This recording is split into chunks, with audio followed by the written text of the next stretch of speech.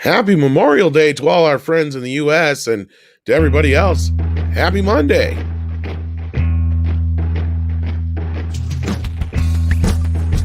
John Boyega says he'll return to Star Wars with certain terms and conditions.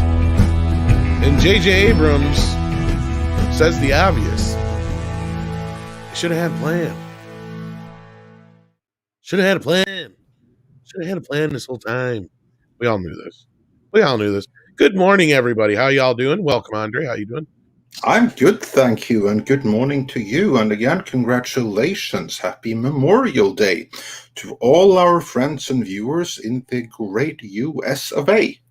Mainly, it just means a day off, but I think this year and recent years, it's starting to resonate a bit more because, these are the kind of holidays that seem to be problematic. Actually, you know what? On behalf of everyone who is watching that is not from the US, and we do have quite an international crowd. See, we have here, who is in the US, Dash D's representing Canada, and Natasha is here representing both Canada and the Netherlands. Etienne Falardeau is here, and Curtis Burkhardt is here. And I also believe I saw Mags in here. Mecca J is here. Six is here, wondering, what did I miss? Well, nothing yet, but we'll catch up because so much happened last week that we could barely cover any of it. So we'll do some catch up today.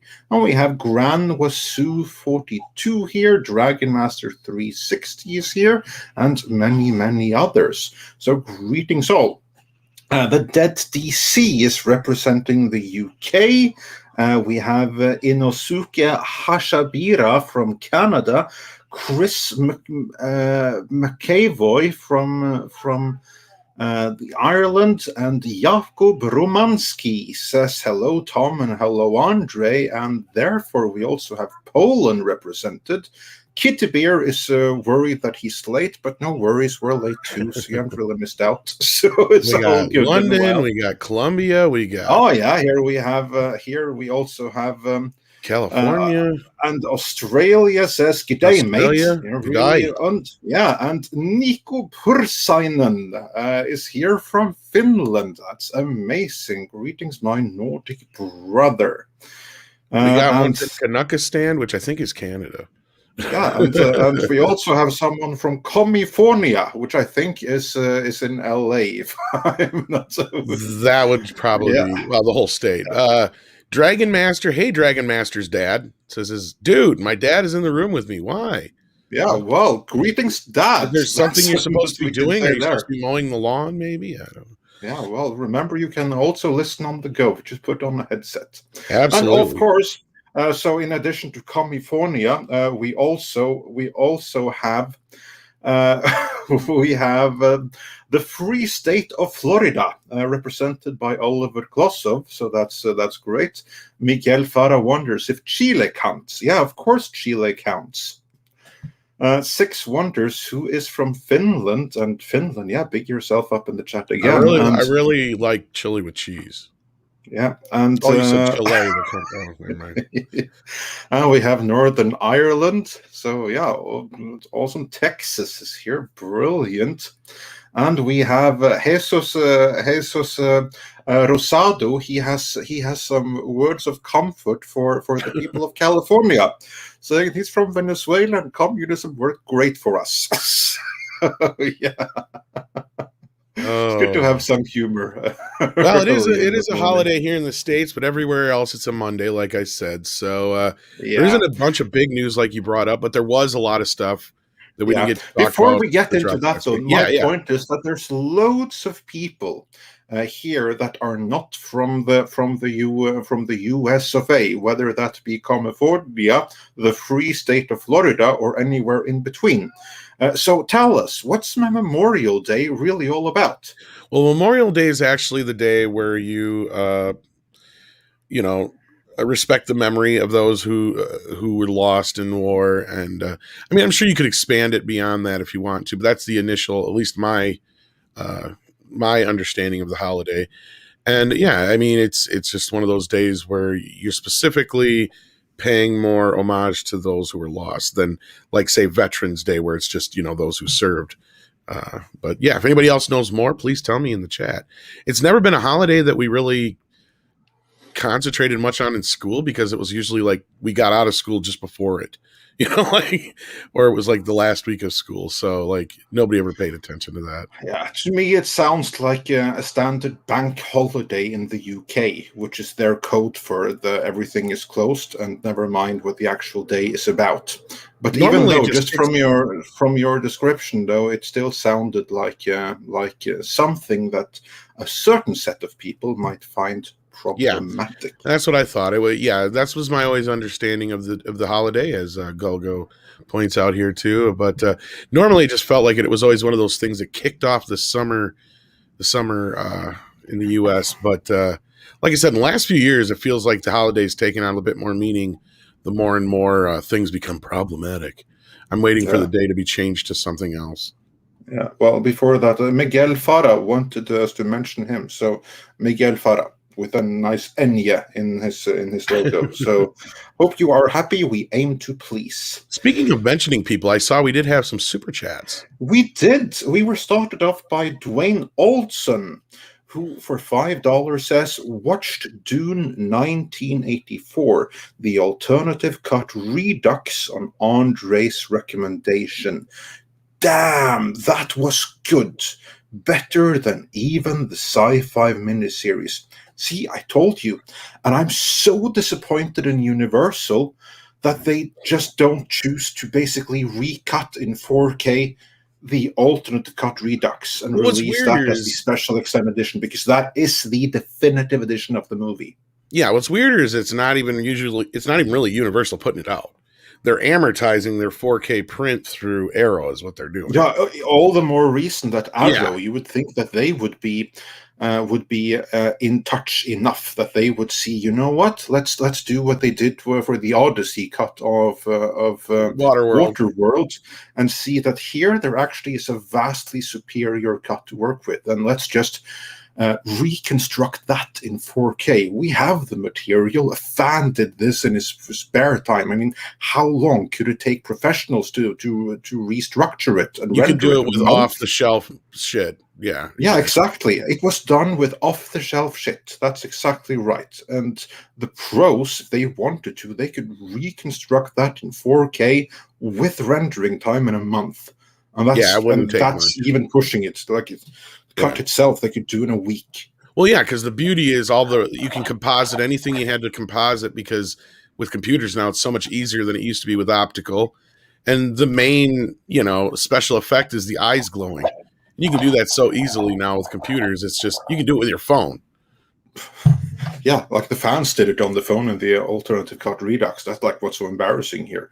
And it looks like the definitive version of Dune is going to remain that one. The 480p DVD 9 version is going to be the highest quality version available, which to me is a shame, because it only goes to show that the 4K version, what's the point of it?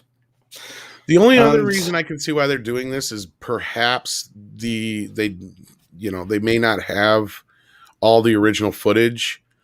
It could be one of those situations, especially considering it was a De Laurentiis production. They might have all the negatives.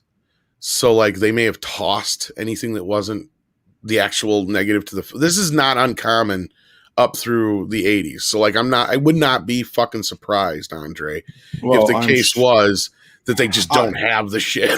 You know what I mean? Like, I'm sure that those few inserts that are in really crappy VHS quality, they can find a way to reconstruct. Oh, I'm not disagreeing with you, but yeah, that could have been the reason. I'm not giving them an excuse, but I'm willing to bet, knowing that they've done that with Waterworld, and Arrow is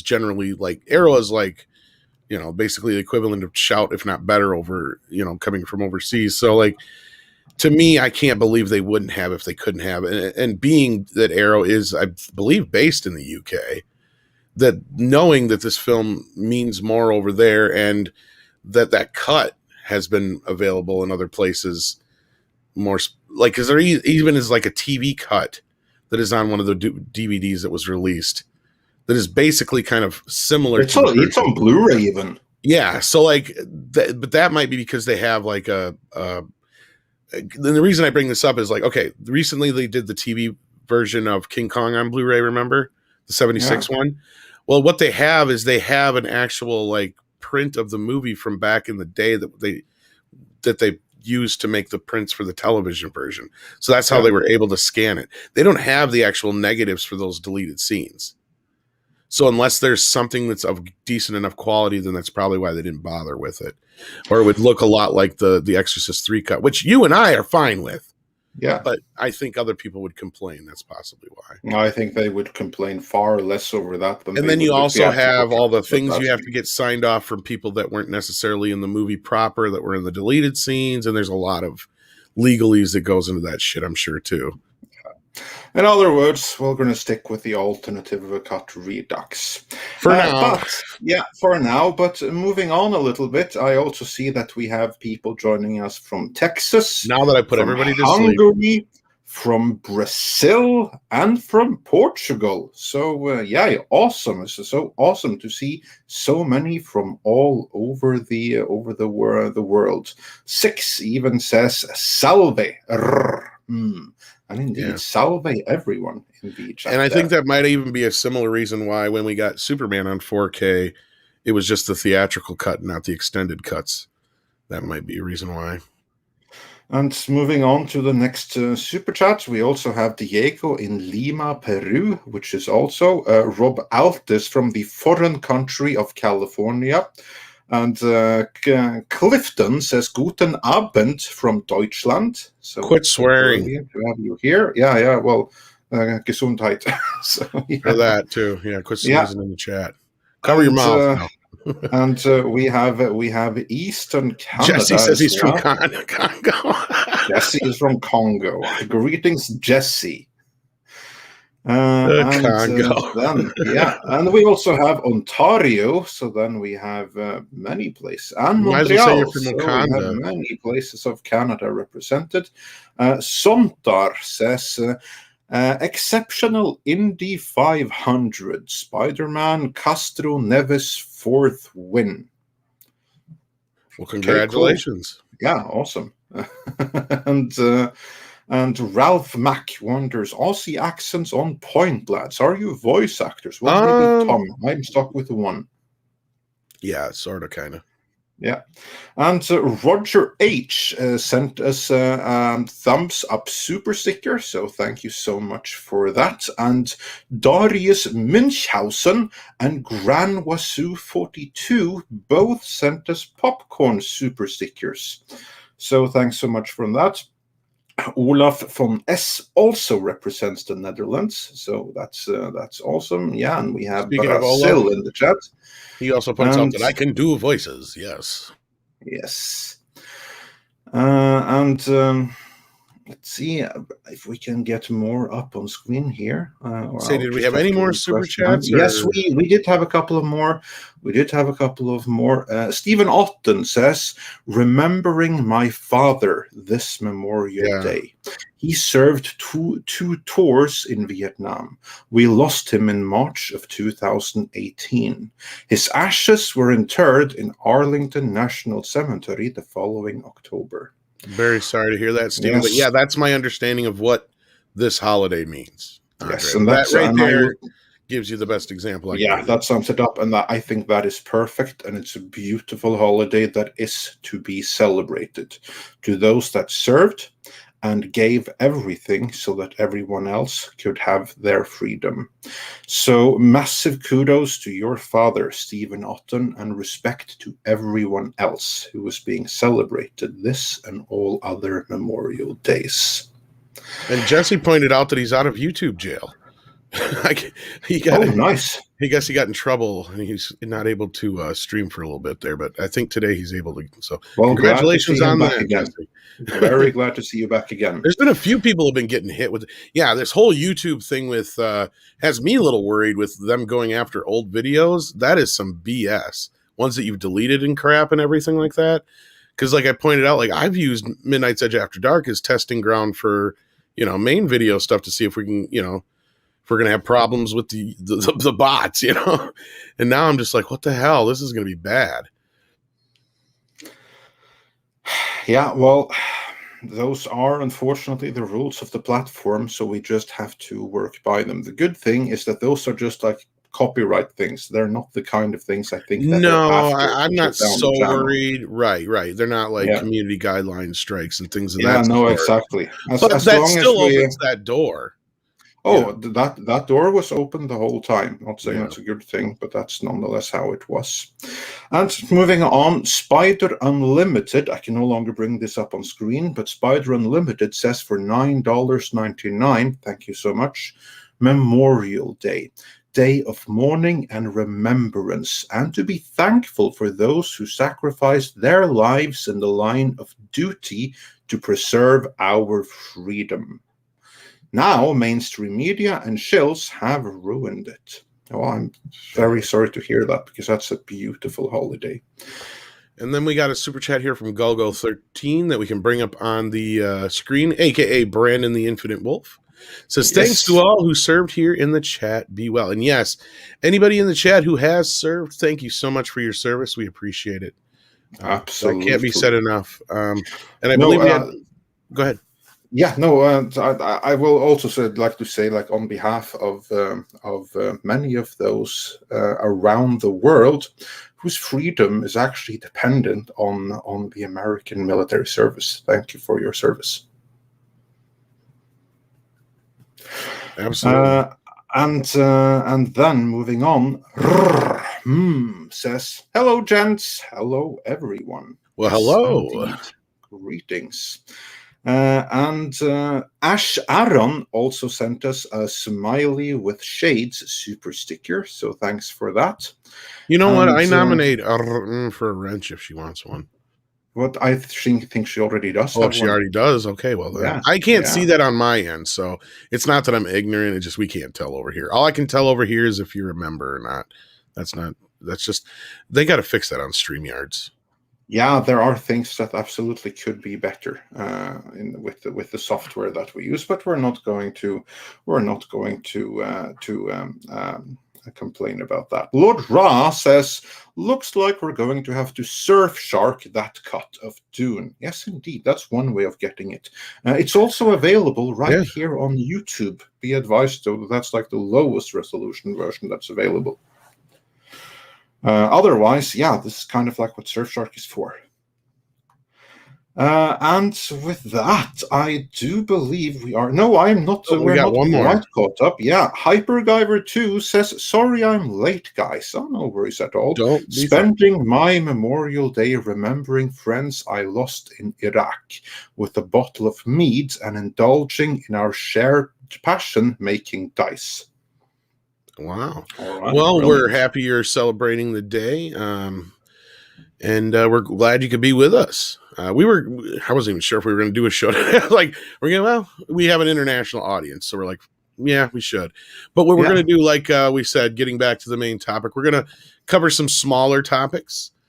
First, I wouldn't say they're small in like the sense of what being said, but I mean, what can we say about some of these things that hasn't already been said? The only thing we can say is that we had so much happening last week. We didn't have the opportunity to cover it all, so we'll do some catch-up today. But before then, though, also says, for all those that have served, for my father and grandfathers, thank you for your service. Yes, indeed. Jesse says he doesn't have a wrench here. Oh, I know he does on me. Yeah. Oh, no, we'll fix that. Let me just see. I just give me one moment and I'll fix that right away. In the meantime, Tom, why don't you tell us about the John Boyega story? What is up with that? Well, give us the summary. I don't know the specifics. Let me bring up the story here because I don't know who asked him, but this is in Entertainment Weekly. Let me bring up the story here, and I'll go through it real Yeah, quick. it's actually from an older story. Yeah, So this is a comment that was made some time ago. It's only very recently that this comment was discovered and came back to light. So basically, it's a video clip yeah. where he was asked if he had any interest in coming back to reprise his role of Finn in any future Star Wars project. And just that, of course, is interesting because that treats it like an open secret that everyone knows that the sequel trilogy is dead.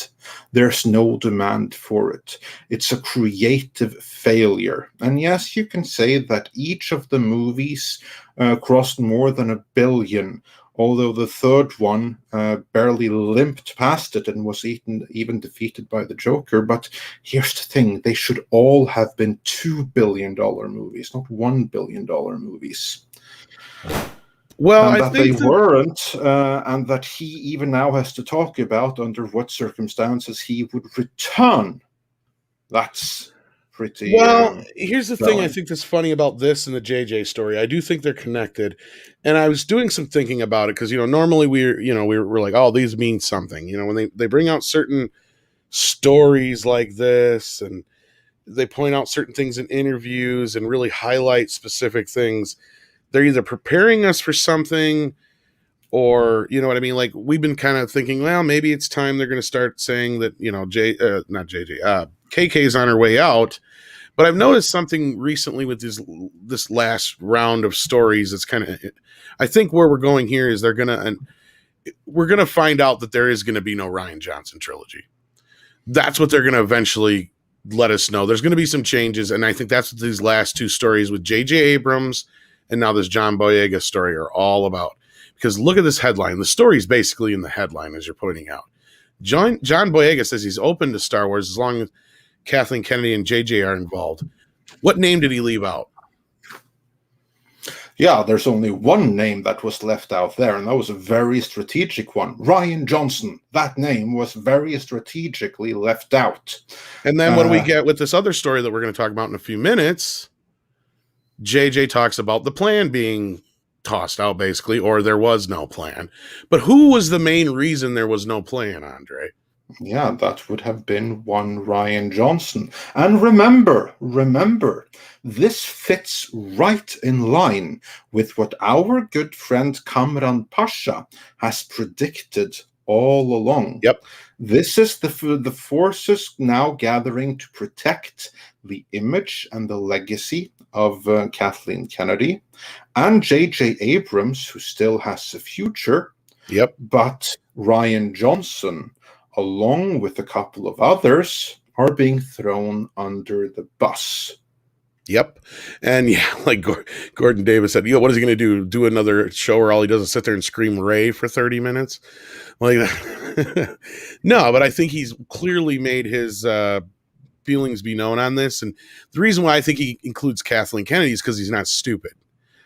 He knows that she is somebody you got to, name drop. They had their little quote unquote meeting where John Boyega taught Kathleen Kennedy how to be more non-racist, I guess. I mean, so I'm sure that's another reason why he's bringing. Yeah, she had to go through like her own walk of shame, only slightly less public. Exactly. Than you have. What's his face? John Cena. He had to do like a very, very public walk of shame and excuse to China because he insulted the absolute biggest fish in the pond. But yeah. But still, Kathleen Kennedy, we know that after Boyega first started talking out, we heard that Kathleen Kennedy had been on the phone and had a long conversation with him, in which I'm sure there was plenty groveling. He confirmed it, I believe, for forgiveness. Yeah, he did confirm it. He didn't confirm that there had been much groveling and begging for forgiveness.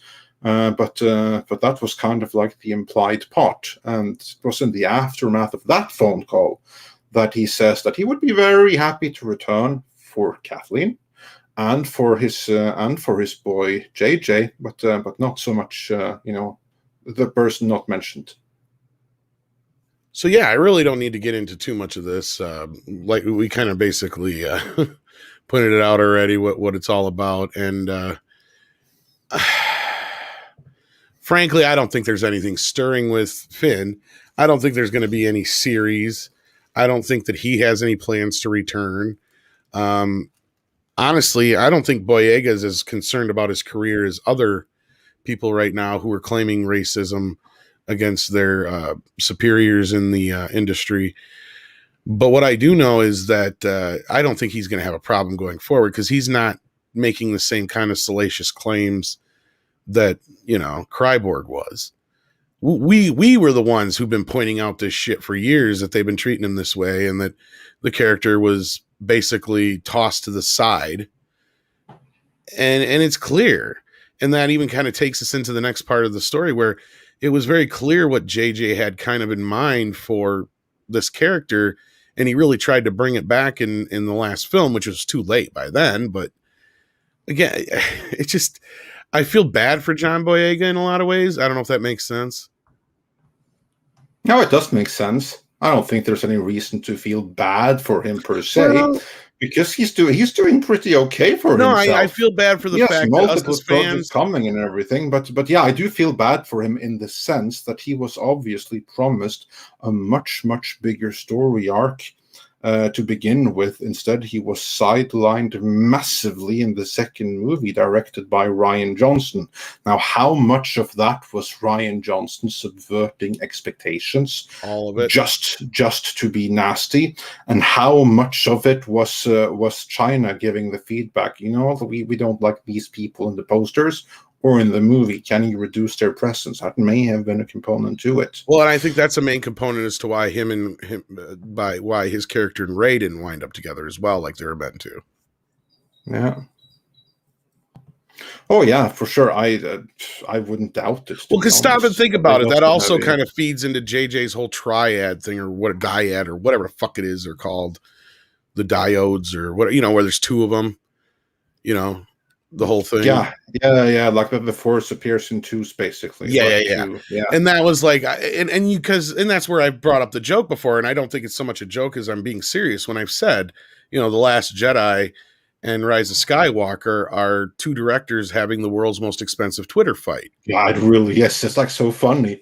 It's true, because it's like Rian Johnson go, "Oh, that was cute. Let me ruin that," and then J.J. Abrams going, "You fucking ruined my story. Now let me ruin yours." Yeah. That's really all it was. And it's funny because I showed you, that that comic I found or whatever, and I tweeted it out, and holy shit, it has gotten a lot of people stirred up. Do you want to take a guess at how many people have liked that by now? Well, I don't know, but I'm sure not. I'll bring it up for you. So feel free to bring it up. Yeah. Over 3,000 people have shared this. Or liked this. I mean, not shared it. Quite a few have shared it as well. But it has started a firestorm of fights. But I find it so accurately true. And I've had to explain why. And I think we just did. And that was because, JJ did at least have a plan, as bad as it was going into it. And Rian Johnson just sabotaged it. But instead of actually fixing Star Wars, what did J.J. Abrams do with Rise of Skywalker? He just came in and destroyed it. Instead of actually making a good movie. But here's like the thing, that's J.J. Abrams' entire MO, isn't it? Yes. He's someone who goes in, he starts stuff, he puts in a ton of mystery boxes, and then he has no plan on how to actually finish this, and he buggers off. Yep. Or if he has a plan, it's a very, very loose plan, then it's someone else's problem. He got people excited, then it's up to someone else to do anything more about it. And as I pointed out to a few people in chat before it just got way out of my hands, I pointed out, like, look, the Duel of the Fates script proved that regardless of how bad the first two films were, there was a logical ending here that made sense and wrapped things up kind of nicely in a bow. But what did JJ do? No. JJ had to destroy what Rian did and then just continue to try and reinsert what he wanted to do in the first place. Because I can kind of tell everybody, like, look, this is probably what, if you take out the Palpatine crap, that's probably what JJ had planned on doing for the entire trilogy. What we got in the first film and Rise of Skywalker. If you just take out The Last Jedi. Yeah, of course. And I think the funniest thing was like, I do not remember the exact words, but you have like this whole thing with Admiral Holdo ramming another like Star Oh, Destroyers, the whatever this thing is called, hyperspace thingy. I can't remember. The in like Holdo light maneuver. speed. Yeah, Yeah, the Holdo maneuver, and then in the next movie they even put on screen. They even like say it out loud that that it was stupid. Admiral Holdo was an incompetent fool, and that was billion to one shot, and we'll never do it again. We'll never Yeah, talk about it. It never happened. I mean, I'm paraphrasing here, but it was kind of yeah, like that. and Yeah. yeah, It was exactly. kind of like that moment in Spaceballs when they were like rewatching the videotape and What the hell or am I the looking at? videotape.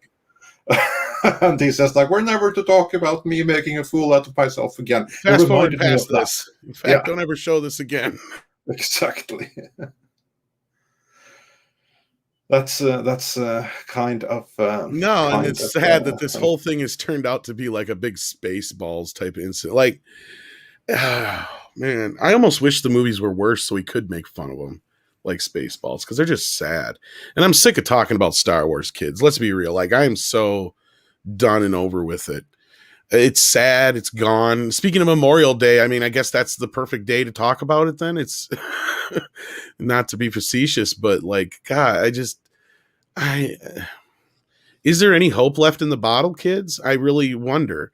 I mean, are you even still excited for Star Wars? If you're still excited for Star Wars, give me a 1. If you just don't give a shit anymore like me, give me a 2 in the chat. I'm just curious. I want to see. But I know we had a couple super chats coming in the meantime, Andre, like this yeah, one we did. We from did. We Grand can take Wazoo the one. We can 42. exactly. And he says for €10, thank you so much. It sounds like Boyega needs a job. Maybe blacklisted after his latest remarks with the hard to work with argument behind the scenes. So much to the respect for minorities from Hollywood. Yeah, again, remember what Kamran Pasha said about that. It's not genuine. Like, it's much virtue signaling, but if there's like someone with strong opinion, like Kamran Pasha, Yeah. or who can actually speak out for themselves, that's somewhat less than exciting. And I see quite a few number 2s here. What were the options again, Tom? 2. I see where there's a 1. Just 1 and I 2. Yeah, I know, but what did they mean? 1 1 was meant if you still care, 2 meant if you don't give a crap anymore.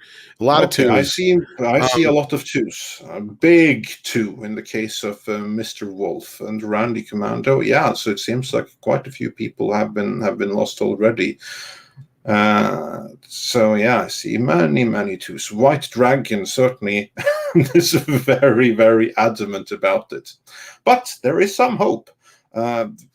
Phoenix 23 even says 1 with Filoni and Favreau, and I do believe that this is a recurring thing. Yeah. Also, Cannibal Teaspoon says 1 for Mando, and I saw several other also point out Favreau and Filoni are the reasons for a continued. Well, that's 1. the kicker for me is like I was into Mando enough until the whole Gina Carano thing, and that just really, I mean, turning me off is not even the term.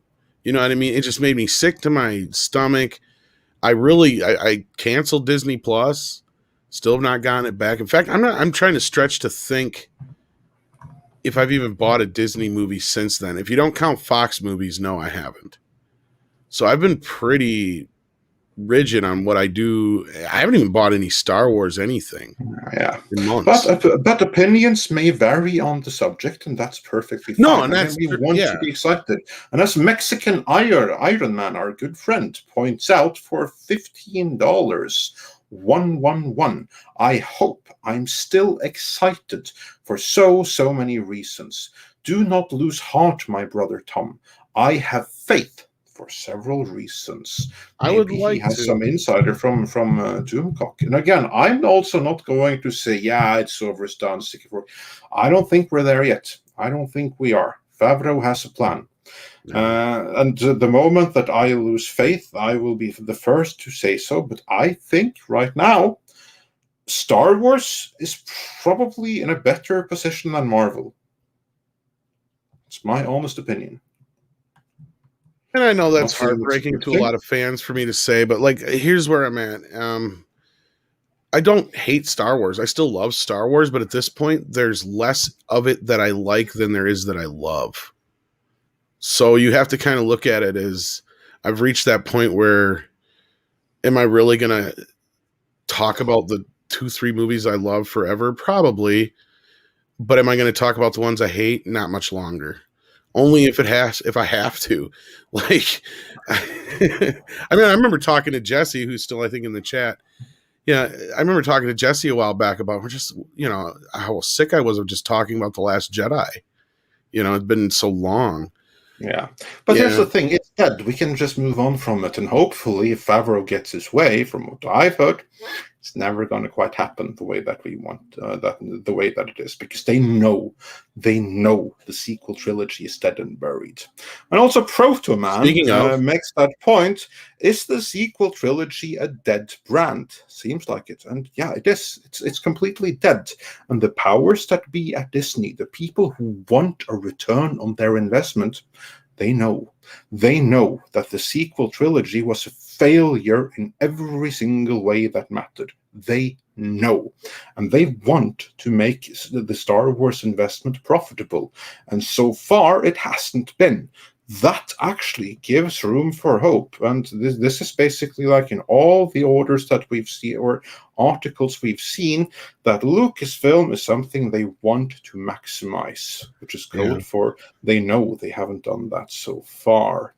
And Johnny Ohm says, one, so he's excited still, Jedi Fallen Order sequel and the Book of Boba Fett. And I think the Book of Boba Fett, I think that's going to be pretty cool. I get more excited about the releases of the 4K projects.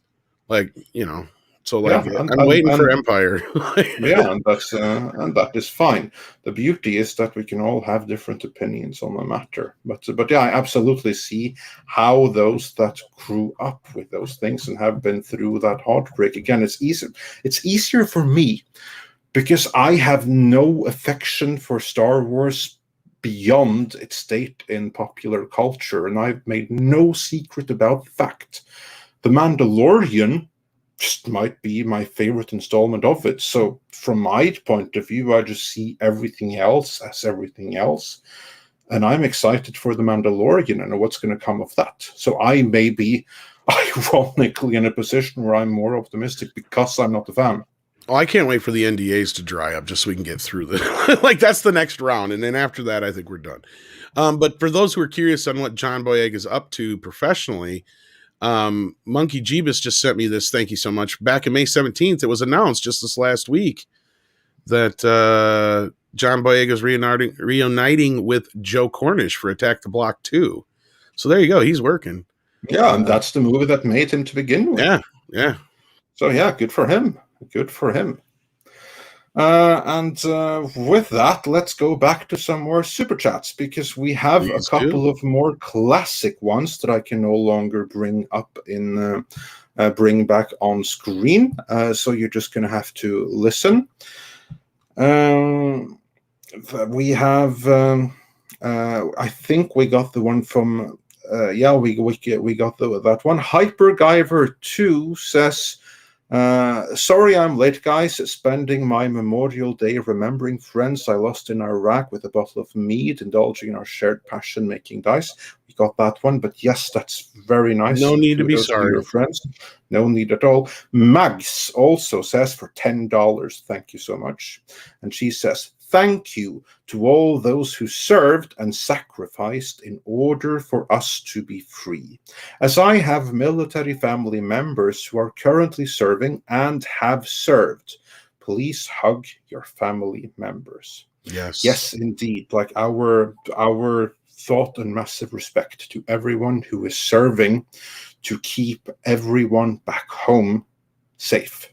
So yes, massive respect. And on a different note, Grand Wazoo 42 pointed out that Heel versus Babyface, our good buddy Az, just dropped a video. Fantastic.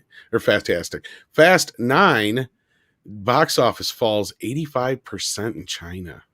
Oh, nice. So it would appear that John Cena that his groveling was for nothing. And not only that, he may have killed the Suicide Squad in China.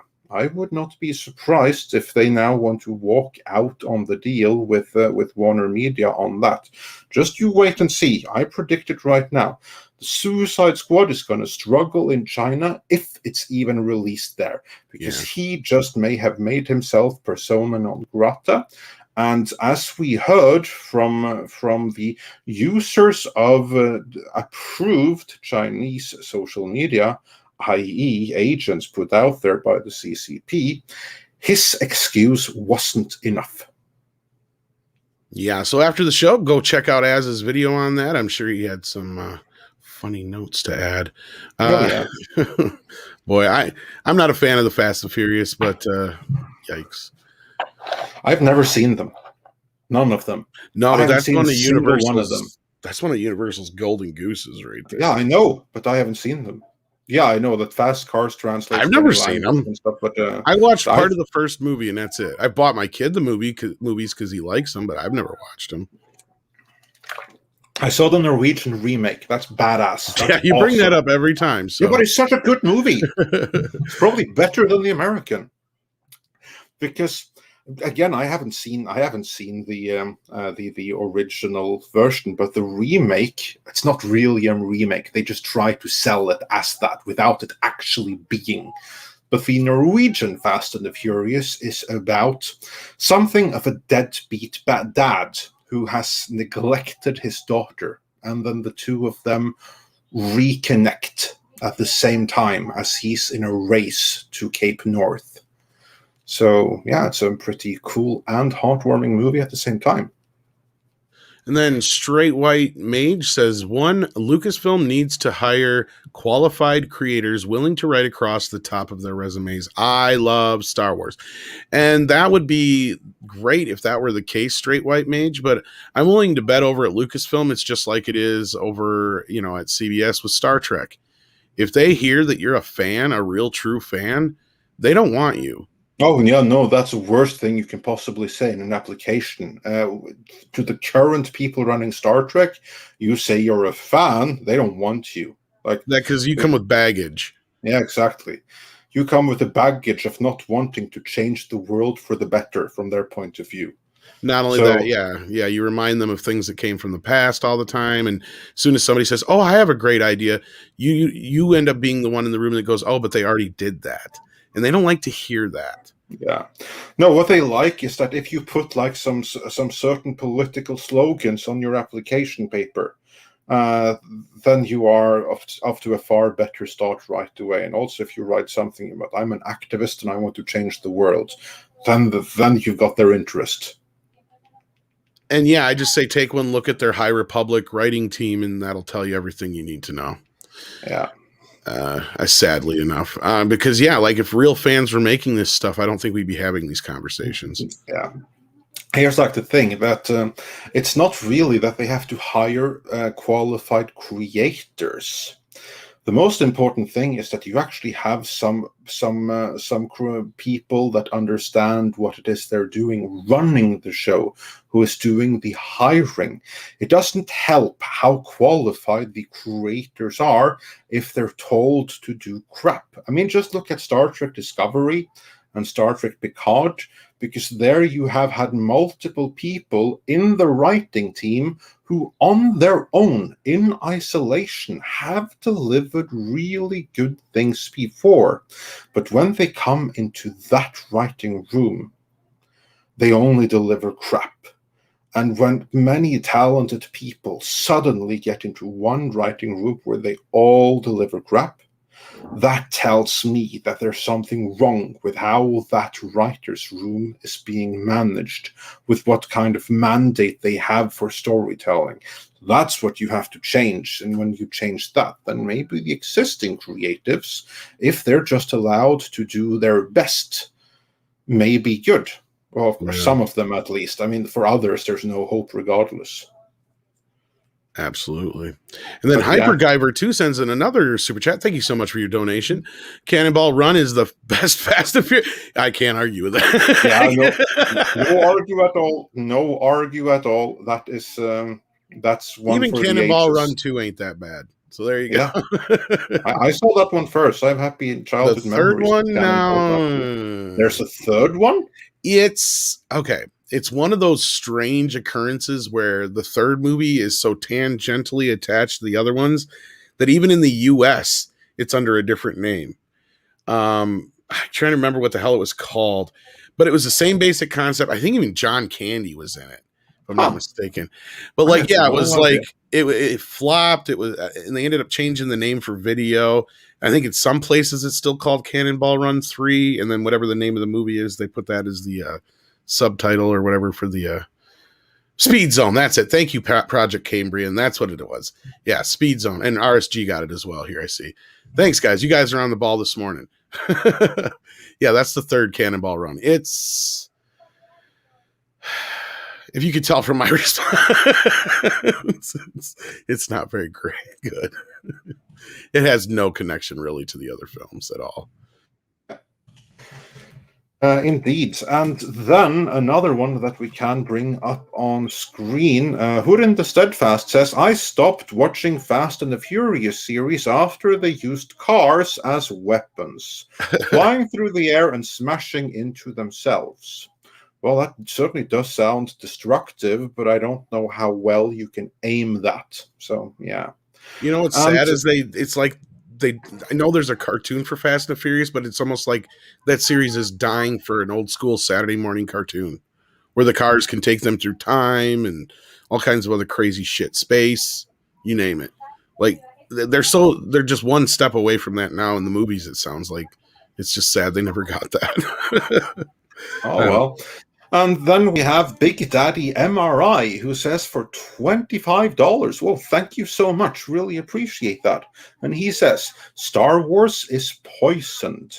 It will take a complete revolution at Lucasfilm to catch the fans' attention. It will take a clean out of the KK Dominion and a new great story. Failing that, the franchise is dead. And yeah, it's very difficult to disagree with that. Beauteous, though, what we are hearing is that that's kind of exactly what is happening. Apart from the whole spiel about new great story, that depends. If you count Favreau's already planned story as new, but that's the story at least. I don't know if you have anything to add to that, Tom. I was typing in the chat. Sorry. Okay. No, you're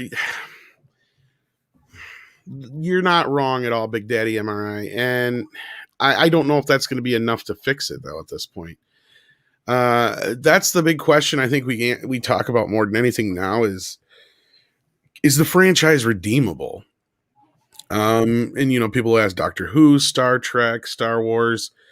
Sadly, I think Star Wars is one that's leaning more towards the I don't know if it can be ever taken back to its former glory. Now, is it dead? Oh, hell no. It's too big to die, but it'll reach that point where it's like at Star Trek levels.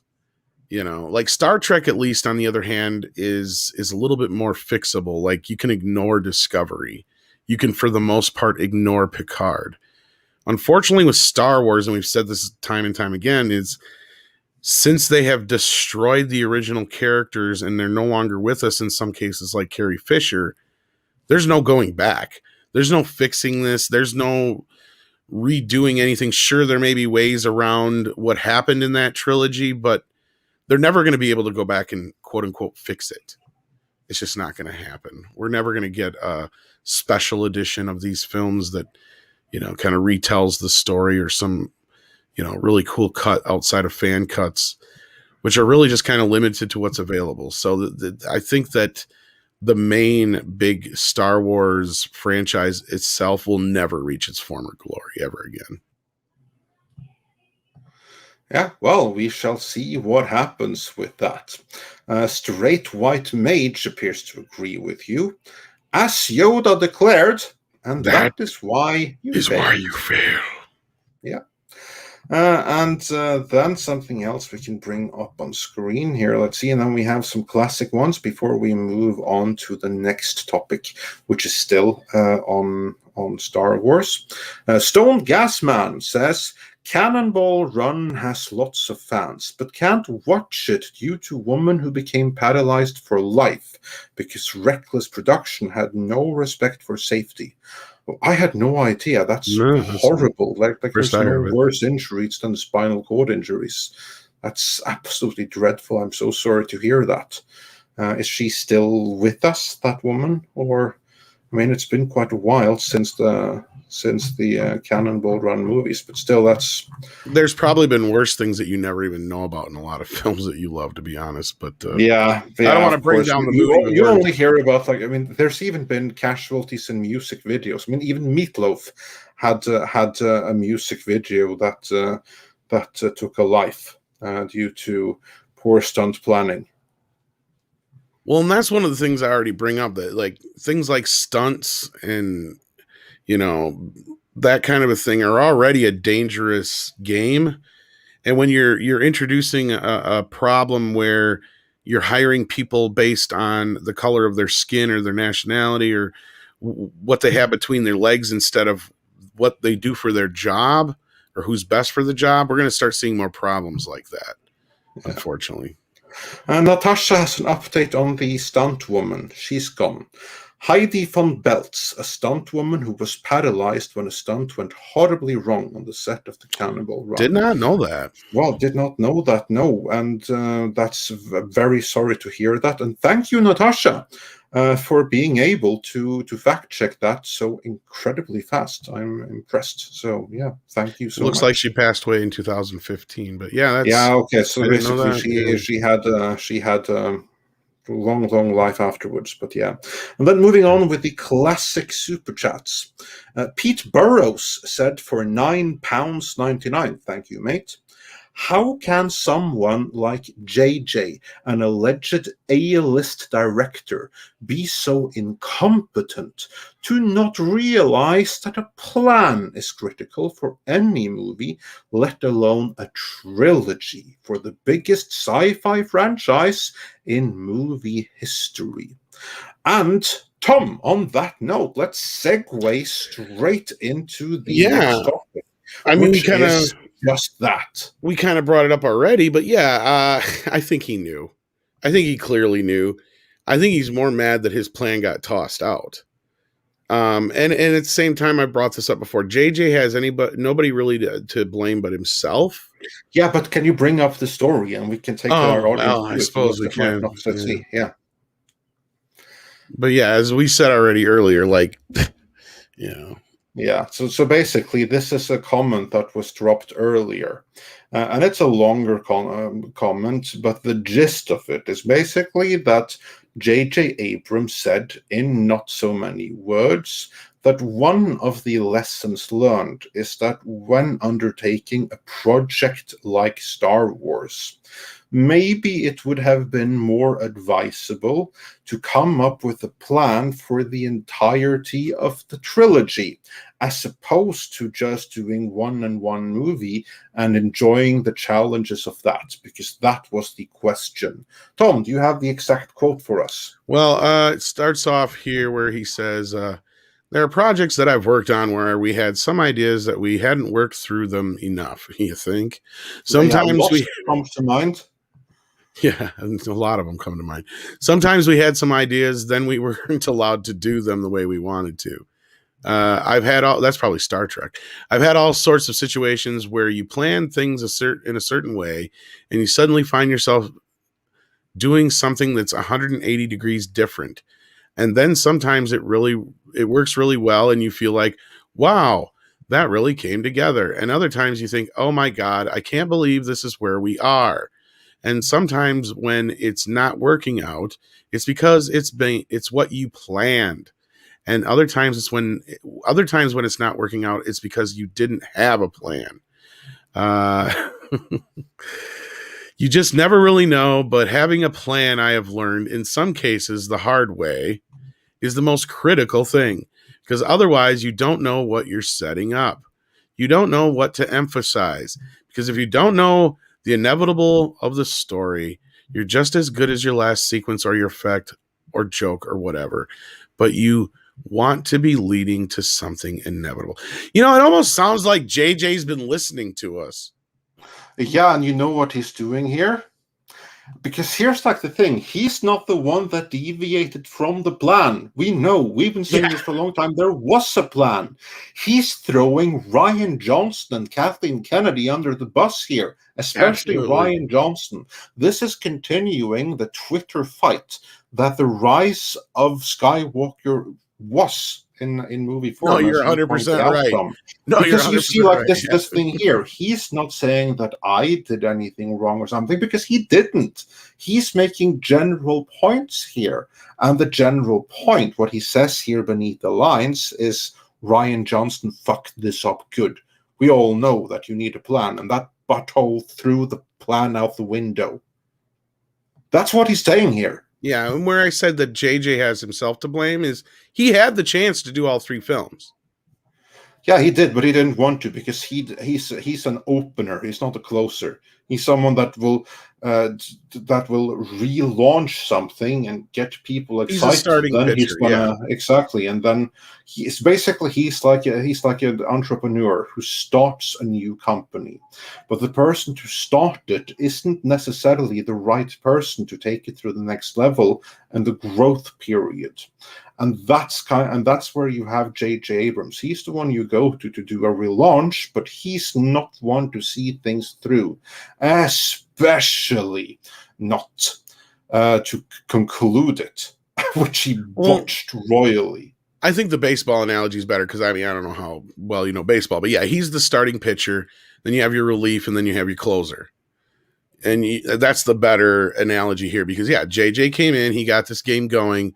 Rian Johnson was the relief pitcher, and he came in and he lost the lead. JJ came in, and yeah, it wasn't a beautiful lead, but they had a great lead going into the latter part of the game. The Force Awakens did everything it had to do, and it did it perfectly well. I know many people hate that movie, and I'm not begrudging you that. I'm just saying that from a box office standpoint, and also in terms of doing for the franchise what Disney wanted, JJ knocked it out of the park. As we have heard from Kamran Pasha before, the very first Star Wars Disney movie was estimated to earn $2 billion, and it did. It was right on track. Unless they had botched it completely, it was going to do that anyway. And you can even see from the beginning of The Last Jedi, the way that it opened, that there was much excitement going into it. But that is when the ball was dropped. I think that The Force Awakens, that's a movie, well, parts of it are just unforgivable, but that is a movie. No, but you can still build upon it. Exactly, that's something to build upon. The Force Awakens is something of a blank slate. It's something that you could retroactively have made work, or it's something that you retroactively could botch. Alas, Rian Johnson wanted to subvert expectations, and in so doing, he retroactively botched The Force Awakens. So it's funny, the Star Wars sequel trilogy is a trilogy where each new movie is trying to react to and take things away from the movie that came before. Each new movie is a course correction. The Force Awakens was a course correction from the last installment of the prequel trilogy.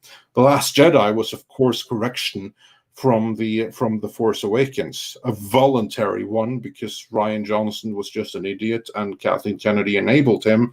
And then again, the Rise of Skywalker, or Rise of Palpatine, as I choose to call it, was a necessary course correction because Kennedy and Johnson botched it. They dropped the ball worse than any ball has ever been dropped before.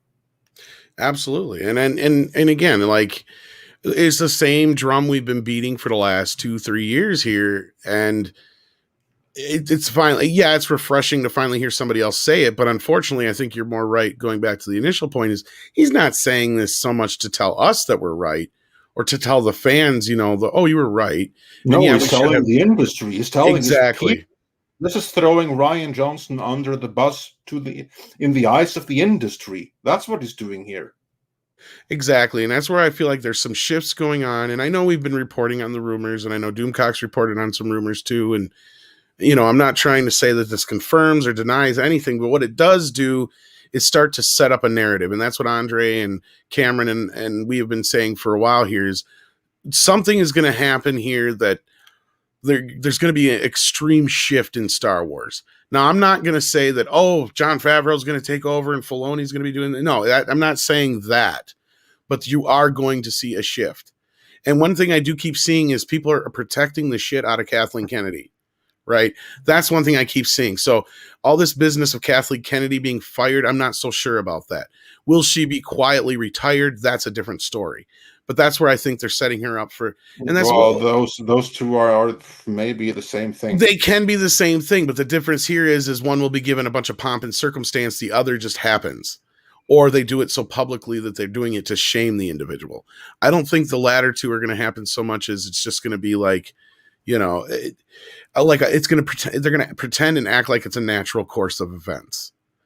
Oh yeah, that's how it happens at that level. Exactly. That's how it happened. That's her being fired. That is her being fired. That's what it looks like. Well, at the same time, though, you can't really. I know as much as we stand here and say this shit, and we all know that she snafu'd Star Wars. You have a situation though where this woman is a retirement age. No matter what you say, that she could have fucked up Star Wars 10 times worse than she has, and her legacy is still pretty intact. I don't know about that. I mean, that legacy is for the future. I think that her legacy. What future does she have left other than to retire on her bagillions of dollars? What I mean is that her legacy has not yet been written, and I think her legacy forever will be tainted by the fact that when she was given the keys to a kingdom, she botched it. You could be right. I think that is how she will be remembered. She will no longer be remembered as the greatest producer of all time. She would have been remembered as such if she had retired prior to taking on Lucasfilm. I'm not so sure how badly she's botched Lucasfilm, that's an open secret within the industry. Everyone knows. But that's what I'm saying, Andre. If it was any other time, you're right. 100%, and I'd even put fucking money on it. But what we have here is a different set of circumstances. We're in a time now where we're not allowed for something like that to happen. You know what I mean? There is no way. No, they can't say there is no way. And yeah, we can think it and talk it for the end of time, but she's not going to go down. She's going to fuck. They might even give her a big 2-hour fucking ceremony on Disney Plus or ABC for all we fucking know, Andre. Don't count that shit out yet. Celebrating the career of Kathleen Kennedy. I'm not. Yeah, I'm not. The most powerful woman in Hollywood history. She's a pioneer. That's the thing you got to remember. None of this Star Wars stuff is going to be a blip until years later. The other stuff is what they're going to concentrate on. The fact that she is one of the first and foremost women in the industry who've done. That's the other thing. She's done shit that no other women has. And it's not because of the work that she's done. It's because of who she knew. We know that. But the industry is not going to let that be known. They're going to tout her as the greatest ever. Yeah, that's what's going to be written for now. And I think that behind closed doors, it's going to be a very different story. But we shall see. Oh, I don't disagree with that. I'm just saying, I can see this playing out in my head already. Yeah. We shall see what happens with it. But let's move on with some exactly like you should get a Lifetime Achievement Award and all that. Oh, yeah, absolutely. Yeah. When you get that, that means you're done. She'll get all that business. She's already gotten a few awards. She'll get all of those respects. She has gotten a few already, and she'll get many more. But don't think I'm trying to stick up for her. Don't think I'm trying to, kiss her ass in any way. No, I know what she's done. I know what her legacy really truly is. But we live in a world right now. If this was 10 years ago, or maybe even 5-10 years from now, we wouldn't be having this conversation. She would be the laughing stock of Hollywood. She would be gladly retiring just knowing that she got away with what she did at this time. Because let's face it, another problem here that's not being, the big elephant in the room that we point out all the time, that isn't being said here by JJ, that isn't being said in all these other John Boyega interviews and stuff like that, is that Kathleen Kennedy was the one that fucked this up. We point this out 100 million times. It was her job. The buck stops with her. She allowed Rian Johnson to do this. And that's kind of what JJ's saying to a point, but he's not saying. He will never dare say. Because as I pointed out the other day, yeah, Kathleen Kennedy, she's done. She has no future in Hollywood. JJ does. So her exact thinking on the Star Wars trilogy is going to be her undoing. Or Star Wars series, I mean, not trilogy. But her idea that, we need to move past the past and go forward and only look forward is what's going to be the irony of when, she gets kind of pushed to the side of this whole thing is, yeah, we're moving forward, Kathleen Kennedy. The past is the past. And you're the past. That's what she's learning slowly, I think. Yeah. And sadly to say, kids, J.J. Abrams is the fucking future. I hate to say it, but the people in Hollywood see him as some golden calf. It is sad but true because he knows exactly. He's a great politician. I think you said that first, Andre. He's a great politician. Yes, of course. Yeah. And listen to him. This interview is exactly what we want to hear. The interview right after Rise of Skywalker was the type of shit the fans exactly what they wanted to hear. The fans are right. If I made a bad movie, they're right. He knew he made a bad fucking movie. He did it on purpose. That's what's pissing me off here more than anything is that J.J. Abrams is going to come out of this smelling like fucking roses, kids. And that's what I've been saying since day fucking one about him. And that's why he got away with Star Trek and he'll keep getting away with shit. Because he keeps coming away smelling like roses. Because nothing he's done has been the actual problem. As much as you can hate The Force Awakens all you want, like Andre said a little bit ago, that wasn't the problem. No, that movie that that movie did its job, and so did JJ. Yeah. Well, and there's nothing else. I'm not saying it's a good thing, but that's how it is. That's how it is. Absolutely. So yeah, he's as Thanos 2024 says. JJ Teflon. There it went. Yeah, there it is. Yeah, he is. I mean, I've gotten there of all the questions I've been asked by you viewers and other people and that I've talked to on streams. That is the number one question I'm asked the most is how do JJ Abrams and Kurtzman still get jobs in Hollywood? That's your answer. They're the greatest politicians. They know exactly where to be and they know where not to be. Kurtzman, on the other hand, is not as smart. We've noticed that. He's starting to fade. He's got bullet wounds already. So speaking of Entertainment Weekly, as we brought up earlier with the Boyega story, yeah, they let him have it. They riddled his ass with bullets. Oh yeah, and that's not the. I first wish I could have framed that. That's not the first time because he's not quite the politician that JJ is because he's taken chances. He has gotten himself too involved with things that were guaranteed to be failures. I mean, the Clarice series. That he chose to put his name to. It was a guaranteed failure, and Kurtzman didn't recognize it. He thought it was going to be awesome because he was doing it, so he obviously must believe his own hype.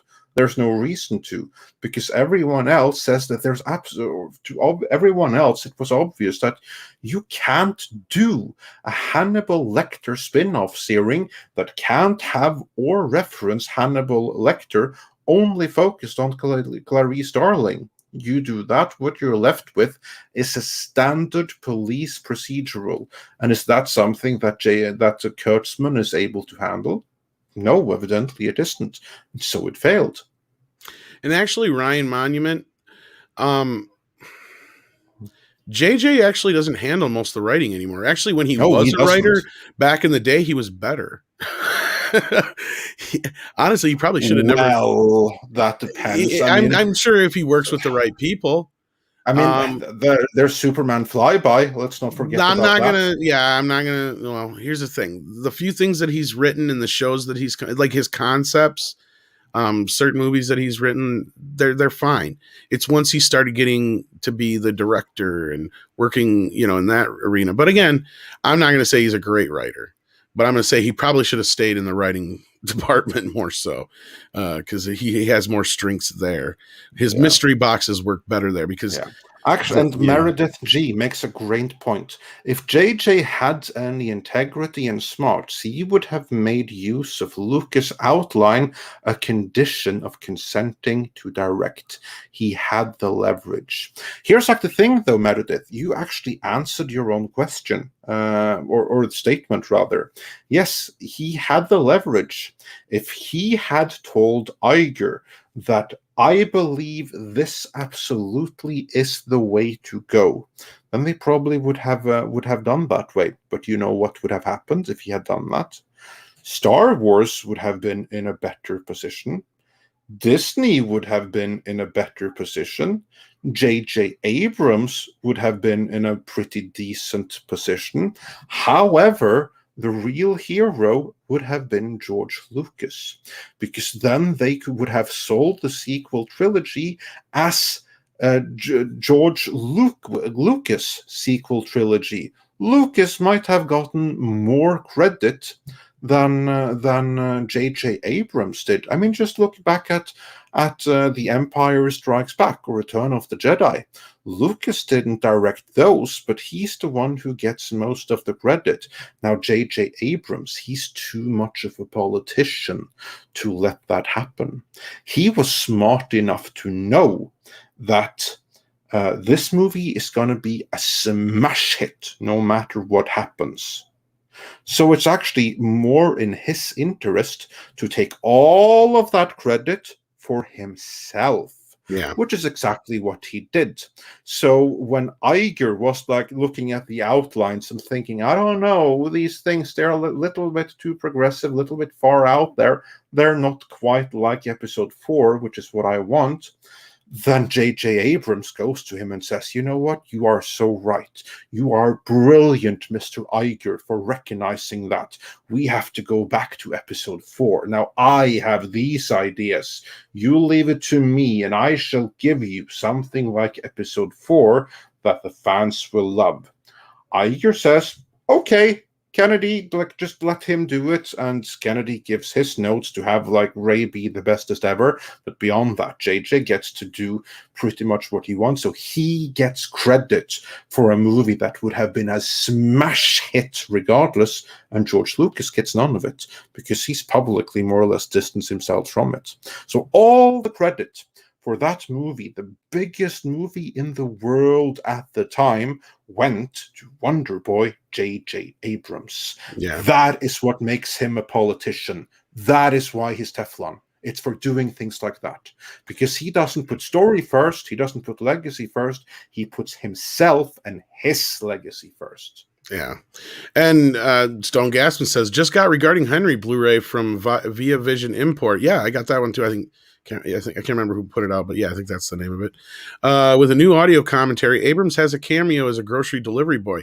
Did you look at the writing credits on that? And that's what I was saying. And just to clarify, because there's some people who are misinterpreting, I'm not sticking up for Jay. I'm just saying he's above his status. He should have stayed a writer and no further. Maybe a showrunner at best. You know, he's clearly not anything better than that. That's my point. I just don't think he deserves to be where he's at. He doesn't have the talent for that. You know, I see him, because many people see him as the next Steven Spielberg. At least some people used to see him as that. And I disagree completely. I see him more as a Michael Bay type. And Michael Bay, he can do good when he's working with a strong producer that can direct him. Like, Bay's best movies were the ones where he answered to producer Bruckheimer. That's when Bay did his work, his best work. Yeah. And again, Bruckheimer isn't a great storyteller himself, but that's kind of what J.J. Abrams needs. Like, he has a visual flair. That flair includes lens flares, literally. But have him work subservient to he's a concept guy. Yeah, exactly. He's a concept guy. He's a visualist first and foremost. If you have him work with a producer who's more of a storyteller, J.J. Abrams could do wonders.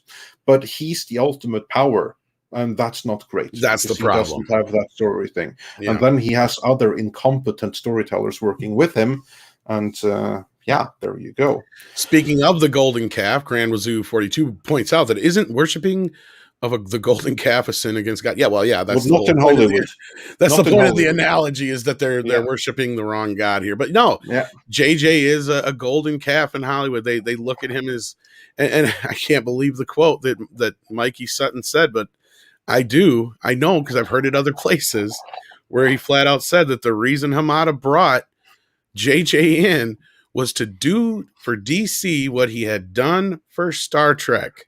Yeah, because you have some people in the industry that really buys into the hype. That's how good a politician J.J. Abrams is. Not saying that's a good thing, but that's how it is.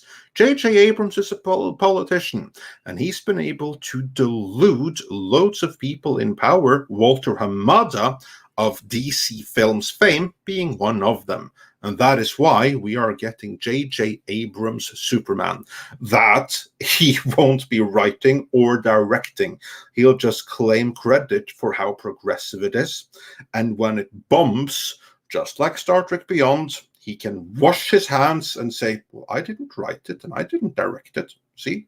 That's how a politician works. He'll take credit for everything good, and he can distance himself for everything bad. Yep. Exact same thing with Star Wars. He can claim credit for The Force Awakens, the biggest movie in the world at the time of release, and then he can excuse the rise of Palpatine with, but I was just cleaning up the mess left over by Rian Johnson.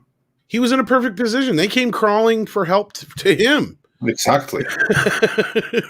That's the only reason he did it. I guarantee you. Oh yeah, obviously. If the Last Jedi had been a hit, first of all, they wouldn't have went to him. But if it had been a hit, he would have said no. Guaranteed. Oh, no way. And no, he'd never do that because, again, he's a politician and he'd rather follow something that would be easier to be in a place where he can either claim credit or escape blame. Exactly. And the risk and the profit loss ratio of the two kind of like has to balance out. Exactly. No, he should be the guy sitting there coming up with TV show ideas. He should not be fucking making movies. That's my feeling on the matter. But hey, that's the world we live in. I'd be fine with him making movies as long as he had a strong producer directing him, which he doesn't. So, yeah. Right. Or just lower level shit. He shouldn't be on all this other stuff. But Clive Calculator, interesting little icon there, sends in, that's £4, right? That's £4, yes. 99 says, my conspiracy theory. Looking at GME, AMC, and Toys R Us, every move by KK seems to have benefited hedge funds. They're shorting our culture for profit. You know, I'm not a mathy kind of guy, but there's people like Lorena that work with us and Culture Casino and stuff who definitely would probably look into something like that and could probably find some correlations. I know, Andre, you're a money guy. Do you see that as a possibility? I don't see that as an overt plan. I do not think that she would deliberately go in and tank something just so that certain hedge funds could profit by shorting. Because, there's loads of money in shorting, but there would be a hell of a lot more money and prestige in being able to make it increase in value. So I think that probably is more a matter of those hedge funds recognizing how badly this thing here is botched, and then making some strategic positions so that they stand to benefit on those companies declining in value. No, I also think it's more that I don't think that she's deliberately tanking something so that a few parties can short and benefit from it. Yeah. Because there's alternatives that would be far more profitable. Well, without getting into the actual numbers of it all, like I was saying, like, yeah, you're right, Andre. Like, that's the thing. I don't think anybody went into this thing with any kind of malice in trying to destroy Star Wars. Now, no. I think Kathleen Kennedy's quote of saying, we're not here to cater to the old fans, we got to move forward. it may have been seen in a light or taken in a point of view of, I even brought this up when that quote was put out there. It's like, I get where she's coming from, but she's going off the mentality of the current day Hollywood, or at least wording in it that way. Yeah, exactly. And the fallacy of that is, yes, you want to gain a new audience, but you also have to retain the old. You got to go with the old cigarette agency. You want to hook them while they're young, but you got to remember, you got to keep the old ones happy. Otherwise, you lose your core fan base. Exactly. And that's the biggest thing that all these franchises keep forgetting is, sure, go ahead, add the new, do some new stuff to it. Look at what Cobra Kai did. Why is it so fucking hard to do that? I just don't understand. Ideology, that's a far bigger thing. That's going to outweigh things. And she is often mindset and ideology that is of no benefit. But really, and again, what she has done directly causes harm to Disney's shareholders, and she has a formal direct responsibility to those, whereas any responsibility she would have to any hedge fund, that's something that's off the books. I don't believe so. And she's somebody who's swimming in so much money that it just doesn't make sense. Plus, there are many more hedge funds that have lost. I mean, that's why it's a hedge fund, because they have like positions where things balance out, so that pretty much whichever way things go, there's something in the portfolio that's going to offset the loss from something else. And quite a few hedge funds have done pretty poorly that have been invested in things that went bad from it also. So it's not as simple as that. But I see what you're saying. It's a very interesting point. And on that point says, I miss Toys R Us so much. And also on the note of Kathleen Kennedy, Steven Sana says for $10, thank you so much, KK will take your golden parachute and retire a hero. That will be how they get rid of her. Then everyone will forget, and Favreau and Filoni will get back to business. Yeah, that's the best we can hope for. It really is. That's the best we can hope for. There's not going to be a better option out there for the fans who just want what's best for Star Trek. That's honestly the best course of action we can hope for. And Optimus Popeye says, "You nailed it, Andre. Lucas, Spielberg, Coppola, etc. were artists. Abrams and those of his ilk are politicians. No passion for telling good stories." Yeah, indeed, that's exactly how it is. Not saying it's a good thing, but that's how it is. And we have a couple of classic. I just got to almost do this Optimus Popeye. So would that be more like roll out or blow me down? Okay, I just had to do that. Yeah, okay. Now that you've done that, let's when you got that out of your system. Some people will get that joke though, unlike Andre, who's dead inside. Yeah, exactly. Everyone should be a little bit more dead inside. Life is better that way. And so moving on with the classic super chats that I can't get on screen. Dash D's says for 10 Canadian dollars, here's an idea. Finn gets chosen for the DNA clone project and goes to Geonosis. During the extraction, the nurse sees Finn on the tag and mistakenly serves him for dinner. Makes sense to me.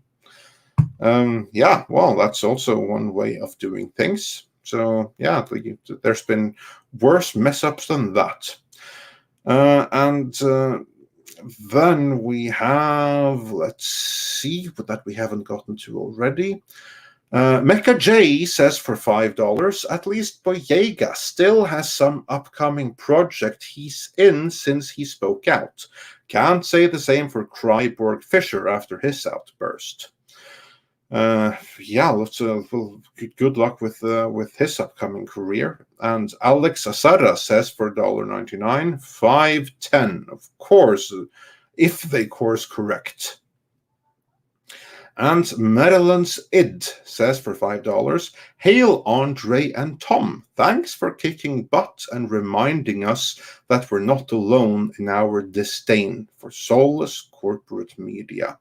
No, of course not. We're in this together, all of us. If you have any kind of interest in subculture, genre culture, which are all extensions of culture in general, this is the place to be. Then we have straight white mage who voted 1, meaning he still has hope. Lucasfilm needs to hire qualified creators willing to write across the top of their resumes, "I love Star Wars." Yeah, we touched on that briefly, and here's to hoping that that's going to make the difference when the new management is in place. Then we have, let's see, we got that one. Grand Wazoo 42 said for €5, "Hope and excitement are two different things in my opinion. I have hope for Star Wars with Dave and John, but I am not excited from what we see at all recently." Thank you, Grand was 42. That's how I feel. That's a good, very good distinction right there. Yeah, that's a very good way of explaining how I feel about it. I hope that there's a future, but I'm I'm not gonna hold my breath. Yeah. And they didn't Bertrand, like my Popeye so much. and Bertrand Kurt Russell says they'll give KK the first annual Montgomery Burns Award for outstanding achievement in the field of excellence. If no one else comes up with a Montgomery Burns Award, maybe we should make one. For And Steven we Spielberg. certainly have like a good candidate in Captain Kennedy already. Smithers, get me the award. Oh. You don't want? Do you guys have The Simpsons over there? Is it pretty big? Oh yeah, sure. I haven't seen it in like 10 seasons. Oh, but yeah, you ain't missing nothing, man. It's been dead. no, I figured. But yeah, no, we still have The Simpsons. It's still going like basically the first 20 seasons are good, and then there's like sporadic episodes after that. Yeah, I checked out after season 15, I think. Once in a while you get a gem, but it just kind of turned into Family Guy. Yeah. Coraon, Witch in Residence, says JJ had to turn failing upward into an art form. Well, yeah, that's what we said, like a form of policies, or politics. But we have someone else joining us, which is always a pleasure. Tom, you click the button. Yes. Welcome and happy Memorial Day, Lorena. How are you doing? I'm doing great. I'm doing great. Thank you. Happy Memorial Day. And just to remind folks, Memorial Day is here in the U.S. about celebrating the lives of those men and women in our armed services who have given their lives in service to the United States. So definitely keep that in mind as you remember that today. Yes, we started out today by going through it for those of us not in America, and we even had quite a few super chats and channel members sharing their feelings and reminders of that. And again, I shall repeat for new viewers who may have missed it, as someone that is not of the US, I will also say to everyone who has served, who are still living, who are still serving abroad, or who has in the past, to everyone, thank you for your service. Many people like to point out like that the Scandinavian model is so amazing. America should be more like Scandinavia. But you want to know a little dirty secret? That's because we spend so little on armed forces, because we kind of rely on the American army to help us out for our security as well. This is the same of all NATO countries. America is the big one that keeps everyone safe. So the Memorial Day shouldn't just be an American thing. Every NATO member should celebrate it too, in honor of those doing the service that keeps us all safe in the Western world. Very well said. Yeah. So I was going to ask the ladies if we're even going to do a toxic femininity tonight, but I think you guys have made that choice already. You guys are hard at work already this morning, getting stuff together for tonight. So I think that answers that question. Yeah. Just when we thought we had a main topic, we may have to look at that a little bit closer. Well, that's the way it works around here. But yeah, I'm looking forward to that. So we'll definitely see what pops up there. But thank you for stopping in this morning. We're just talking about the J.J. Abrams. We should have had a plan bit, but Yeah, which in reality is again, it's him. It's not him admitting any mistakes on his own part as much as it is him casting more shade at Rian Johnson, because that's what that quote really really is about. But again, it's a slow news day, so we're just going through some of the highlights from last week. And since we've already covered the Star Wars news from last week, Lorena, what's on your radar? What news of last week or even current ones do you find particularly interesting, exciting, or aggravating? Take your pick. Well, the one story that I saw that we're actually going to talk about tonight on Toxic Femme, with Jeff Bezos buying MGM, him talking about the quote unquote reimagining of certain MGM properties. So that really makes me nervous. And I have the perfect thumbnail idea for it already. Thank you.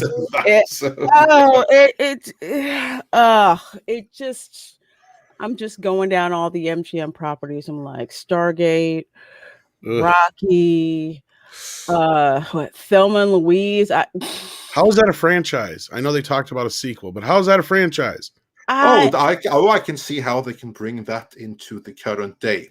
But speaking of current day and bringing in, we have someone else to bring into current day, certainly to this stream.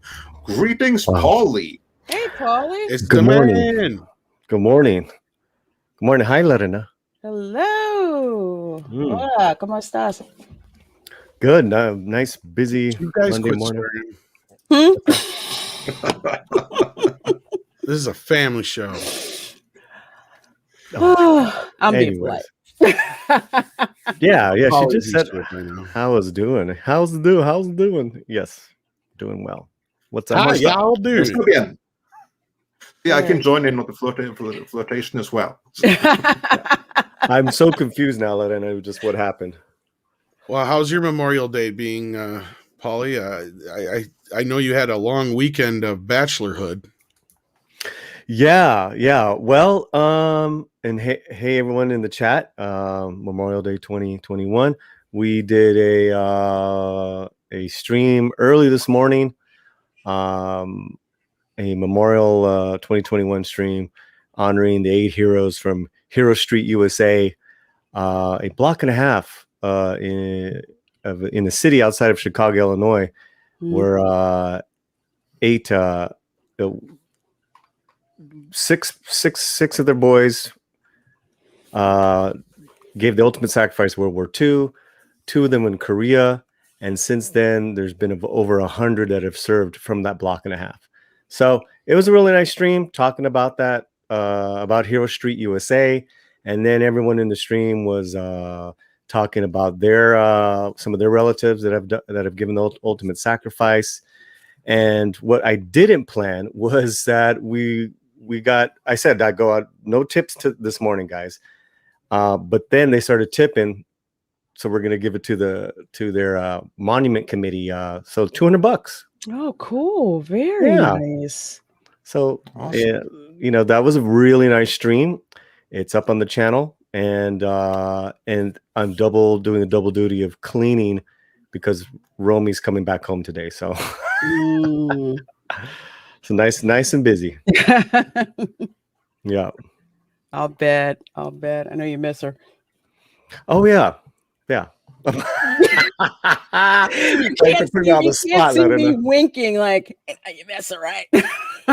Miss her a lot. Yes. It'll be nice when I get to see her and give her a hug and a kiss.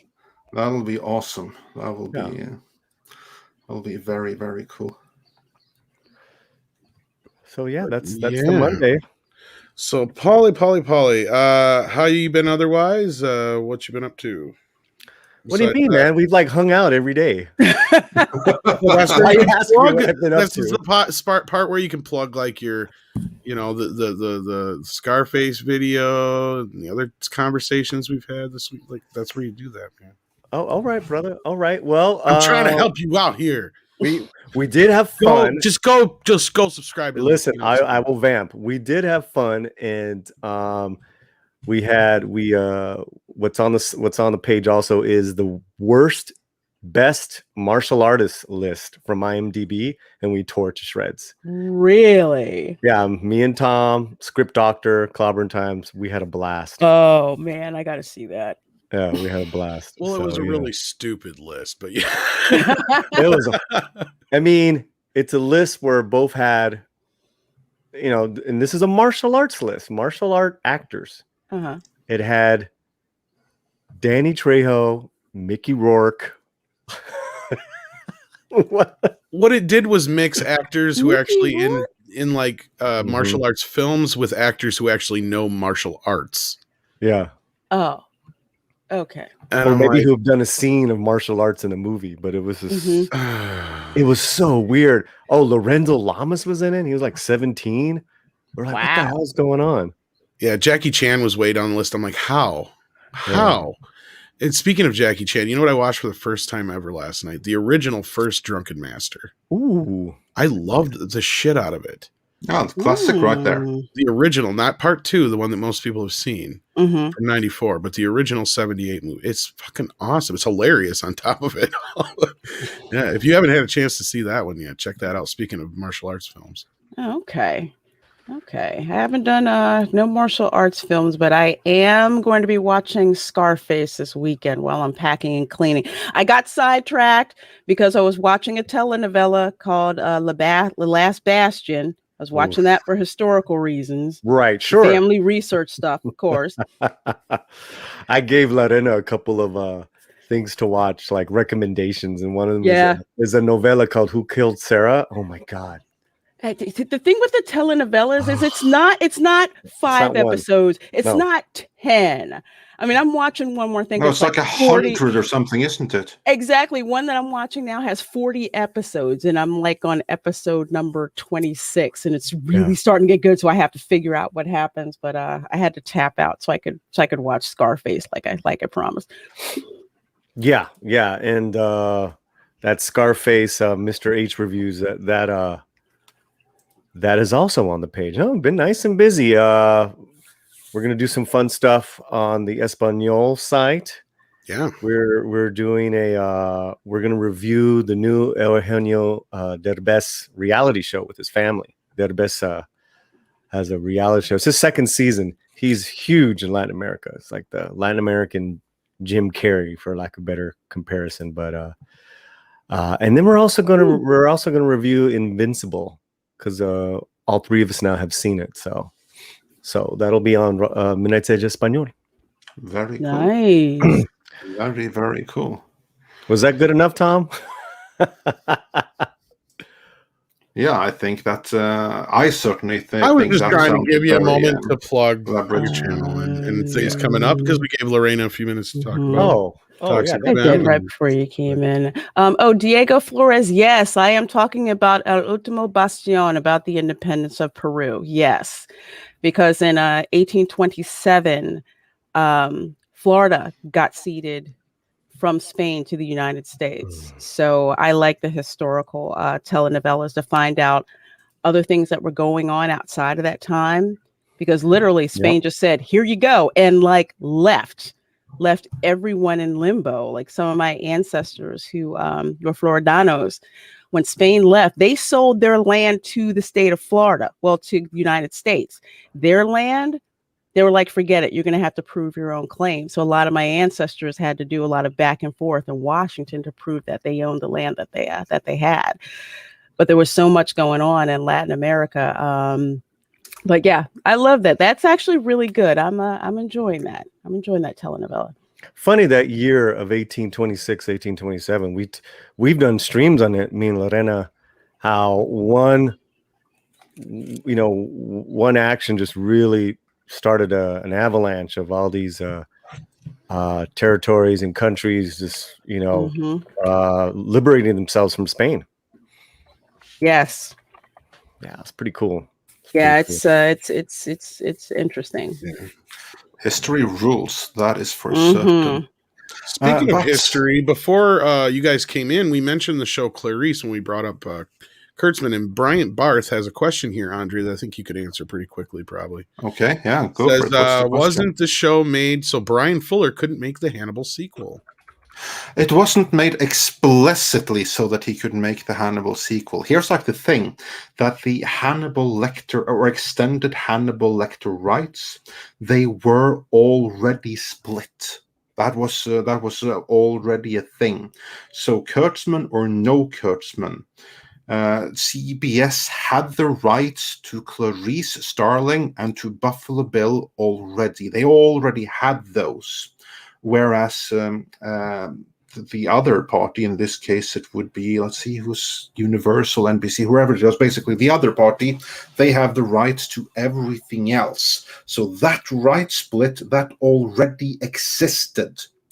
And before there was an Alex Kurtzman, than NBC, who I believe were the ones making the Hannibal series, they made overtures to CBS about, can't we please acquire the Clarice Starling rights so that we actually can do this Silence of the Lambs things.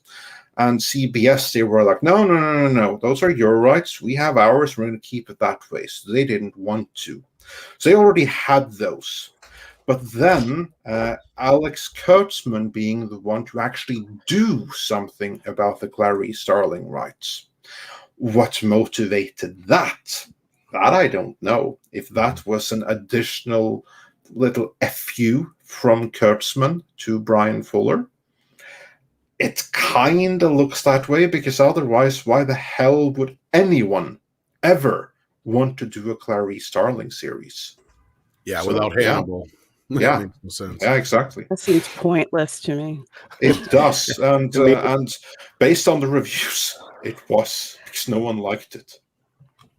I mean, it's like I gotta crack my back and my neck just to work out the political agendas out there. Speaking of MGM, don't they own didn't they have the rights to Silence of the Lambs? That's kind of the whole deal. Not CBS, no, that's exactly the thing. It's MGM, and because they are the ones that own the rights to all characters that originated in the novel The Silence of the Lambs. So if it originated there, then they have it, which basically means that they have Clarice Starling, they have Buffalo Bill. I think they have Krendler, but that's it. They don't have anything else. Anybody who came in Red Dragon, they had to negotiate. Everyone of any importance came in Red Dragon. And at that time, I think, as you pointed out in a video, Andre, when they made Silence of the Lambs, Hannibal Lecter wasn't Hannibal Lecter. No, he wasn't. Manhunter had come out, but it didn't do that well. So nobody really, it was off of everybody's radar. So when they went to De Laurentiis to get the rights for Hannibal, because De Laurentiis owned the rights to Red Dragon, he's like, yeah, sure, whatever. I don't think they paid anything for it, did they? No, he was like, yeah, fine. I'm not going to stand in the way of you making your movie. So fine. You want Chilton and you want Hannibal Lecter and you want Barney. Go for it. Yeah, I'll give you the license for this one movie for free, just because I'm not going to do anything else with them. So they made it a huge hit with characters that they technically didn't own. And that is why the sequels again, that was back under De Laurentiis and Universal.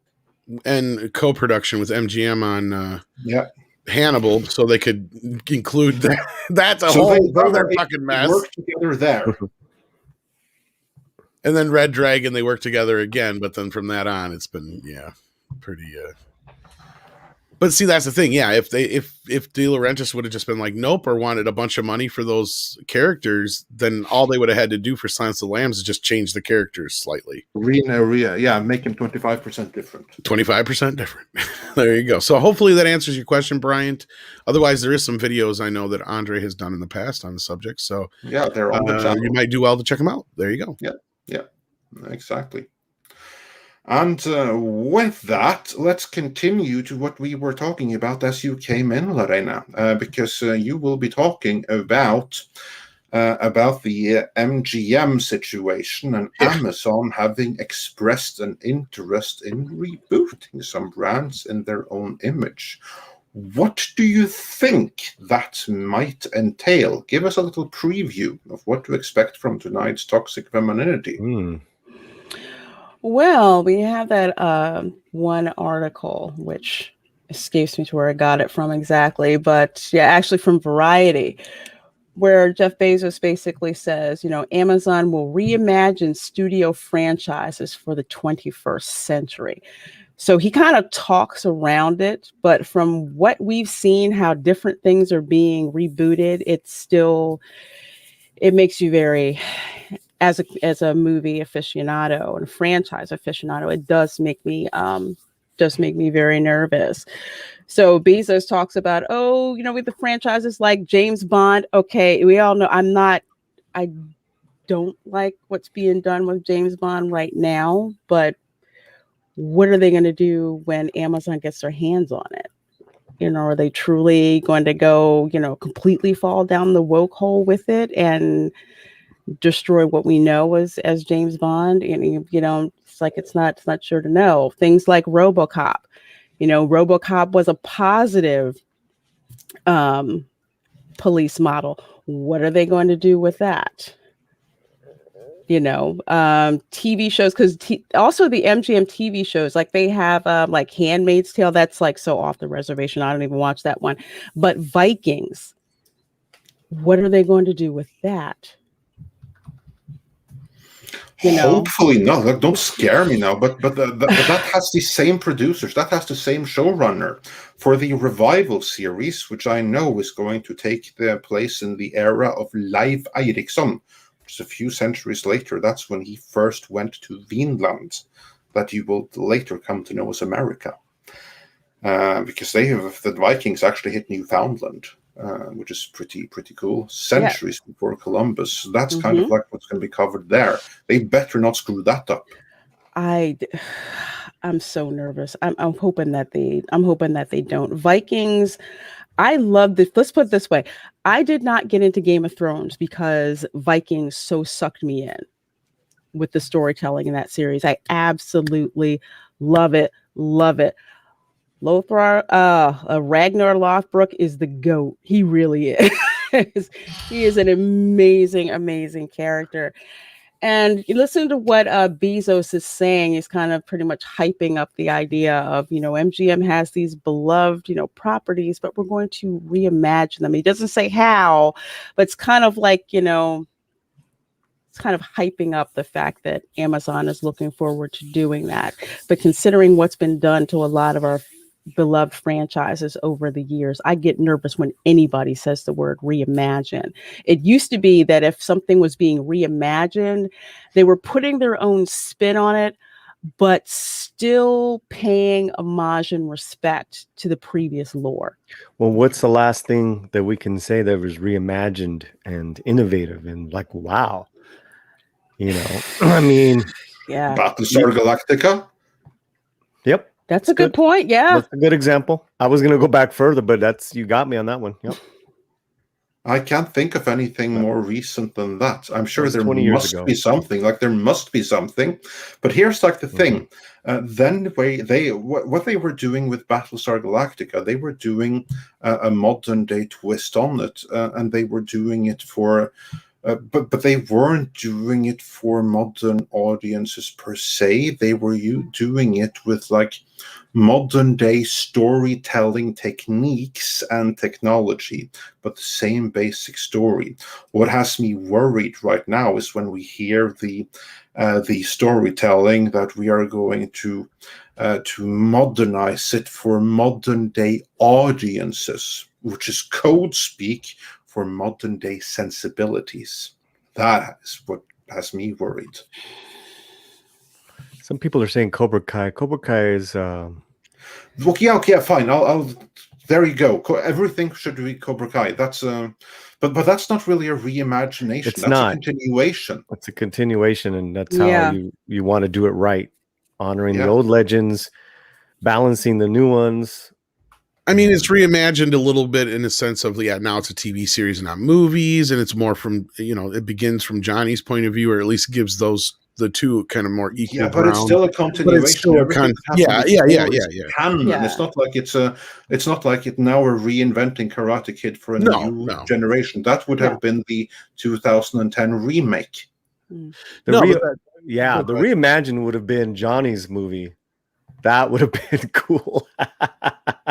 Like Johnny's side and how Daniel was the bully, because that was so like, you know, theorized for like so many years, you know. Mm-hmm. That's kind of what we got though in Cobra Kai. That's the awesome part of it. But again, that wasn't any kind of reimagining. That was just seeing what happened before through new lenses. Yeah, it's pretty much 20 years later. Yeah. Yeah. I know, here's a continuation of the story. But yeah, I agree with you, Andre, about Battlestar Galactica, because I pushed back on watching Battlestar Galactica really hard, because the original is just, I loved it for years. So with the quote unquote reimagining, I really wasn't too keen on it until I met Katie Sackhoff at a convention. And she was pretty awesome. She was really awesome. And I'm just like, a female Starbuck? Really? I'm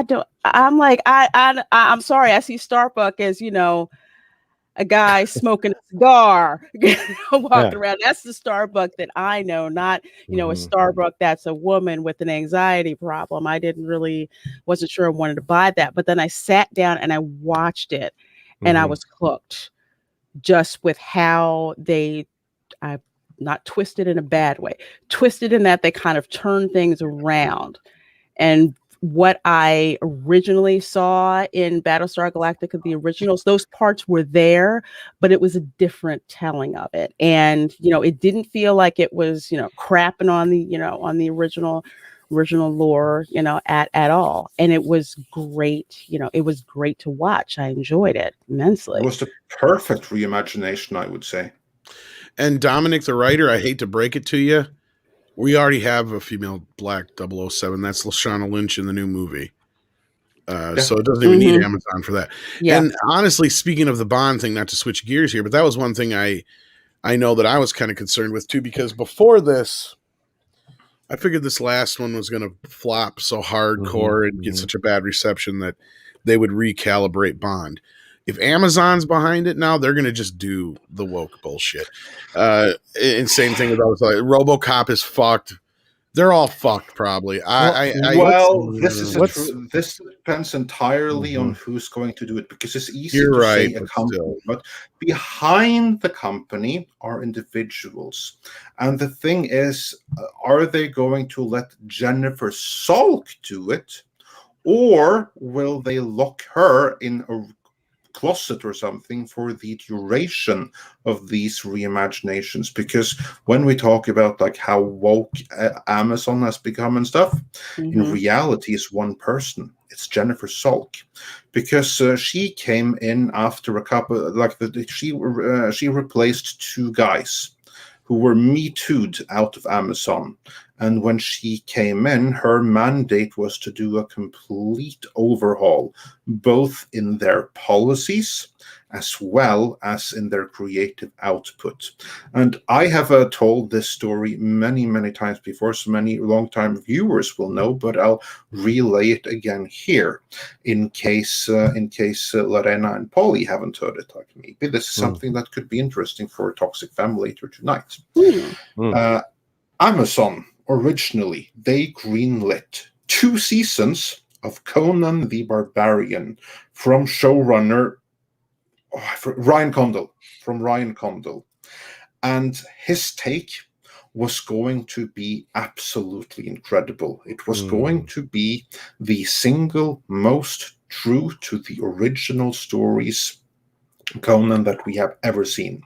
What I have heard from people that have read those script and knows the plan, have seen the concept work, it was going to be the next Game of Thrones, when Game of Thrones was good. That is what it was lined up to be. And the potential for that is there. Like, really, what is Conan? He's a barbarian from the far north who travels the world just for adventure.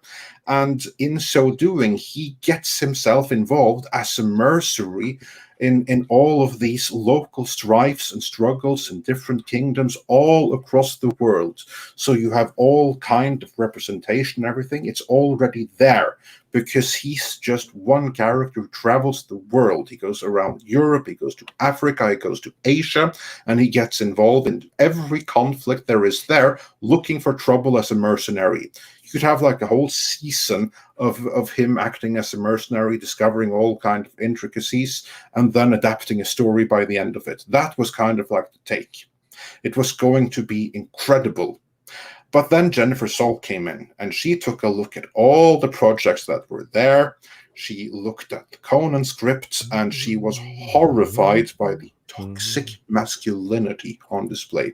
Because Conan was Conan. He was the single badass there ever was. Yeah. And she would have changed it, but there's one problem there. Yeah, she would have changed it. But the problem is that can't do that, because in the case of Conan, there is one guy who is the Guardian. That's Fredrik Malmberg, who we have an interview with in this channel. That's the reason why Marvel's Conan comics to this day kick ass and rule when everything else from Marvel kind of doesn't, because he's still quality control. They can't do what they want. And since they couldn't completely neuter the series into something that Jennifer Saul would be happy with, she passed on it. And what she greenlit instead was the Wheel of Time, because that was something that was more female-centric and that could be made even more female-centric in the adaptation.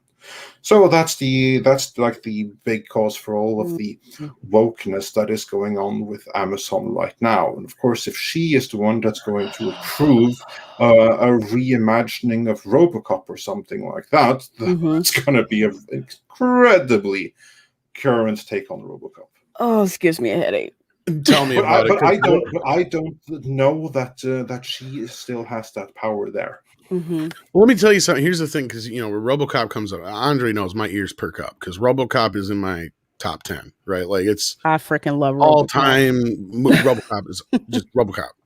Like, and I would crush, like, because if you go back and look, I mean, I put most of them in playlists now, in the, because we've cleaned up Mead, but like, there was a few things when I was following stories, like RoboCop was one of them I stayed right the fuck on top of, and I was so crushed when that Neil Blomkamp movie fell apart.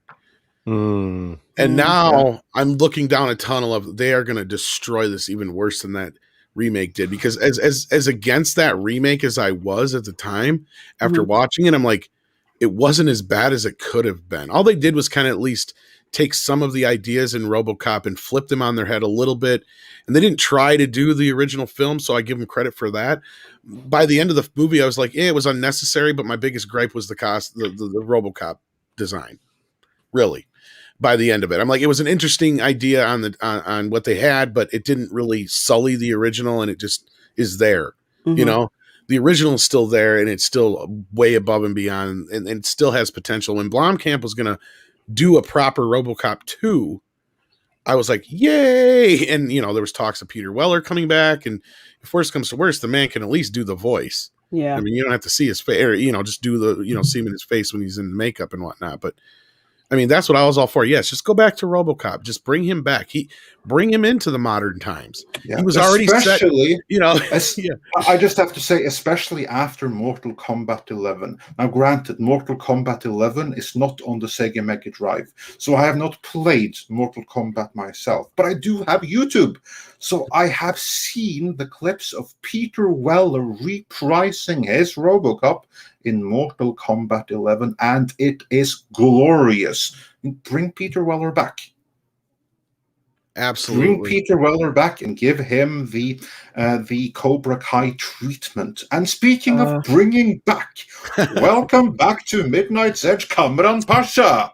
Hey, Kamran. He was in the chat, and everybody's like, sending the link. So Well, I saw the topic and I had to jump on because when I'm seeing Mr. Boyega's comments, I was like, I had to jump on. Then I see some of my favorite people on here. So happy everyone. Paulie, it's great to see you. Lorena, always lovely. Tom, Andre, thank you. I feel like I come home when I come back to this channel. So well, you are home. We're so glad to have you here, and our door is always open to you. So if we see you in the chat, you can rest assured the link will be forthcoming really quickly afterwards.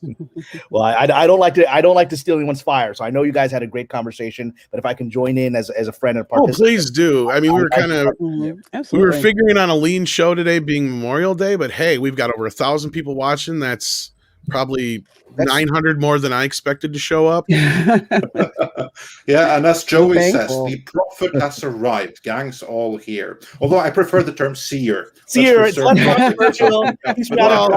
We've had a lot of drama with that word on my Twitter, so we're not going to go with that drama. Speaking of that, though, I don't know if you caught the earlier part of the show, Cameron, but Andre and I are really getting the inkling that a lot of this current stuff coming out seems to be keying in on putting a lot of blame on Rian Johnson for what went wrong.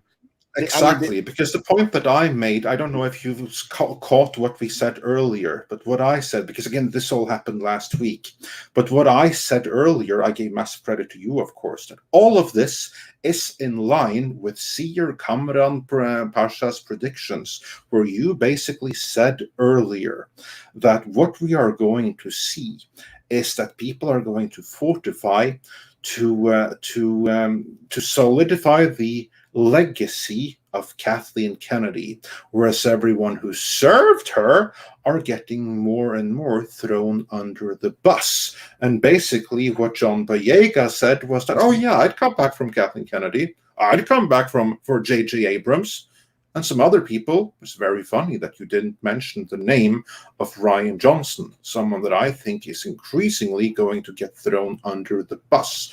And also the statements that was made by J.J. Abrams in relation to what they had learned about planning ahead. To me, I did not read his exact comment in any way, shape, or form as a mea culpa.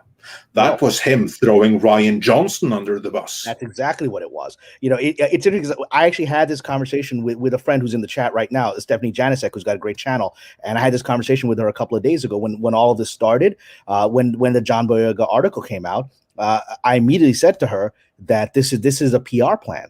For exactly the reasons that you're saying, Andre, that he's very specific. He'll come back for Kathleen Kennedy and J.J. Abrams. I think the latter part is true. I think he'd come back for J.J. Abrams. I think they had a perfectly fine relationship, although I do think J.J. began the process of shortchanging his character. But fine, I think that they were fine with each other. But it's very specific that he didn't mention Mr. Johnson, and it's also very specific that he mentioned Kathleen Kennedy. And we know, at least what I've heard, and I think it was reported in some of the fan news, was that when Mr. Boyega started making those comments in the last year about how racist the process was of his character development, which we were saying in the fandom from the beginning, right? I was saying that watching this as a person of color, which is the phrase we're using nowadays, as the person of color, I was offended by watching what was happening to his character, and it was insulting. And he said it, and I remember hearing at the time that Kathleen Kennedy had called him, and who knows how that conversation went. But I mean, I'm sure she called him because I have an idea.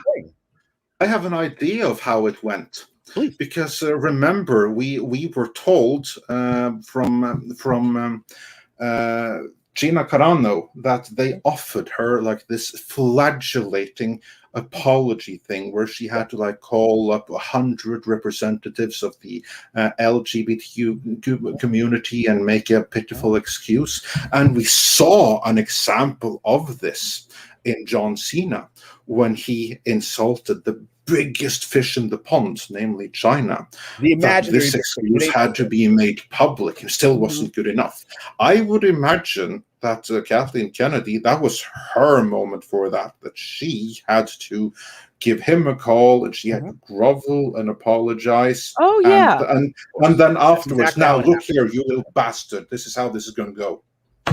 I would imagine Lorena, you were going to it say must have been something like that. No, yeah, I was going to say, having John Boyega put that out there, there's no way that Kathleen Kennedy could have let that sit out there and her not address that, because she basically had gotten called, or the inference in being called, one of the worst things any woke white person in Hollywood can be called, and that is racist. So she had to kowtow and make that right with Boyega. So, of course, in order to reward her for that, he would mention, yeah, I'd work with Kathleen Kennedy. I'd work, with J.J. Abrams. Of course, I'm looking at that and thinking, okay, J.J. Abrams, I can kind of see, but you're going to work with the same chick who allowed all that stuff to happen to your character. I said, politically, I can understand why you mentioned that, because she did capitulate and call you and try to, smooth things over and all that. I understand that. But at the same time, as somebody else looking in, it's like you're working with a person you want to work with, but it's the same crappy management. Yeah, I'm 99% sure that someone gave him a call and said, make sure you mention her.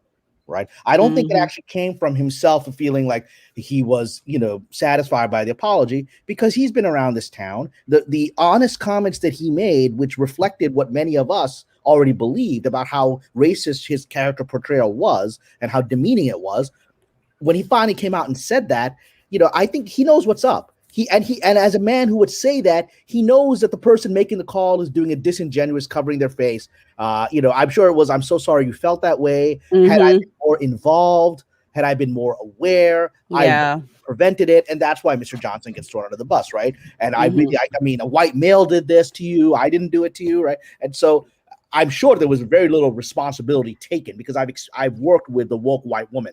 They don't take responsibility. They apologize that you felt that way. Yeah. They don't accept responsibility for creating the situation.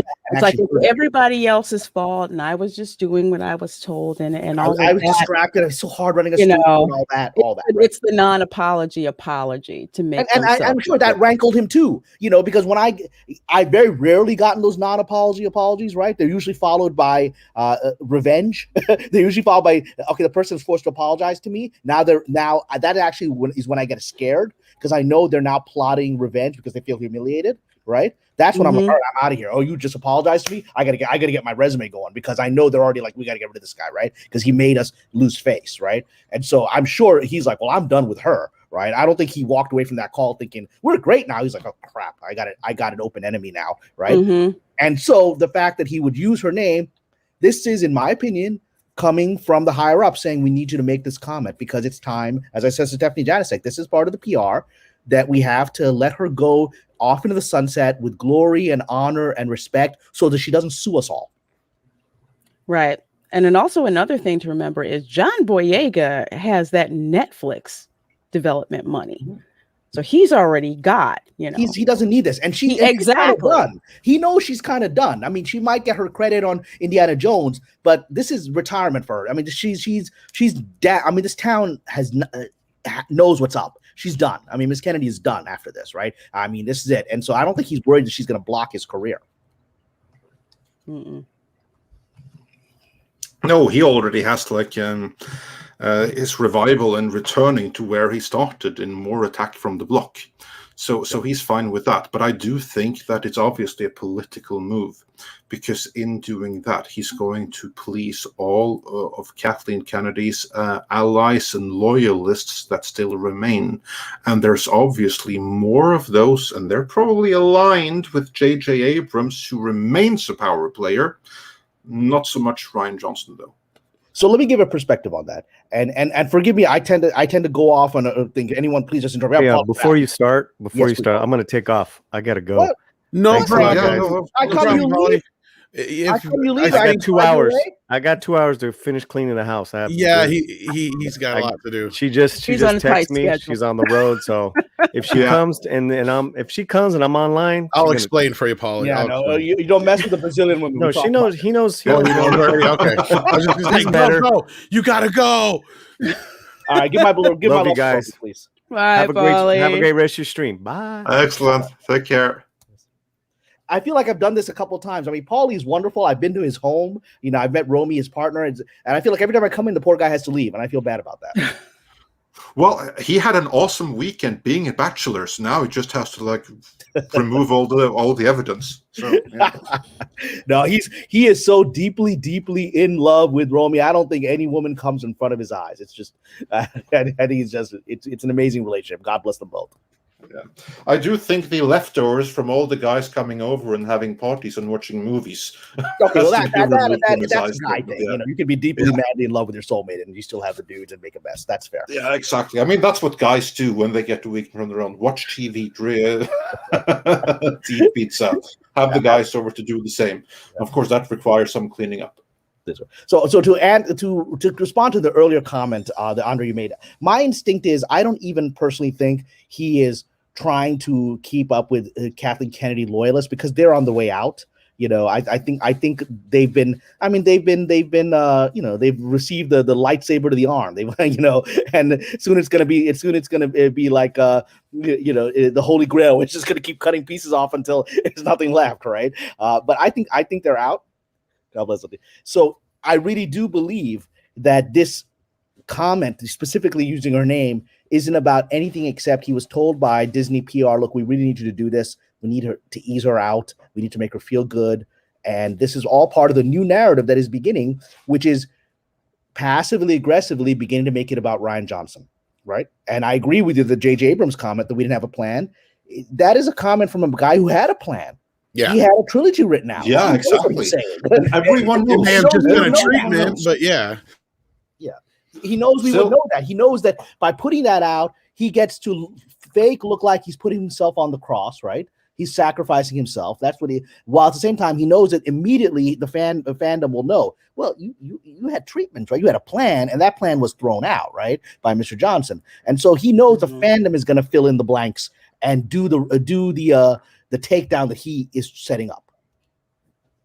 Exactly, that's my take as well. That this isn't a random thing that he's dropping this. Like he made sure that he was asked that question, and the answer was prepped. Yeah, and where's this coming from? As our friend Abu Nas has said, this guy just vanished right after the movie. He's like, did one interview and he said, "I'm see you all later, suckers. If you don't like it, you're right." And he's, "I'll see you all later, suckers." And he was gone. So where's he coming from? Like years later with this thing. This is a PR thing. Yeah, we need you to say this. Yeah, this is exactly as you predicted. That's exactly what it is. And I also predicted this, which I'm so happy about. I predicted that theaters would come back. And because right now, the official narrative of Hollywood, theaters are done. It's all streaming. Theaters are part of the human condition. They take us back to when our ancestors would sit around a fire and the shaman would tell stories. They're very primordial. We sit in the dark with strangers and watch bright light in front of us and see magic. They're not going to go away. And I'm so delighted that A Quiet Place Part 2, which I absolutely love. I watched this weekend in Santa Monica in the theater. It is such a wonderful movie. And I'm so delighted that it's what brought us back, because it's actually about a family trying to survive an apocalypse. And we all kind of understand that now. Yeah, that's a very timely movie. More timely than the first one. Yep. Yeah. So it's absolutely yes. What do we got here? We got more stuff here. Okay. Yeah. I'm just popping things. The title's Augur. And okay, YouTube's Witch in here. Okay. I, as YouTube's Witch in Residence, hereby bestow Kamran Pasha the title is Augur, as it does not have any troublesome association or reflects his visionary status. There you go. I'll take it. I used to play. That's a good idea. I'll take it, Augur. Okay. Yeah, that's good. It's very sort of English witch. I like it. Nice. And our fellow Wrench here in the chat is Mr. Tickle Trunks, says he's working and listening. Sad to hear you're working on Memorial Day, but glad you're here listening at least. Says, I'm here for Cameron's rants. Shame I missed Paulie. Yeah, Paulie has work to do before his wife gets home. The lady of the house gets home. And hail Lorena and hail to the chat, of course. Hello, hail. And before that, we had Mexican Iron Man. You pronounce it, $20. And he says, Assalamu alaikum, my brother Kamran. Hail the great Paulie. Hola, Rena. And great discussion, my brothers Andre and Tom. Question, Kamran. Is there future hope for Star Wars? What say you, sir? Yeah, I mean, I think I've said this before on this channel, is that I believe there's a great deal of hope. We're going through the transitional period right now, and we're beginning to see the hope in the form of the PR that we're talking about on this video, which is Mr. Boyega, Mr. Abrams are out there, setting up the next stage of this journey, which is Ms. Kennedy's going to move on. People are going to be able to disassociate from the Rian Johnson vision because he screwed up their plan. And now that's sort of coming out of the mouths of people in power. So I think they're setting up their future.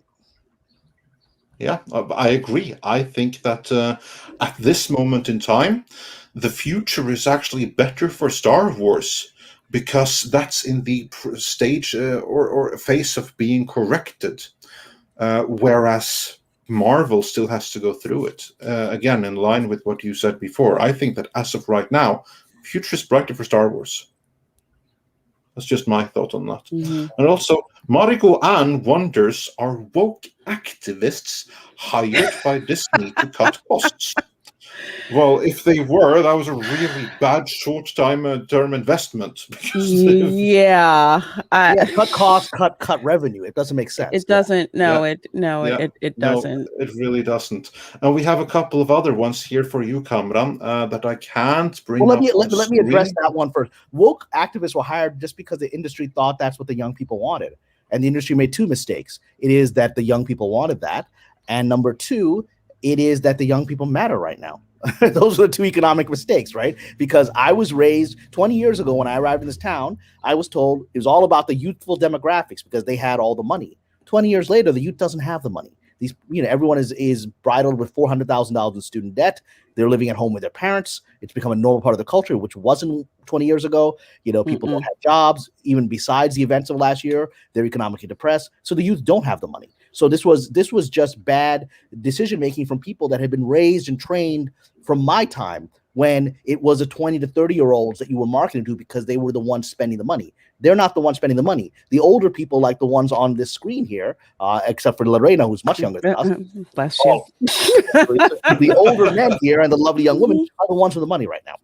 That's true, because I know when Kathleen Kennedy, she was basically saying, we're not marketing to, the 50-year-old white men who were in Star Wars. So regardless of race, the 50-year-olds who were Star Wars fans were the ones dropping all kinds of money at the parks for memorabilia, bringing their kids, bringing their grandkids. They were the ones spending that kind of money. Exactly. That's like the thing. They were like, no, we don't want you 50-year-olds. You that have spent your entire life buying Star Wars toys and merchandise, you're out. Exactly. In favor of a new generation that are all broke. Exactly. And it came from it just came from that brainwashing all of us got from the previous generation when we arrived here, which is that those were the people that were spending money, which is what was true for the last 40, 50 years. It wasn't true in this broke generation. Yeah, but basically, Hollywood wasn't ready for. Yeah, the people that were spending money, like it was true 20 years ago, and those people are now those 40, 50-year-olds. They are the money that started spending money 20, 30 years ago. They're the ones spending money still. Exactly. And to kind of add to that, the whole Galactic Star Cruiser, aka the Star Wars bottle hotel that they have at Disney World, it is not cheap to stay there. Yeah. Reports are it's about, I think, $3,000 to $4,000 just for 3 nights. It's like a cruise ship. I'll go to the Dominican Republic for $3,000 to $4,000. That's the demographic that they're catering to, and I don't know how many millennials have that much money just sitting around. I will also say, sorry, carry on, Lorena. And I was just going to say, millennials aren't spending, that type of money. But as we all know, Disney is chasing that, 1% demographic, the wine moms and the people who can afford to spend that huge amount of money. But this is all based, from what I understand, on the sequel trilogy. And you're not going to find a whole lot of old school Star Wars fans who have that kind of money to spend, but are not spending it to go there. Find even fewer young people that even want to go to the sequel trilogy, period, because it has no fans. Yeah, I mean, as I said, if this hotel is going to continue, Because I haven't even thought about. I remember that hotel. I haven't thought about. Oh, they're staffing for it. They're staffing the hotel from the people who lead the VIP tours and all that through Disneyland and Disney World. Those are the cast members that they're using to staff the Galactic Star Cruiser. It's still going ahead. There's no concrete open date yet. I believe they said early 2022, but they're still moving ahead with it. I don't see it. Have to revamp it because this sequel, internally, Chapek is done with this fake sequel trilogy. So I'm sure they're going to revamp it into the real Star Wars, because they already that May 4th poster that we saw that was honoring Star Wars, that didn't have a single sequel, fake sequel trilogy character, not one, right? Not even BB-8 was in it, right? And so that's a Chapek's decision. So I'm sure they're going to revamp that hotel. They're gonna have to, or else it's just gonna sit there collecting dust. Yeah, I agree with that. How much did you say it was price per night for Last time I heard, it was somewhere priced, I want to say around $4,000 to $5,000.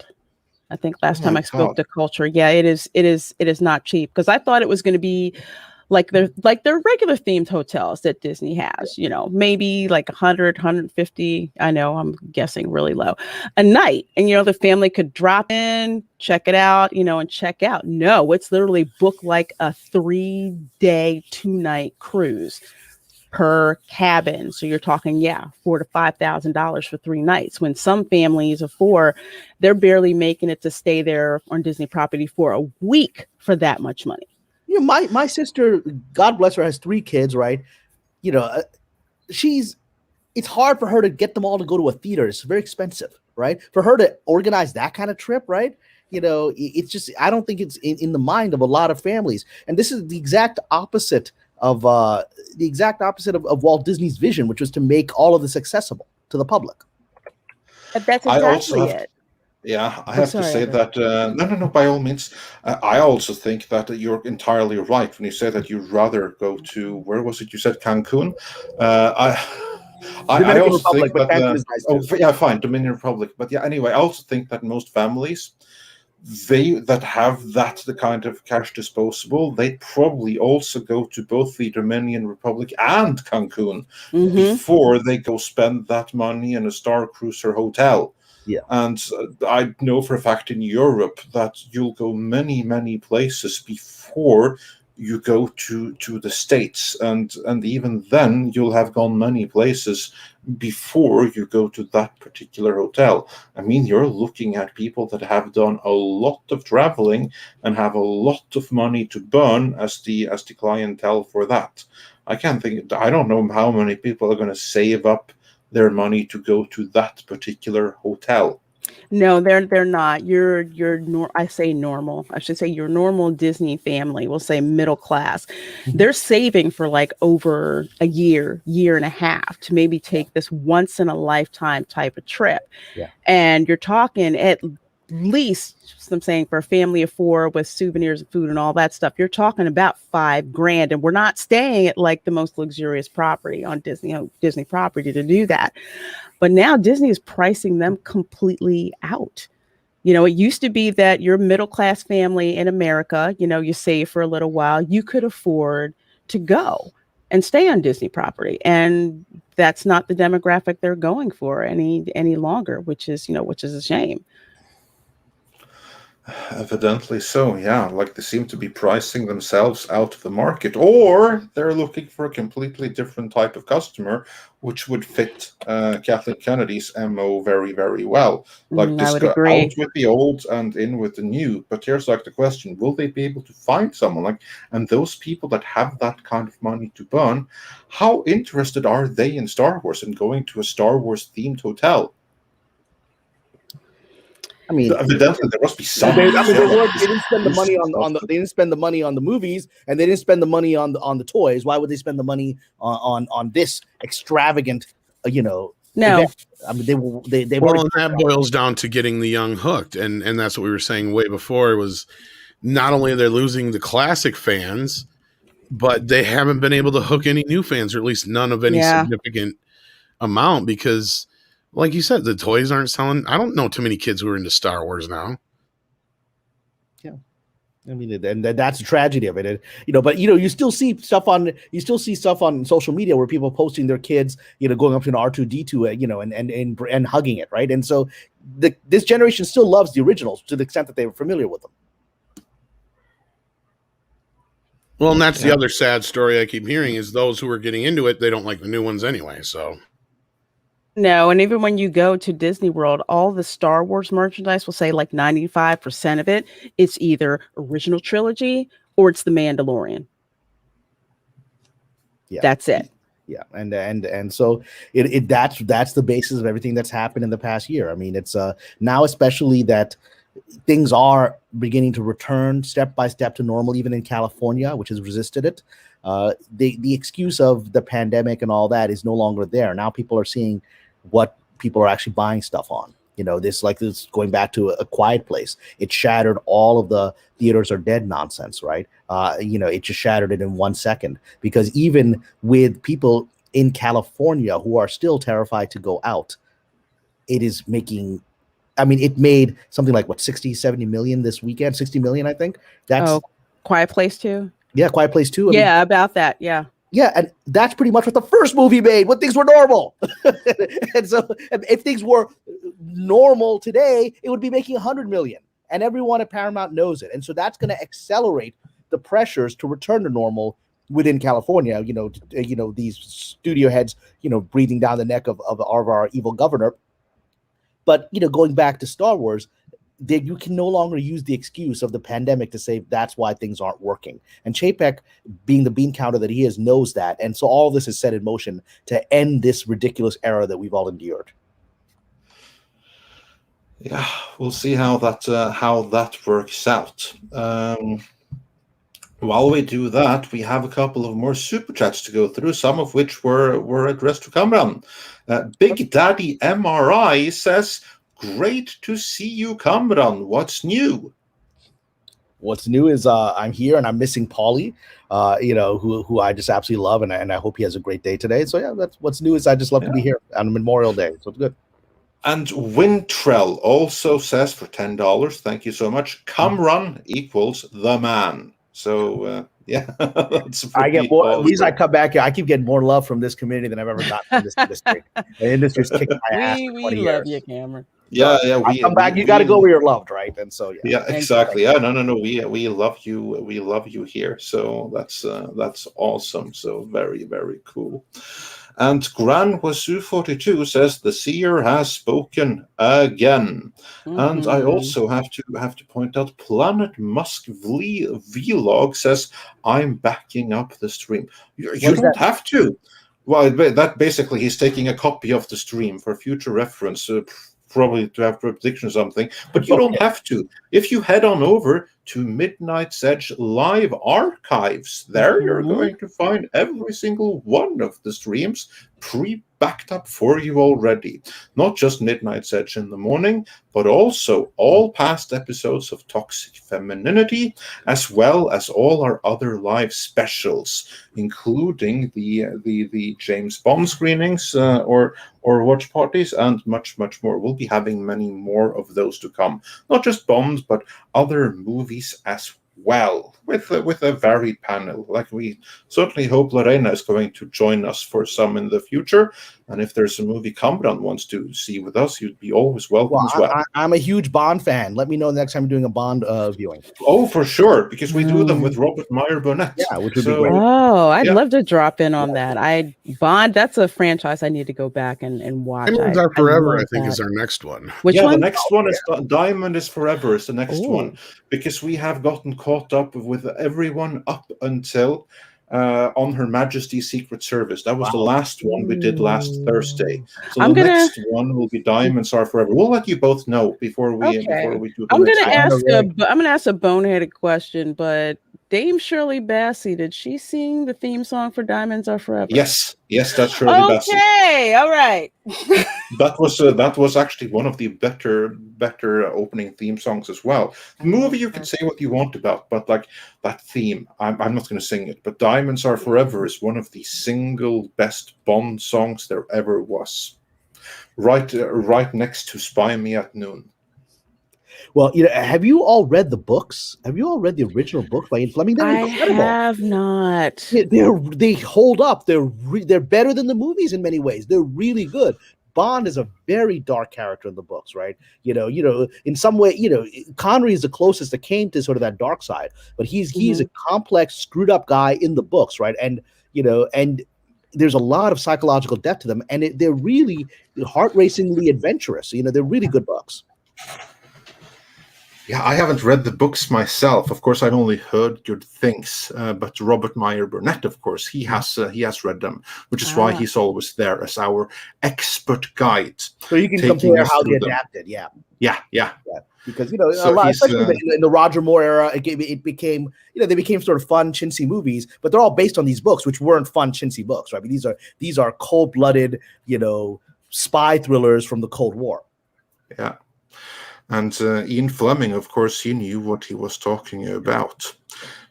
Although someone pointed out, Ian Fleming was a spy. He worked for the British intelligence during World War II, but he was actually more like M. He was more like the handler, right? And in some ways, someone pointed out that he's actually living vicariously through Bond. Like he had to live vicariously through the agents he was sending into into Nazi Germany or whatever. And the agents who got to seduce the girls and then kill the Nazi bad guys or fight the Soviets, whatever. He actually wrote up reports about what his guys did. That's why he knew, but he sort of wanted to live their lives, and Bond became that. Ian Fleming, didn't he have an estate in Jamaica? Yeah, Goldeneye. Okay, all right. Because I wanted to actually maybe one day go and see that, but I remember hearing, I'm like, oh, that's where he wrote from. He wrote several of the books here. Yeah, I don't know if he wrote all of them. I know he wrote quite a few of them.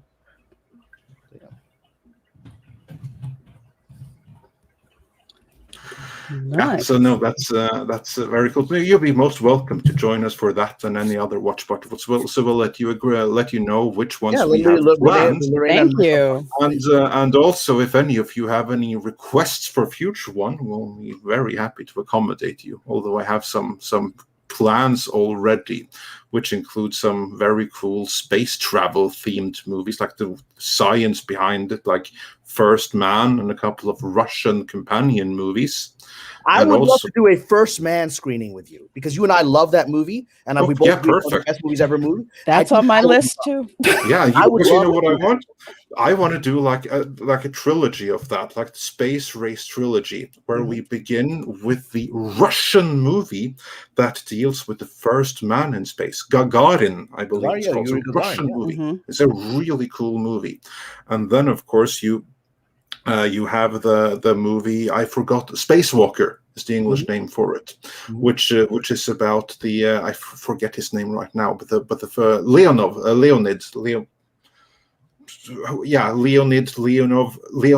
Alexei Leonov, I believe it was, who was the first man to actually walk into space. Again, the Russian, and he almost died several times over. First, when he couldn't get back into the craft, and secondly, when he landed in the middle of the Ural Mountains and had to fight against bears and wolves for survival for like the next 3 weeks before they could come and pick him up again. So that's a movie I want to see. It's interesting. They briefly show him in First Man, because there's that moment where the Americans thought the plan was that they were going to do the first extra vehicle or thing, outside the capsules, and the Russians, of course, beat them to it. And there's that moment when all the astronauts are watching on television the breaking news that the Russians are doing it, and their sense of frustration. Yet again, they were beaten by the Russians.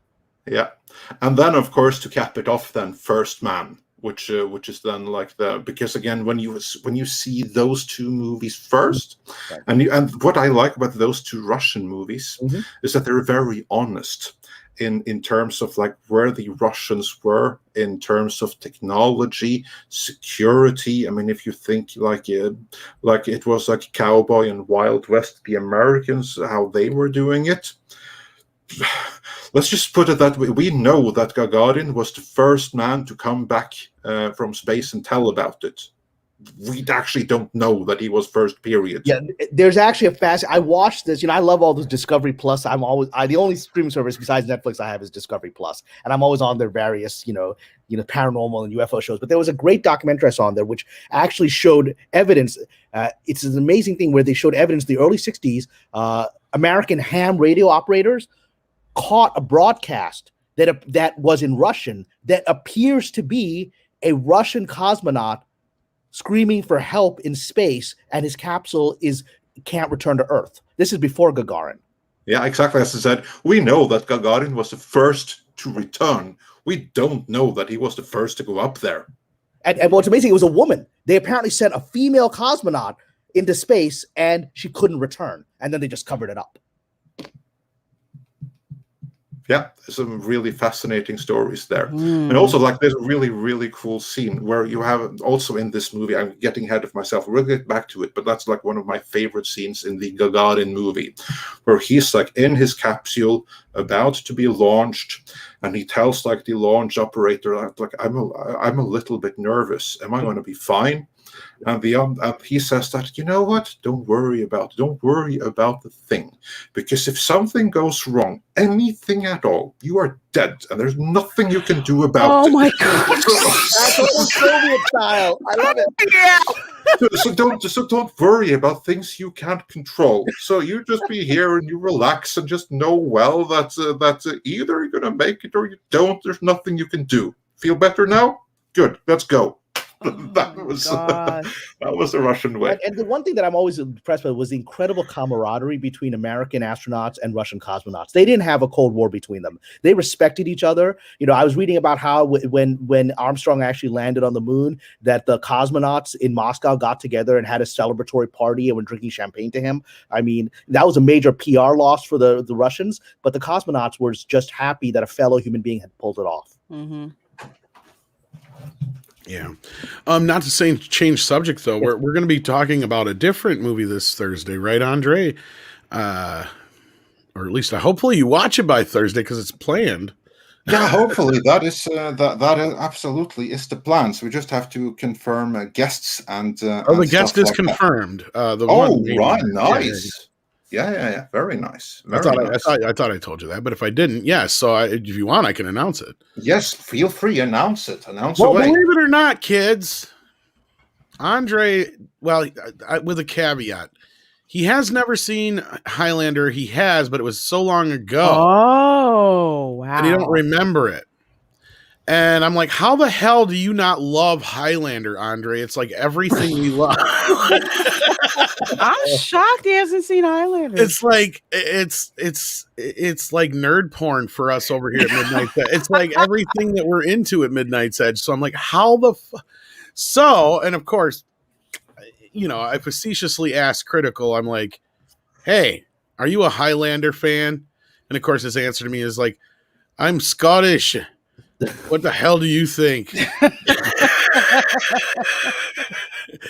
And he did a video recently about Highlander, and I guess I was part of the impetus for that. Is that the word I'm looking for? The muse. Yeah.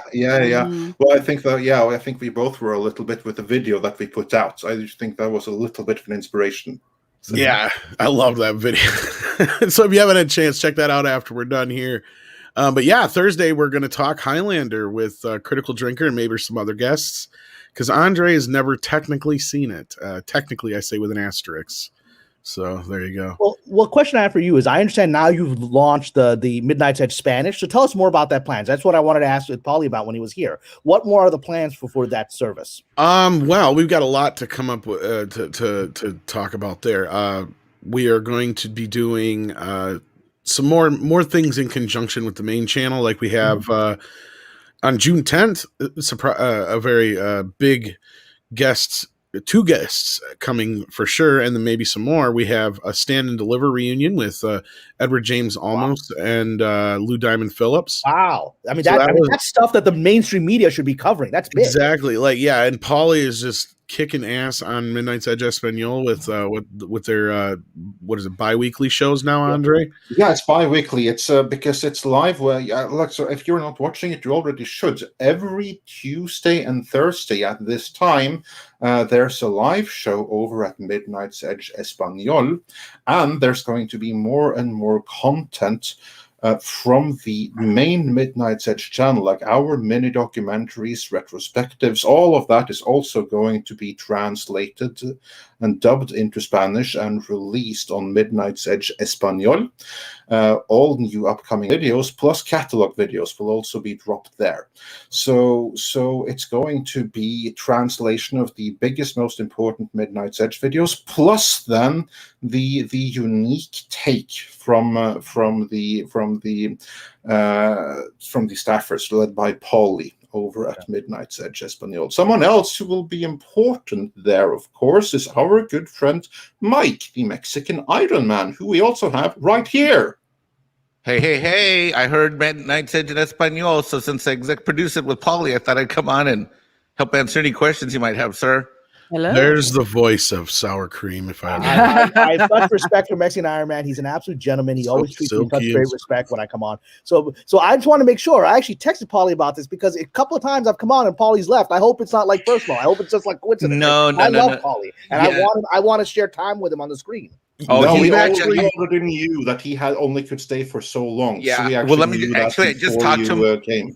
Cameron, I just talked to him on the phone. We're on cell phone, and he told me that he was frustrated that he couldn't stay on. But yeah, that's happened. I think now 3 times. I think in a row. Yeah, and I was like, when it's happened a few times, I'm like, I love Paulie. I was like, he goes when I come. I'm like, oh, I don't know. Yeah, well, you know what it is he gets up really early and stuff, and like I think usually you come on about an hour into the show, and he's already been going about an hour and change. But yeah, he's definitely looking forward to it. He's also planning a barbecue for you, R&B, and some other LA folks. He's planning it for, so you'll get an invite, but we're going to get through the June 10th show. But yeah, Midnight's Edge Espanol on the membership stream this past Saturday, I asked the guys about it, how they came up with the vision. And yeah, so Tuesday, so on Midnight's Edge, we go Monday, Wednesday, Friday, right?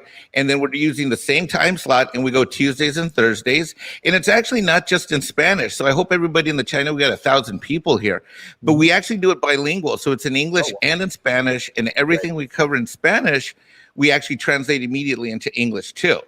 Okay. So like for example, if one of the guys does something, then we immediately go in English, and I'm producing in the backstage and stuff like that. And so the vision between what Andre and Tom came up with is to take that same level of production content and that intellectual approach that certainly that you and everybody else sees here on the channel, except that we're doing it to a whole other audience. And so that's the first thing. Also trying to broaden the scope to a lot of Latin properties, and then going about the talking about the event coming up. Yeah, we've got Edward James almost confirmed.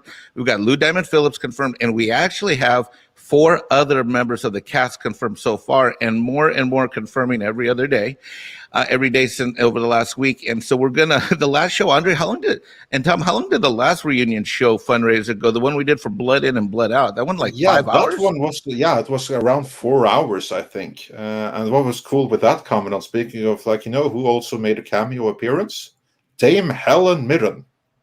What? Yes. When? Wow. Yes. What are you talking about? She was. Yeah. What? Well, we had Taylor Hackford on. Yeah, director Taylor Hackford, who just so happens to be the husband of Dame Helen Mirren. So she was walking around in the background. She just popped on. She kept hopping in, and in the background, we're like, "Who is that?" And then all of a sudden, Taylor's like, "Somebody would like to say hello, who's been hanging around here a little bit." And she was like, she pops in, she goes, "Hello, boys. I'm just." Where can I find this video? Is it on? It's on our Blood In, Blood Out. Right here. Just go to Midnight's Edge and search for Blood In, Blood Out. You'll find it right away. That whole round table. It was amazing. Yeah, so we're doing that again with the whole angle, Cameron, is that it's a reunion of a vintage movie or a classic movie. In this case, we're going to do Stand and Deliver.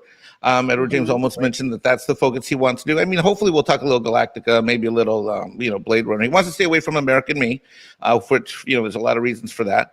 That makes sense. And it's a fundraiser for the LA Teatro group. And we raised a good chunk of money last time, and we're looking to raise a lot more this time because now we really got some momentum going. So the second idea of Midnight's Edge Espanol is that we're able to bring some of the relationships that Paulie has, being a longtime, Hollywood person and all that stuff in the Latino community, and bring that to Midnight's Edge as well. It's kind of like a cross. So the channels think the way to look at them is to give Midnight's Edge and Midnight's Edge in Espanol, and they're kind of working hand in hand to keep that whole international audience going. We're really excited about it coming up. And hey, and the other thing too is, hey, you don't have to speak Spanish to come on Midnight's Edge Espanol. I got to tell you, Tom and Andre have done a great job. And Not exactly bilingual native speakers there. About me. Don't listen to him. I can't speak a lick of Spanish. Tom's whispering. Tom, you did fine. You know, the way Latins are, Cameron, you know this in LA. If you even make an effort, hola, me llamo Cameron Pasha. Hey, man, we're like open arms. Come on down. Well, Let's have you fun. have to be kind of swearing, bilingual to get by LA. I'm sure it's the same. It's still kind of true in Florida as well. Yeah, it is. Although true to being of a Floridano descent, I can't roll an R to save my damn life. So La Reina. I can't. Well, I mean, I had to like I was R's.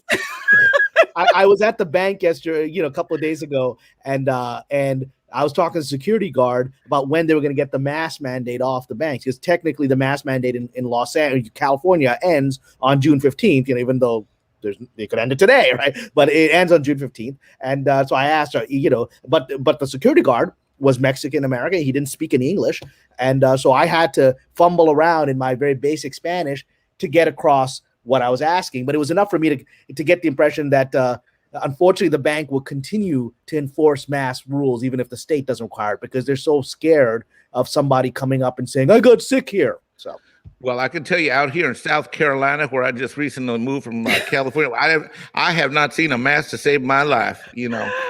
Yeah, that's how they do it down there. Well, I just want to say this about the whole thing with Midnight's Edge Espanol, because it's been a hell of a ride so far, and we're just getting started. I mean, if you guys have not subscribed yet, I suggest you check it out. Like Mike was saying, you don't even have to speak Spanish, and I've gotten a lot of messages from people who are like, I'm learning Spanish, or I've been wanting to learn Spanish, and this is helping me. And I did not expect that. Well, no, that's the best way to learn. Is to exactly, action, right? That's the best way to learn. And that's just that's like, I guess you call it a side effect, because like I said, that wasn't even something that was even in my mind when we talked about this channel. And this whole great thing about this the Stand and Deliver reunion we're working on is it kind of goes back to when Paulie and I first kind of started talking. So it's almost like this weird full circle thing.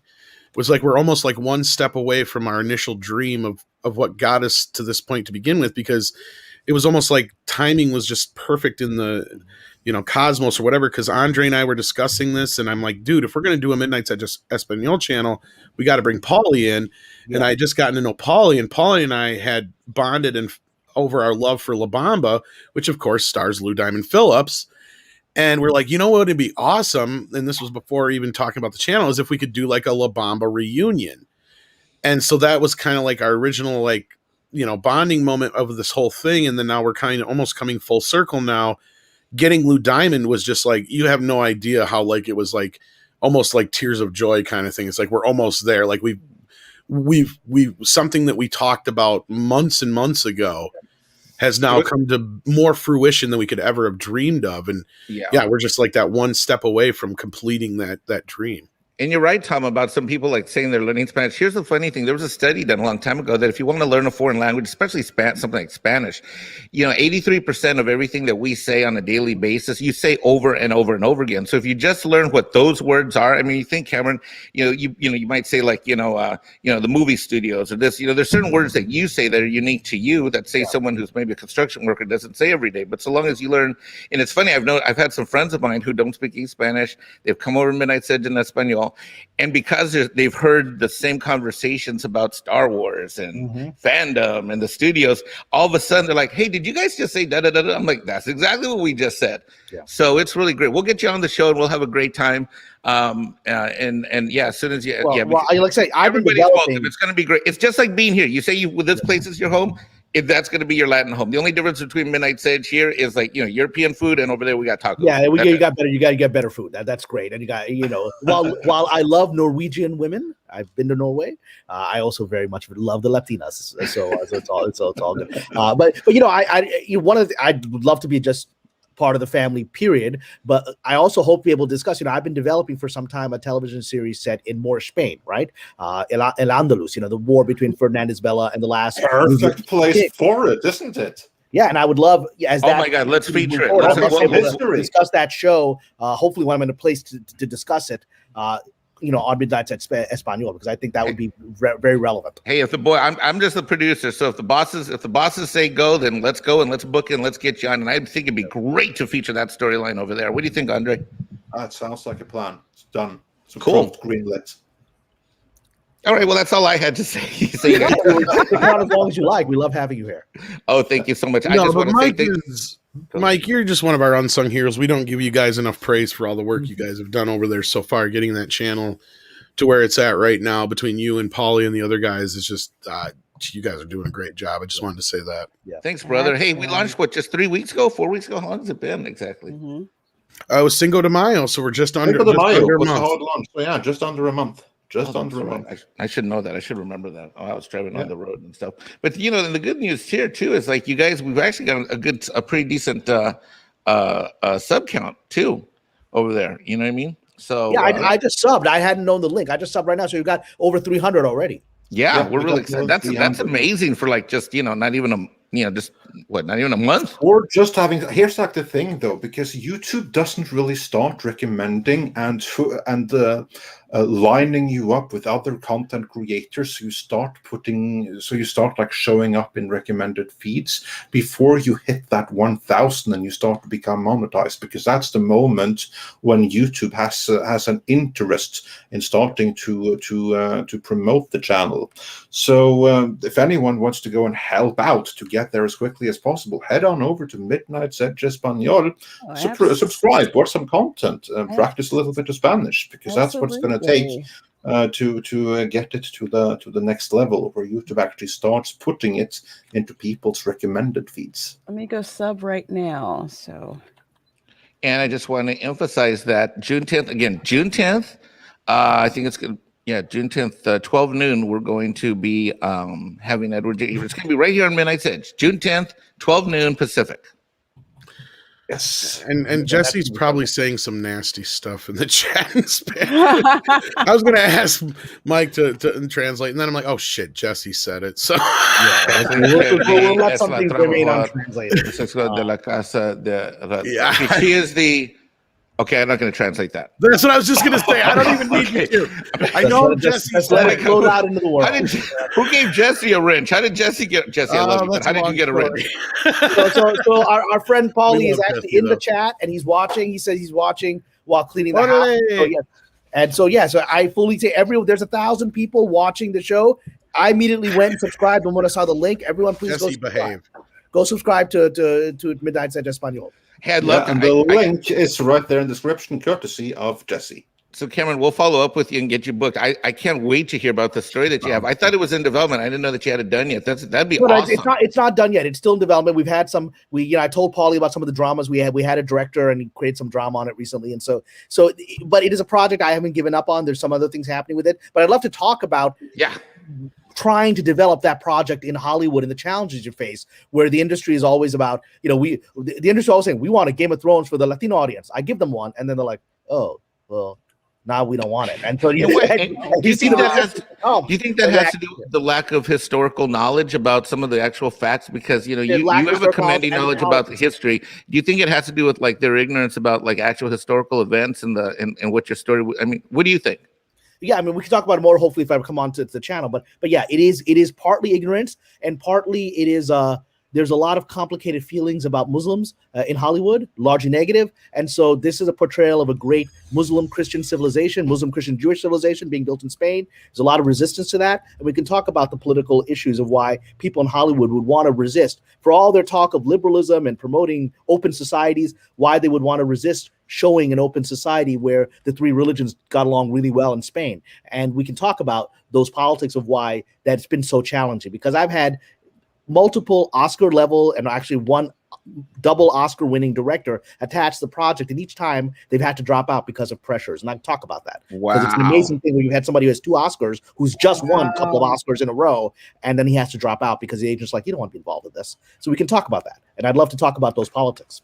That sounds like a Midnight's Edge video right there. Yeah. Oh, yeah. Speaking of Midnight's Edge videos, for those who know, not to change subject real quick here, Conan the Barbarian is one of our big things here, of course. Yeah. And our buddy Douglas Nelson, who does great artwork from time to time for us. In fact, he helped us recently with the Highlander video. He did the Henry Cavill version of Highlander, but he also does other stuff too, like drawings, as he did a drawing here of Andre as Conan. Oh, nice. Okay. Hello. Very nice. Good Loved it. one. Oh, we need a drawing of Andre as Highlander. I am immortal. The blood of Midnight Edge runs through my veins. There As a can fan of the be 13th only Warrior, yet one. again, Andre looks just like the great warriors that fought alongside Ibn Fadlan, right? So it's great. The thing is, though, is it just doesn't sound the same as Christopher Lambert when he's like, So there can be only one. When Andre says it, it's like, there can be only one. that picture is so historic, it's so accurate, because you know how like on Andre's avatar, his hat is like, or his crown is like tilted right there. His helmet is tilted. This is artistry. They took the time to do it right. That is brilliant. I love this. Thank you for that. There's only one way it gets better, and that's if we have a lightsaber. I'm sure someone could do a lightsaber version of that. Yeah, that has to be Tom. I mean, I'm much more into Conan than I am Star Wars. So give me cold, hard steel any day. I'd rather have a nunchuck than now. See, I'm more the one that. You know what? If you're my enemy, I'd rather you have a nunchuck too, because that's more dangerous to the user than it is to me. You don't know that. See, if the user knows how to use it, you'd be surprised. Well, Tom's gonna only one. to watch Bruce Lee with those, he was taught by his sparring partner, who was Filipino American, right? Down in Osanto, he was taught how to use those. He didn't know how to use those, and when you see him use those with such fluency in the movies, it's incredible. Yeah, I was going to say there's only one weapon that can technically combat the nunchaku correctly if used right. Yeah, exactly. But that's if used right. And it's been a long time since Bruce Lee. I'm from the school. I know what I'm talking about. have I ever shared with you my experience of pitching a Bruce Lee resurrection movie? No, go for it. You want to hear this? This is how dumb. Absolutely. So after I'd worked on Tron, right? On the Tron anime series, at that time, it was very new facial technology that was done to make Jeff Bridges look young. For the Clue character, the Avatar in the Tron sequel movie, right? And so they were still developing that technology, but Hollywood was very, very excited that they had found a way to have this facial technology that could de-age actors, as we've now seen, right? And also potentially bring back actors that were passed away. And so I was approached. And this was by one of the major studios. This wasn't like a little production company. It was a major studio. One of the executives approached me and said, we want to develop a movie that resurrects Bruce Lee using this technology. We'll get an actor with martial arts thing, and we'll use the technology to put Bruce Lee's face on him, right? Mm-hmm. And we're going to resurrect him. Okay. And I said, okay. And they're like, we're going to do this with Will Smith. So we basically a deep fake Bruce Lee is what you said. That was the thing. And so I was approached. This must have been over 10 years ago when the technology was really young, right? But I was approached, and they said they want someone to come in with a take where Will Smith can interact with Bruce Lee, as a ghost essentially, right? And I said, okay. So I came up with a take. I did a lot of research, and I came up with this thing of how Bruce Lee is part of this long lineage of ancient sort of martial arts masters, and that every master passes on to the next lineage, and that in his death, the official story of his death, it was a health issue, right? But there's been a lot of mystery around it, and people have asked a lot of questions. Was that actually how Bruce Lee died? So in this movie, it would have been that he actually had been taken out by one of these evil sort of occult forces, Chinese tongs that he was fighting, and they made it look like it was a natural death. But he passed. In the pitch I came up with is Bruce Lee passed on before he could pass the torch to the next generation, which would have been this young boy, this young African-American kid who was the chosen one for that generation, right? And so that kid, Will Smith, would grow up not knowing that he had this destiny to be this grand master of this lineage, and Bruce Lee's spirit would come back from the other side to teach him, right? Sort of like Obi-Wan, okay? So I came up with what I hope would be a very respectful, because Bruce Lee is a huge icon for me, and he's a global icon. I mean, people take him very seriously, and, he's like a religious figure to a lot of people. And so I came with a very respectful way to use him as this character that guides Will Smith to become this grand martial arts master, because he didn't have a chance to do it when he was alive. Okay. And so I came in, and the exec was really excited by the pitch. He's like, this is a really sophisticated pitch. It's the best one we've got. Come in. And so I met with one of the top executives at the studio, and he sat there, and I pitched it all out and the whole journey and tied in Bruce Lee's life and made it all make sense. Right. And he sat there, and after I finished, he's looking at me and goes, yeah, that movie is too serious. We just want to do a dumb buddy comedy. we want Bruce Lee to be, the sort of the butt of the joke of this. Oh my God. And I stared at him. No. I wish I stared at him and I actually got angry. I got angry in the room, which is not a good idea when I'm trying to get a job, right? And I got angry. I sort of turned red-faced because I couldn't believe I've dealt with stupid people in this town, but he's saying we just want Bruce Lee to be the butt of the joke because this town is very racist with the behind closed doors. They say it without thinking, right? And so I couldn't believe, that we want Will Smith to be the hero and Bruce Lee's going to be a bit of the bumbling sort of, Kato sidekick from the other side. And I thought this was a good idea. I looked at him and I suddenly became angry, right? As a Bruce Lee fan, I became angry and I said, you're going to be laughed out of this town. You know how many people you're going to offend with that version of the movie? This movie is going to blow up in your face if you're going to do something like that. I said it with such anger and vehemence that the meeting stopped. And the exec's like, all right, well, it's time for you to leave now. And I just got up and I walked out. And I was like, I can't believe you would say this, that you want him to. And regrettably, I'm a big fan of Quentin Tarantino, you and I, Tom, have argued about this, but some people were offended by the way Bruce Lee was portrayed in this most recent movie. I think it was fairly accurate from shit I've heard. Whatever, fine. You and I can argue about that. I can see why people were offended by that.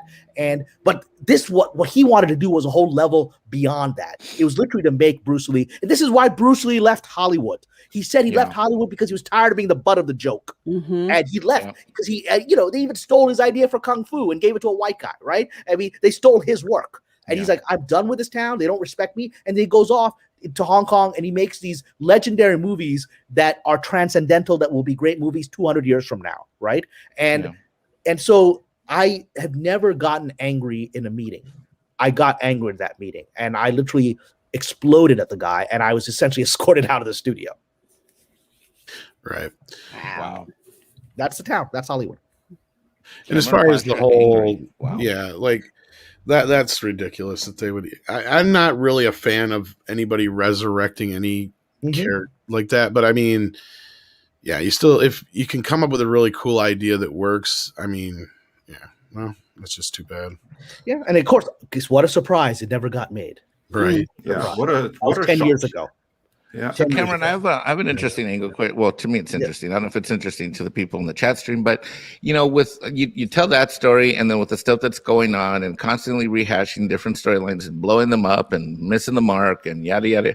Do you think that there might be a resurgence of that independent creativity? I mean, you look in the comic book world, and things went to hell in a handbasket, and now indie comics are really surging on a variety of levels. Do you think there might be that possibility of opening, or do the studios have so much of a lock on things that there's really no hope? But I kind of feel like maybe there might be some hope. And I would love to actually hear Lorena's perspective on this as well, because I've talked a lot here, and it's not fair to everyone on the panel. But I will say that I do believe there is hope.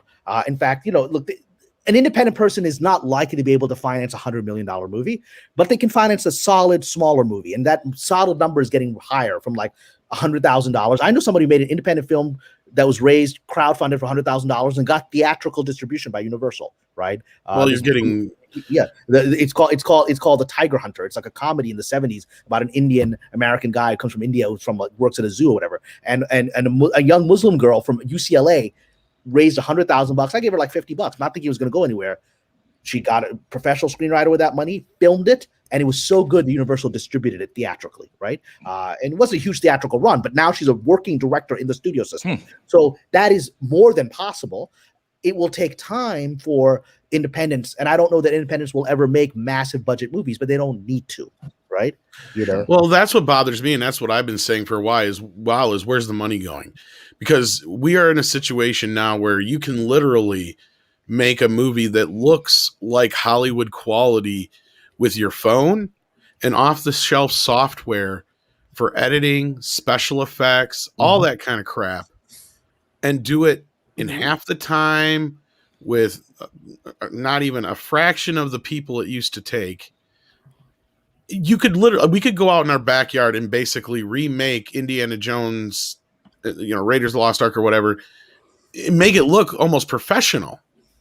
And why is it we live in a world where we can do that, but yet there's this gate that's being kept And that's where I've said I can't believe we haven't gotten to the new independent revolution. We're due for it. Well, It the happens unions are every part of 30 it. years. Yeah, go ahead. The Sorry. unions are part of it. I mean, the unions are part of it. Mhm. Like, I mean, and I'm a member of the union, the Writers Guild. I mean, there are, And that's there something I are, brought up too. Yeah. there are very specific, financial minimums. But the SAG and the other guilds have lower minimums for if you wanted to make an independent film. The moment you cross like essentially $1 million budget, those numbers start rising real high, right? And then suddenly everyone's salary goes into it.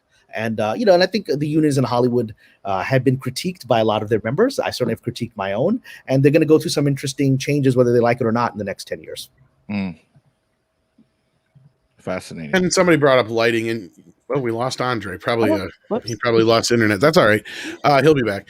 But yeah, no, John, lighting is expensive, but it's not as expensive as it used to be. Like for film is very expensive. Digital, you can use natural light. Yeah. Like that's the whole thing of there's filters you can use in digital to Right. alter light and all that. Yeah. So like it's totally like we are in a point right now where you can almost do just about anything your imagination can come up with, as long as you have a good idea and know how to execute it and get a little bit of help. You can really make something that looks like it was $100 million movie for a couple $1,000. Like, it's not that difficult. Look at it, some of the fan films that are out there now coming out, like even that Bucketheads. Yeah, sure, there's some things where it wears its limited budget, but in certain areas, it's like, holy shit, this is fan made. Yeah, with all the technology that's out there, the barrier to entry is lower. And I would hope that we would see more independent films and ideas, because it's very obvious Hollywood just seems to be rehashing the same thing, or doing a remake, or doing a reboot, or doing sequels that no one really freaking cares to see. I think it's just the barrier of trying to keep those independent ventures out. But I don't think they can hold them back for very long, because these ideas escape, they catch the attention of the right people, and then word of mouth just spreads. Yeah. It's and it's going to change. I mean, look at all the things that Mike has said, are real. We're going to have these fundamental changes coming to the system. This whole world has been shaken up in the last year, and it's actually a good thing at the end of the day, despite the fact of not being a fun process for any of us. The industry is changing. One of the things that I've noticed is that the very things that the industry tried to stop for the last couple of decades that I've endured are no longer stoppable. I'll give you an example. I've talked about how in television I've developed and pitched shows that are focused on history, Middle Eastern history, European history, and they're often targeted towards a large part of the world that isn't American and European, right? The industry has resisted those shows, like my Moorish Spain show, for years. And amazingly, in the last year, because of the events that happened, because of the rise of the streamers in power, the streamers' economic model, Netflix and all these models, their model is not to focus on content for the United States. Their model is increasingly more focusing on global content, because their economic model is to get more subscribers. They've tapped out their subscribers in the US. Now they're tapping out in Europe. They got to get subscribers in Africa. They got to get subscribers in Middle East and Asia and Latin America. They have to, in order to keep expanding their revenue base. And so their shows that the streamers are now interested in are largely ones that can appeal to a global audience, even if they're done in English. So this is what I've heard now from multiple very famous screenwriters, and I was shocked to hear this, that a TV pitch that went out literally 10 days ago with Bradley Cooper and Meryl Streep attached to this TV series. Bradley Cooper and Meryl Streep did not get a single offer. Everyone expected a bidding war. Everyone passed on it, because it was seen as too American oriented. They said there's people in Europe aren't that interested in this. People in Africa aren't going to watch this, even if Meryl Streep is involved. So we're going to pass. And that was a shock to the system. That was 10 days ago. The industry is still talking about it, because how can it be that Meryl Streep and Bradley Cooper can't sell a TV series right now? It's because the stories have to become global now, which is why Midnight's Edge is wisely also expanding globally with the Espanol. Yeah, but see, that's not. Here's the thing, and this is the problem I keep hearing, and this goes back to the whole thing with China we were talking about last week. The biggest issue they're having there is, okay, fine, you want that Chinese money, but you're not even giving them what they want. They want the same thing that most of us want, and that is just plain old original American fucking entertainment. Yep. There's a reason why it is Hollywood. There's a reason why we know it when we get into a Hollywood movie, why everybody else who comes from other countries, when they go to the theater and they go to see an American movie, they have expectations going into that. If everything's going to look like everything else, then who gives a shit? This is what pissed me off about Parasite winning the Oscar. I'm not saying anything about the movie. I'm not even saying the movie's bad or anything like that. It won I think, didn't it also win in the best foreign category as well?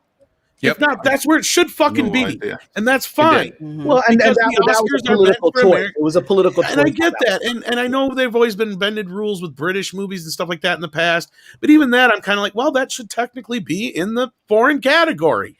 And that's what pisses me off about the Oscars. And I'm not trying to rant, but it's like, whatever happened to good old classic American fucking entertainment? Like, why does everything have to be so simple? It's just like Cameron said. It's just that the audience is global right now, and if the appeal is just in America, it's not. That's for a streamer. They're looking at the but I don't walk into a Mexican restaurant expecting fucking Asian food. That's my point. I get producers. So what? Okay, so we've hit an issue here, which is a nationalist issue, right? And number one, people in Hollywood are stupid. They don't know what stories appeal to Americans or to Europeans or anyone else. So let's just make that clear, right? They don't know, right? They don't know because they're not tapped into normal people's lives, right? They would be shocked to discover that Midnight's Edge has Midnight's Edge Espanol and we're all friends. They don't understand that because they see the world as bifurcated and bifurcated and all that. They see the world as ghettos, right? That's how they see it. And understand as well, Tom, that the stories that are coming in that they think are American-based aren't good stories anyway either, because the biggest problem is exactly what you're saying, which is that universal storytelling has been lost. But I do believe in a positive way, because Hollywood is now thinking in terms of how do we get people worldwide to watch this, and they're thinking in terms of ethnic and nationalist divisions, right? They will accidentally are bumbling into universal storytelling again, right? They're bumbling into it in the process. It's not coming out of their racist agenda. It's not coming out of their globalist worldview, but they're going to bumble into it by accident, because the last decade has been attempting to change American and European culture based on an ideology, and then the belief that, well, the rest of the world is a bunch of idiots, so they're just going to follow this ideology when nobody wanted it, right? So now we're shifting in another way. This will be a good thing in the longer run for storytelling. It'll bring us back to universal storytelling. Yeah, and I just don't get it. And universal storytelling. Yeah, go ahead, Mike. Please. I just feel like it's Tom, you and I have talked about this before another time. Like when did someone start thinking that I didn't like white people no more? I mean, like I never saw race as a kid. When I was getting bullied at school, what? Star Trek. William Shatner was I grew up in a single mom household. Okay, William Shatner was basically my stepdad. Okay. I mean, he basically was my stepdad. Like, I came home, I was a latchkey kid. Star Trek was on every day on KTVU. It was on every afternoon at 3:00, again at 6:00, 2 different episodes. It's KTVU. It's an independent channel back then, before it turned over to Fox. And I would you know what I mean? That's where I learned how to kind of be manly a little bit. I was a little kid. It's where I learned how to be, treat women properly and stuff. You'd be like, hello. Maybe that's where I got my cheesy kind of flirty ways, and then Star Wars Luke Skywalker, when I got bullied and did have some incidents in school, that's where I got the courage long before I could afford lightsabers like I do now. I grabbed a stick and protected myself when I got jumped after school, and I wanted to be, I saw myself like Luke, weak and, not, very like a boy, and becoming a man and standing up to Darth Vader and evil. And I never saw race in any of this stuff. I never have, and this institutional racism, I never seen it, never had it, and didn't stop me from getting into Stanford and Oxford, being darker brown. I mean, hell, I'm as dark as a freaking cedar tree. Never had any issues. I just don't understand when Hollywood started thinking that I stopped liking white people. I love white people. What the hell? Well, no, that's a great example. Why can't I see white people on TV? Can I say this? Can I say this? In a TV show I worked on recently, I won't name the show. A TV show I worked on recently, the boss was incredibly woke, and I just had to sit there biting my tongue because it didn't ultimately work. I didn't survive the show, right? But I did my best to hide my my perspective. The boss is just woke, preachy crap all day long, right? And finally, after the umpteen time in the writer's room, and remember, the writer's room is, there's a bunch of white people. They're all talking bad about white people, right? And so I was like, after the writer's room, I heard yet another screed on the white male and how we're not finally. I literally did this. I actually did this. I raised my hand in the writer's room and I said, I just want to make a comment. I like white people. And everyone burst out laughing, right? But I wasn't joking because I was like, here, I'm a minority and I'm done with this. It's like crap in the room all day long. It's such a bore. It's like and I hate this. It's like they expect, we're just supposed to hate white people. And there's something I kind of want to say to Mike's point. I tell people it is perfectly fine to see race. We're not blind. We're not blind at all. The problem that comes in, it's exactly it. It's different. And Hollywood didn't used to be that way. It wasn't that, white people were all bad or whatever. And you had, different races out there. There is nothing wrong with seeing race. Like I tell people, there's nothing wrong with representation.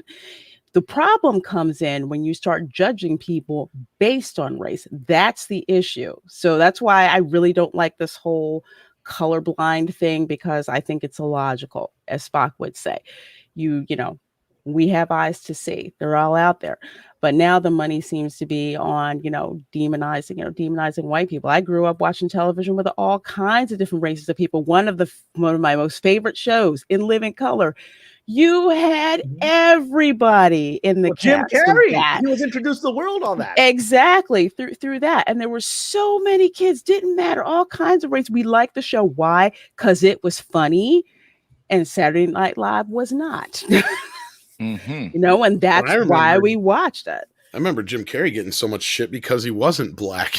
Yeah, I heard that too. But it's just like he was so funny and, just seamlessly with everyone. Oh, God, Fire Marshal Bill. Fire Marshal Bill is iconic. What if somebody were to leave just a bunch of gasoline laying around here and I were to trip over it and spill it and then just happen to light a cigarette? That would explode. That was up there with living in a van by the river on SNL. That was one of the few good one of the few good SNL. Andre has no clue what we're talking. He may, I don't know if it's, either one of those really. In SNL, I know he didn't make it over. Yeah, no, I checked out when you said SNL. So yeah, I don't know about In Living Color if that made it over there either. So. No, actually, that did not make it over here. But as I've already said, I was on vacation, or the first time I was in America was in the summer of 1995. And I remember when we were the 2 weeks in Virginia, and that's where I was first introduced to American TV, because in the hotel we had cable with HBO and everything like that. And there I specifically remember In Living Color, because I was on at the time. I don't know if it was a rerun or what. Yeah. It was probably a rerun because Jim Carrey had moved on by then. But anyway, I saw the reruns there, and I remember it was the episode with the parody of the Michael Jackson music video. Oh, that's a good black and white. Black or white. So I saw that parody there, and I thought it was freaking hilarious. So I was a fan of In Living Color. And I know that's also where Jennifer Lopez started out. Yeah. Back when she was still Jennifer on the Block, before she had to be driven in a limo from one I woke up with the other. Came on. I was awake. Fly Girls, it's time. Let's yeah. No, but it was funny. Yeah, no, I know In Living Color. Depending on the year, concept of what SNL year was it? Well. Because it's just that it's not any funny anymore. But believe it or not, great back in the day. Jim Carrey stuck with the show for quite a while. He did out most of his contract. They finally let him out of his contract. I think the last bit of one of the last couple of years, but I think they only did one whole season without him, and that was it, if I'm not mistaken. That's about right. Yeah, because he stuck through it. Yeah, he was loyal, and they let him out because he was so busy. But it was funny is I can't remember the skit, but it was early on. But he basically did Ace Ventura as a completely different character on that show. He's doing all the alrighty thens and all that kind of shit, and it's that's Ace Ventura. Yeah. Oh yeah, Oh, yeah, he was great Lucia in it. Scott is also pointing out that In Living Color was Oh, on really? Norwegian TV. Oh yeah, but I never saw it then. I did see Mad TV though. We did have that, so that I did see. Oh, Mad TV's. I think Mad TV's one of their commercials, I think, was, do you remember when SNL was funny? They said, neither did we. Oh, Yeah, Mad I will TV say had about moments. I will say about Mad TV that they had the best parodies. Their parodies were fantastic, and their Yeah. original content and their original characters sucked to high freaking heavens. Yes, I agree. I hated Stewart and a couple other ones, but they predicted Jason going to space and a few other things on Mad TV. So Yeah, they were quite ahead of their Jason in time. Space was inevitable. And that actually wasn't a bad movie. I was surprised. I I think they like tried to that pretty bad. movie. of all the It's going cool. to space movies, that's least. Yeah. That was a really fun one, and It I'd had be fun very with happy it, with yeah. I love how the nanobots resurrect him. It's great. Uber Jason. No, that was a fun movie. I like that one. And yeah, no, so Mad TV, that fantastic parodies, especially the Wizard of Oz parody. My God, I can't believe that was on TV at the time that it was allowed. That's when If you go to YouTube and you check out the Mad TV Wizard of Oz parodies, I mean that would never have been allowed today. How they make fun of the Tin Man for being gay and everything like that. That's, Well, I mean, the thing is, the pivotal thing of comedy, which is why we've lost comedy, is that we're all idiots. All of us are idiots. We all deserve to be made fun of because that shows us our humanity. And the idea is you can't make fun of X, Y, and Z. You can't make fun of Pakistanis. I mean, come on, man. I grew up with Muslim jokes. You got to be able to laugh at some of them, right? I mean, I prefer the Muslim jokes than to some of the crap that people gave me on Twitter a few weeks ago, right? And because a joke is a connection with humanity. Yeah. Well, there's a difference between doing something mean-spirited and it actually being a joke. Like, I don't know, I can't remember the exact one you're talking about, Andre, but I'm assuming the whole point of the joke was the Tin Man was just in denial that he was gay. Nobody else had a problem that he was, but that was the joke, I bet, right?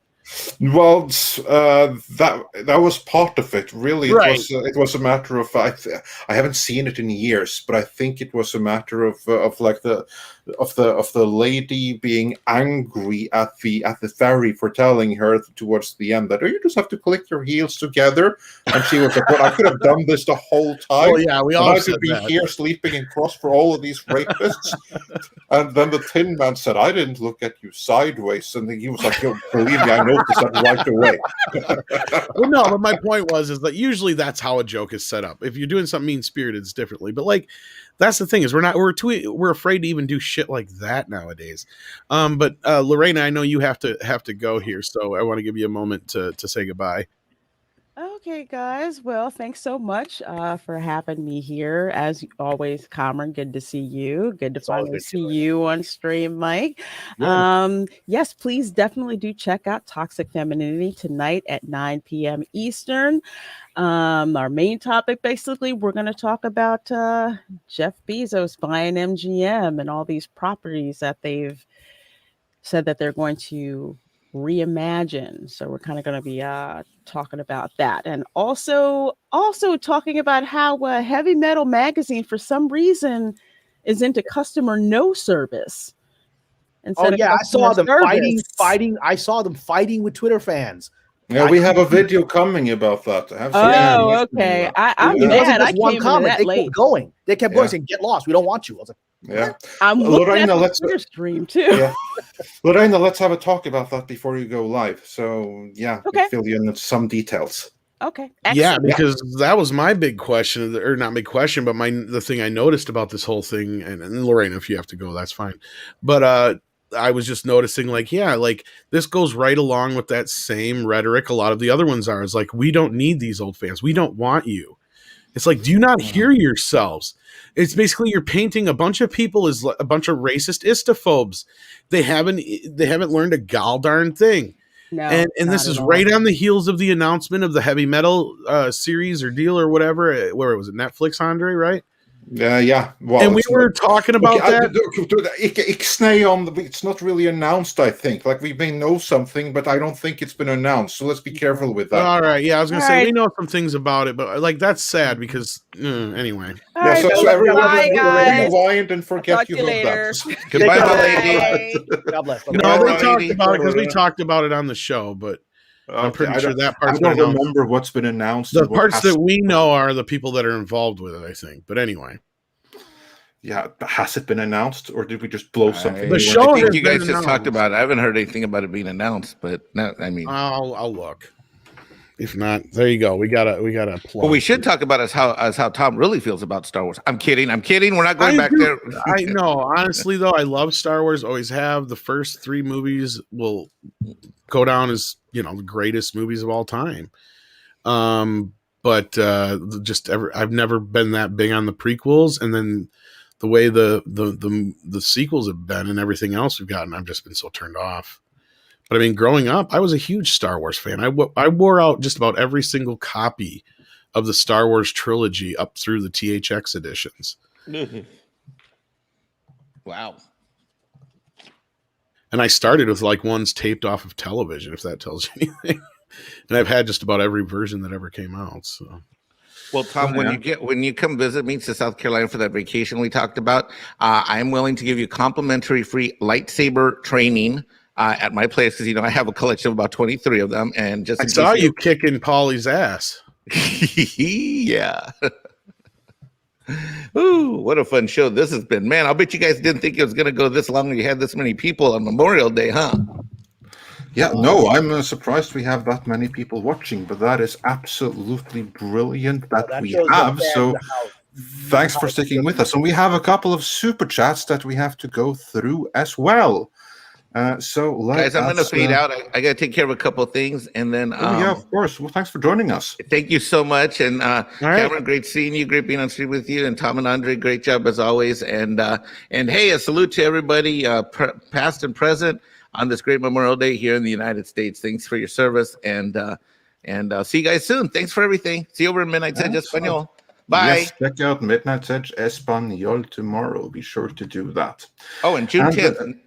Yes, and of course, main channel June 10th for our incredible reunion panel with some all-star cast. So there will be plenty more information about that, posters and everything. So do check that out. Cameron, do you have a couple of more minutes? Yeah, I got about 10 more minutes. And I think that He does not. He froze. Yeah, I was about to say, did Cameron froze or did my internet No, freeze? he froze. I was pretty sure at that moment he froze because the chat is Okay. still moving. So, Yeah. crap. Well- Hopefully he'll be back. hopefully he will be back, and if not, he is always with us in spirit, and our door is open when he does come back. But While moving we're on, waiting, let's chats. as I say, let's grab some super chats like this one from STR Yeah, Red like- Wolf. Exactly, and he says folks should use the force and push the like button. Very sound advice there. Everyone, please do that. Help us get to 1,000 likes, since we have more than 1,000 people still watching. And then let's see what more we can get here. There we have Kamran back again. So I froze. That was strange, but okay, whatever. Yeah, it is well, it happens. But yeah, we have a couple of super. I think there were a couple of super chats that was aimed at you, which is why I wanted to take a couple more minutes. But the ones that we can get up on screen, R3 Kato R77 says for €20. Thank you so much. So many incredible books, and Hollywood keeps recycling the same stories. Forever War is an amazing book. R. Scott was bound to do it, but never got made. And yeah, there are some amazing books out there, but it should be said, though, there are many, many original things coming from Hollywood. It's just that people don't watch it. It's a little bit our fault as audience as well. But I will say I'm so happy to see an original movie and now an original franchise like A Quiet Place. becoming so influential, because that was purely an original movie. I actually went to a special screening of the original Quiet Place where John Krasinski and the screenwriter showed up. So I was like, wow, they're there. And they talked about how it was basically a spec script. The two screenwriters were like, I think they had watched that movie that won the Oscar with a silent film, right, recently. And they're like, can we do a silent film today, right? Okay, is there a way to do a horror film as a silent film? And they came up with it purely on their own creatively. They got it, John Krasinski, and that's something that was generated from the ground up. And look what it has done. It has created a franchise, and it has actually woken Hollywood up and resurrected the theater industry single-handedly. Yeah, that's old school innovation, though. That's where somebody said, well, what if you had a situation where this? And then a whole idea sprung from that. And that's the way these things used to be. It never used to be, oh, we got this IP, let's make a fucking movie out of it. Yeah. You know, it even comes almost kind of from the old Robert Rodriguez school of, you know, make what you know and what you have. And that's kind of what that is like, okay, I want to tell this interesting little story, and I know I don't need $10 billion to do it. I can do it on the cheap. And, you know, it turned out to be this huge hit for them. And now it's a new franchise. And that's what it used to be. And that's why the 80s were so lucrative with franchises, or however you want to put it, was because you got all these great original ideas that spawned a dozen sequels. And that's what we've lost in Hollywood for sure. Well, and I've watched the culture of it, but I'm watching the culture of it change. In the 20 years that I've been there, when I first arrived, we were already deeply enmeshed in the culture, which had really begun in the 90s. You're right, Tom. It was in the 80s that we still had the Terminator and stuff like that. Just new stuff nobody thought of was being thrown out and created, right? And then in the 90s, is actually really after the passing of Don Simpson, who was behind a lot of it, right? The Rock was one of the most, you know, he passed away on The Rock. He was behind Beverly Hills Cop and all the, you know, Flashdance and all those classic movies. He was Jerry Bruckheimer's partner, right? Don Simpson. And so when he was one of the great entrepreneurs of the industry, right, and when he left this world, when he died, then we started watching. Yeah, when we started watching the rise of sort of the people, again, the next generation that started coming in, that just had all this flush cash that was created by the entrepreneurs, and then they were risk averse of how to spend it, right? And so by the time I arrived 10 years later, it had already been embedded in the industry that everyone needed some kind of underlying IP, and the only reason for it, the argument was, well, we need something to tell the audience this is good, based on a true story, based on this thing that a few of you have watched, right, or read. But that wasn't the reason. The reason was that the executive could say to the boss, if the movie doesn't work, how could I know? It's based on a best-selling novel, or at least based on a science fiction book. It's based on this comic book. There should have been an underlying audience for this. It's probably the director's fault. He screwed it up. Don't fire me. Yeah. Right? That's what it is. But I have personally witnessed, again, in the last year, something changing. One of the projects that I've developed that I cannot reveal yet, but because it's actually in contractual stage right now, it's moving forward, is a project that's set, you know, and I've mentioned the general idea, which is set in the Ottoman Empire, right? And as we were dealing with the studio that we're making the deal with, one of the executives was one of the producers, not the executive, one of the producers was like, we should probably see if we can find an underlying book or history book or something about the Ottomans that we can use. I was like, but this is like my thing. I created this. We don't need to go get an underlying book, right? He's like, no, it's just, you know, that's the way the world works. You have an underlying thing. That's the basis of the work. Amazingly, the studio came back and said, we don't need it. We can sell the concept. We can market the concept, right? And that was coming from the studio. So the producers, this was surprising to them because they went to all this trouble. They called a bunch of authors and agents trying to get various books that were allegedly the origin of the idea of the thing I had already written, right?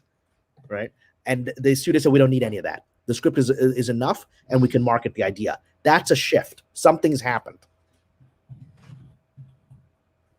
Yeah, there you go. Very interesting. Yeah. All right. Something is absolutely happening, and these are very interesting times. Just for that. But moving on with the super chats, let's see what if there's any more we can bring up on screen on that one.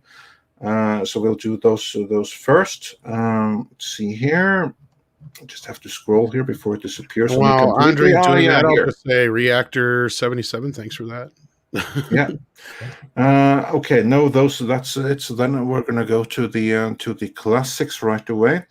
Ready Player 3 says, Classic Trek should be the goal. Jodie, Uhura, Sisko, and Chakotay. Their skin color wasn't an issue. They were good characters united in common purpose. Indeed.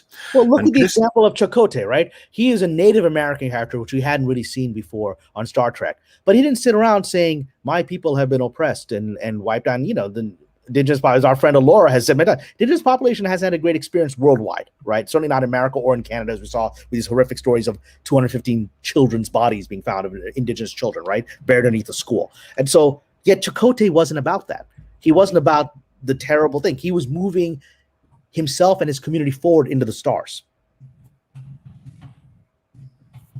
Yeah, he really, really was. So a great character, all in all. Not a great execution throughout the series, but certainly a great character. And then we have one for you here coming on. I'm just jumping back a little bit since I have to jump back anyway. Organic Vistas sent us 3 super chats. First of those says, the original Bond books are tight, tense, and human. Andre, you rock. Well, thank you.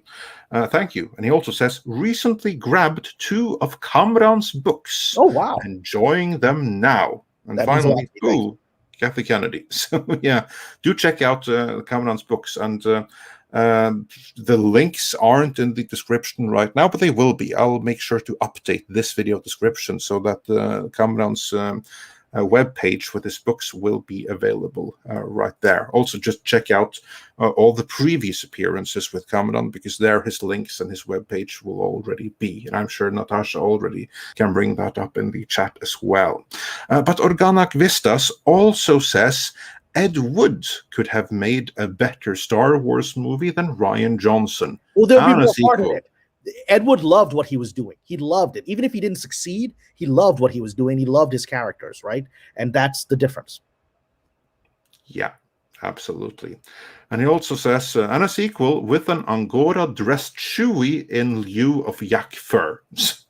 Yeah, but you'd get the heart right. And finally, Organic Vistas asks, will Lucas buy back in to control Star Wars, and how many billions would that generate for Disney? Seems like a no-brainer for the mouse post KK. I don't know that Lucas will have to buy back in. I think that they would want his services without having to buy anything. It would just be shifting money anyway. But I have an yeah. opinion on this. Doomcock had, I think, announced through one of his sources that there's talk that Lucas is buying back into Lucasfilm, putting his money into it. I don't know that for sure. I haven't heard that from my contacts, but I have predicted that would happen for a long time. I think we said that in the last time when we were on with Doomcock.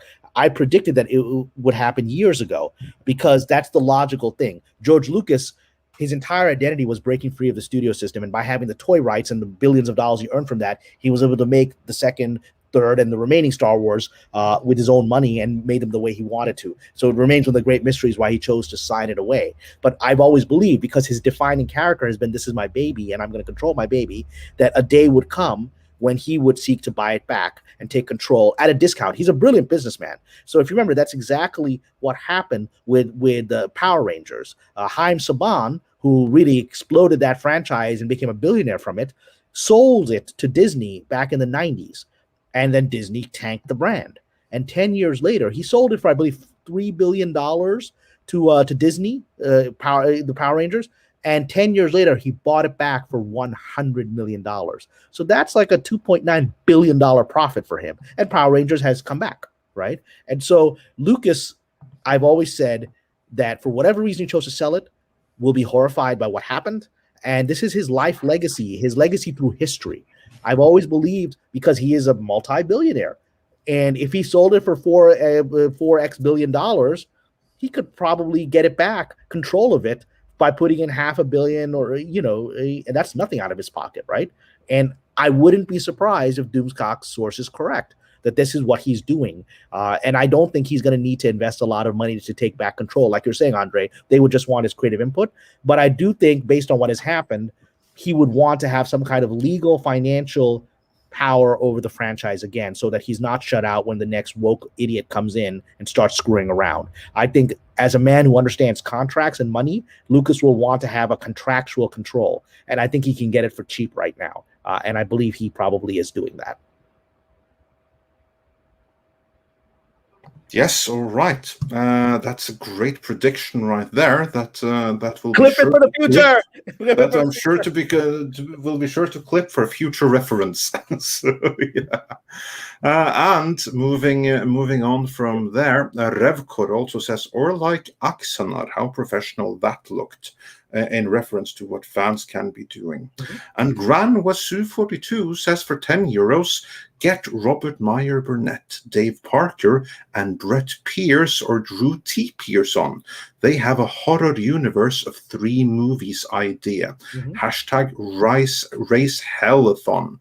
All of them have directed movies and could be fun raced like Comicsgate does. Yeah, I'm on Robert Meyer's Burnett show every Sunday alongside Dave Parker, so I'm very well aware of this and will definitely be supporting that as it picks up steam. So yeah, just watch the space and Robert Meyer Burnett space, and we'll get more in on that. Rob Altis says Hollywood focuses on what divides us rather than what unites us. Good entertainment, not agenda. Yeah, and that is a recent phenomenon. I mean, look, it's depending on who was on the other end of it. You could say there's always been some division, right? You know, as a Muslim, I haven't enjoyed the way my community's been portrayed since the 70s, right? Before that, we used to be the good guys in like the Alibaba movies or whatever, Aladdin movies. Then we became the bad guys in the 70s. And Native Americans didn't have a great shake for a large portion of their history, but there were also good Native American characters. So Hollywood was not intentionally divisive. It was just making stories. It became intentionally divisive over time, which has culminated into where we have been in the last decade. And I think it's reached the end of its journey for that. Now, like I said, it's trying to get universal storytelling again. Very, very cool. So yeah, but let's hope that happens, that they're able to bumble into that by accident, if not by design. It'll be accidental. It won't be through intention. Yeah, they don't. The moral character of the people in charge hasn't changed, right? And so they're just going to accidentally, in their effort to desperately save their jobs and make money, find universal storytelling again. Yeah, indeed. And let's see. Then we have Christian Coralejo, who says, for someone who has several ideas, but no one to bounce those ideas off of, how do they determine which ideas to devote their energy on fleshing out? So is this a story? Is this a question on creativity and that process? Is that what this is? I think so. Is it an economic question, or where do you think? Look, the one thing I will say is, if you're thinking in terms of what can I sell, that's never worked for me. I've never been able to sell anything that has been written with the market in mind. Like, I've written things that I think the market is there, right? Because I'm trying to pay my rent like everybody else, right? So I'm like, all right, that historical epic set in the Islamic world didn't sell. I got to pay my rent. Let me see what the market wants, right? And so I'll write this horror film, and I like horror films that's like tailored to what I think the market wants at that day. And those don't sell either, because the only things that actually do sell, are the only things that move you forward both creatively and commercially, are what you write from the heart and what you love. I don't say write what you know, because I'm not one of these people that says a man can't write a woman and a woman can't write a man, a black man can't write a white man, or vice versa. I'm not one of these. My novels are written from the point of view of women, right? And so I'm not one of these people. But I will say is write what you love, right? You don't have to know it. You can research it, but it has to come from love. And when you write what you love, focus on whatever one of your projects that you love, that your heart is in, because that's where magic happens. People can read the love in the text. Like when I'm reading the James Bond books, you can tell Ian Fleming loves this world and loves this character, right? And you can feel it as you read the text. So focus on whatever you love and do that one. Yeah, perfect. That's some great alert right there. And Polly just says that Midnight's Edge Espanol just hit 401 subscriptions. Gracias, everyone. That's 100 in just an hour. That's so great. Yeah. So that is absolutely awesome. So thank you so much for that. And going back to the classic super chats, or is there one we can bring up on screen? I think I saw. Yeah. Tsukuyomi 99. I'm sure I butchered that. Sorry about that, but thanks for the donation. And he says, what if the Star Wars sequel trilogy was directed by Spielberg or Timothy Zahn? Now, I don't know if Timothy Zahn has ever directed anything other than written the Thrawn trilogy, but if you had Steven Spielberg directing based on the movies by Timothy Zahn, I think we would be in good hands. We would be. I mean, I will say this. I'm going to say the blasphemy. I'm a big fan of Mr. Spielberg's earlier work. I think the last few years haven't been at the quality of the greatest work he's ever done. And a few movies in a row that aren't at the highest quality level are a little sad. And so I don't know if he's just exhausted or, or where we are with his journey. But I would actually like to see a Star Wars directed by Peter Jackson, right? Because I think Peter Jackson understands universal storytelling. He understands character. He understands epic scope and intimate storytelling. So that's the version that I'd like to see. So yeah, I mean, and I don't think from what I've read of the histories of the complex relationship between Spielberg and Lucas, they worked together on Indiana Jones. But I don't know that Lucas would appreciate Spielberg doing Star Wars, and I don't know that Spielberg would appreciate doing a Lucas project like that. That's his, he wants to have his own. They developed Indiana Jones together, but that's Lucas's baby, and I don't know that Spielberg would want to step into that. That's kind of that latter version is kind of the story I've heard in the past, is that George has actually offered Steven a couple times to direct, like even as far back as Return of the Jedi, but then it was because of the guild thing, I think, got in the way. But Steven has always said that it's George's baby and he doesn't want to step on it, because he could have done like the prequels and all this other stuff too. And yeah, same thing. Like even Ron Howard was offered the prequels and he said, and you know this? Ron Howard is my next door neighbor. I didn't know that's fucking sweet. Tell him really? brother. I mean, I was told by somebody living in my area, Ron Howard next to you. There's this beautiful, beautiful condominium by the beach right next to me. I live by the beach, right? And I was like, okay, yeah, whatever. I'm sure that's true. And then one day I'm just walking down the sidewalk in front of my home, and there's Ron Howard talking to somebody, and I almost bump into him. I was like, oh, excuse me, Mr. Howard. And like every now and then I'll just see him jogging at early morning in front of my window. I'm like, Ron Howard actually lives next to me. That's the most random thing. So I'm like, hey, Mr. Howard. So. Oh, that's cool. And I see that people aren't too close to their neighbors in California, evidently. But it's not New York City. Well, in New York City, we would never even talk to we would all be crammed together in an apartment. We never even said hello. So whatever. Yeah. And also in reference to your previous excellent advice, Dragon Master 360 says to Kamran Pasha, as someone who wants to get into horror writing, thank you. You're welcome. So yeah, imparting and horror is great. Horror is great because you can make a small horror budget movie like Saw, right? And become a massive global hit from that, right? And horror will always have an economic return. And again, don't think in terms of economics, write what you love.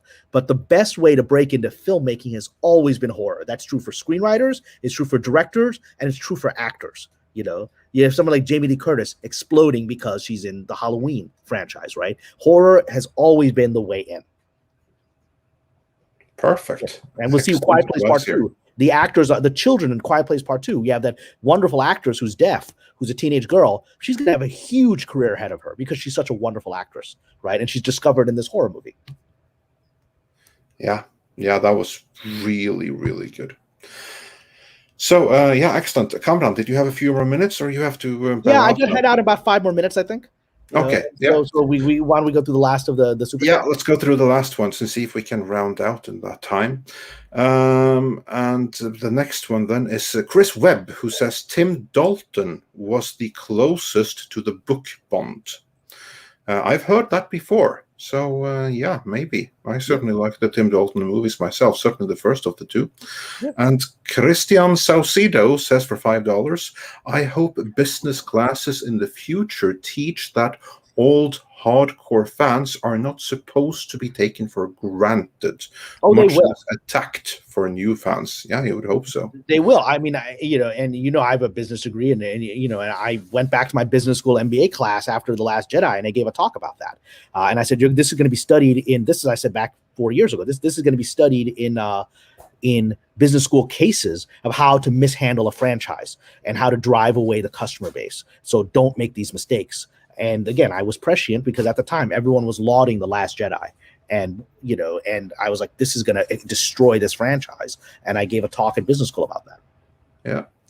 And those students will hopefully have learned, certainly since they see it unfolding, what you predicted live in front of us all.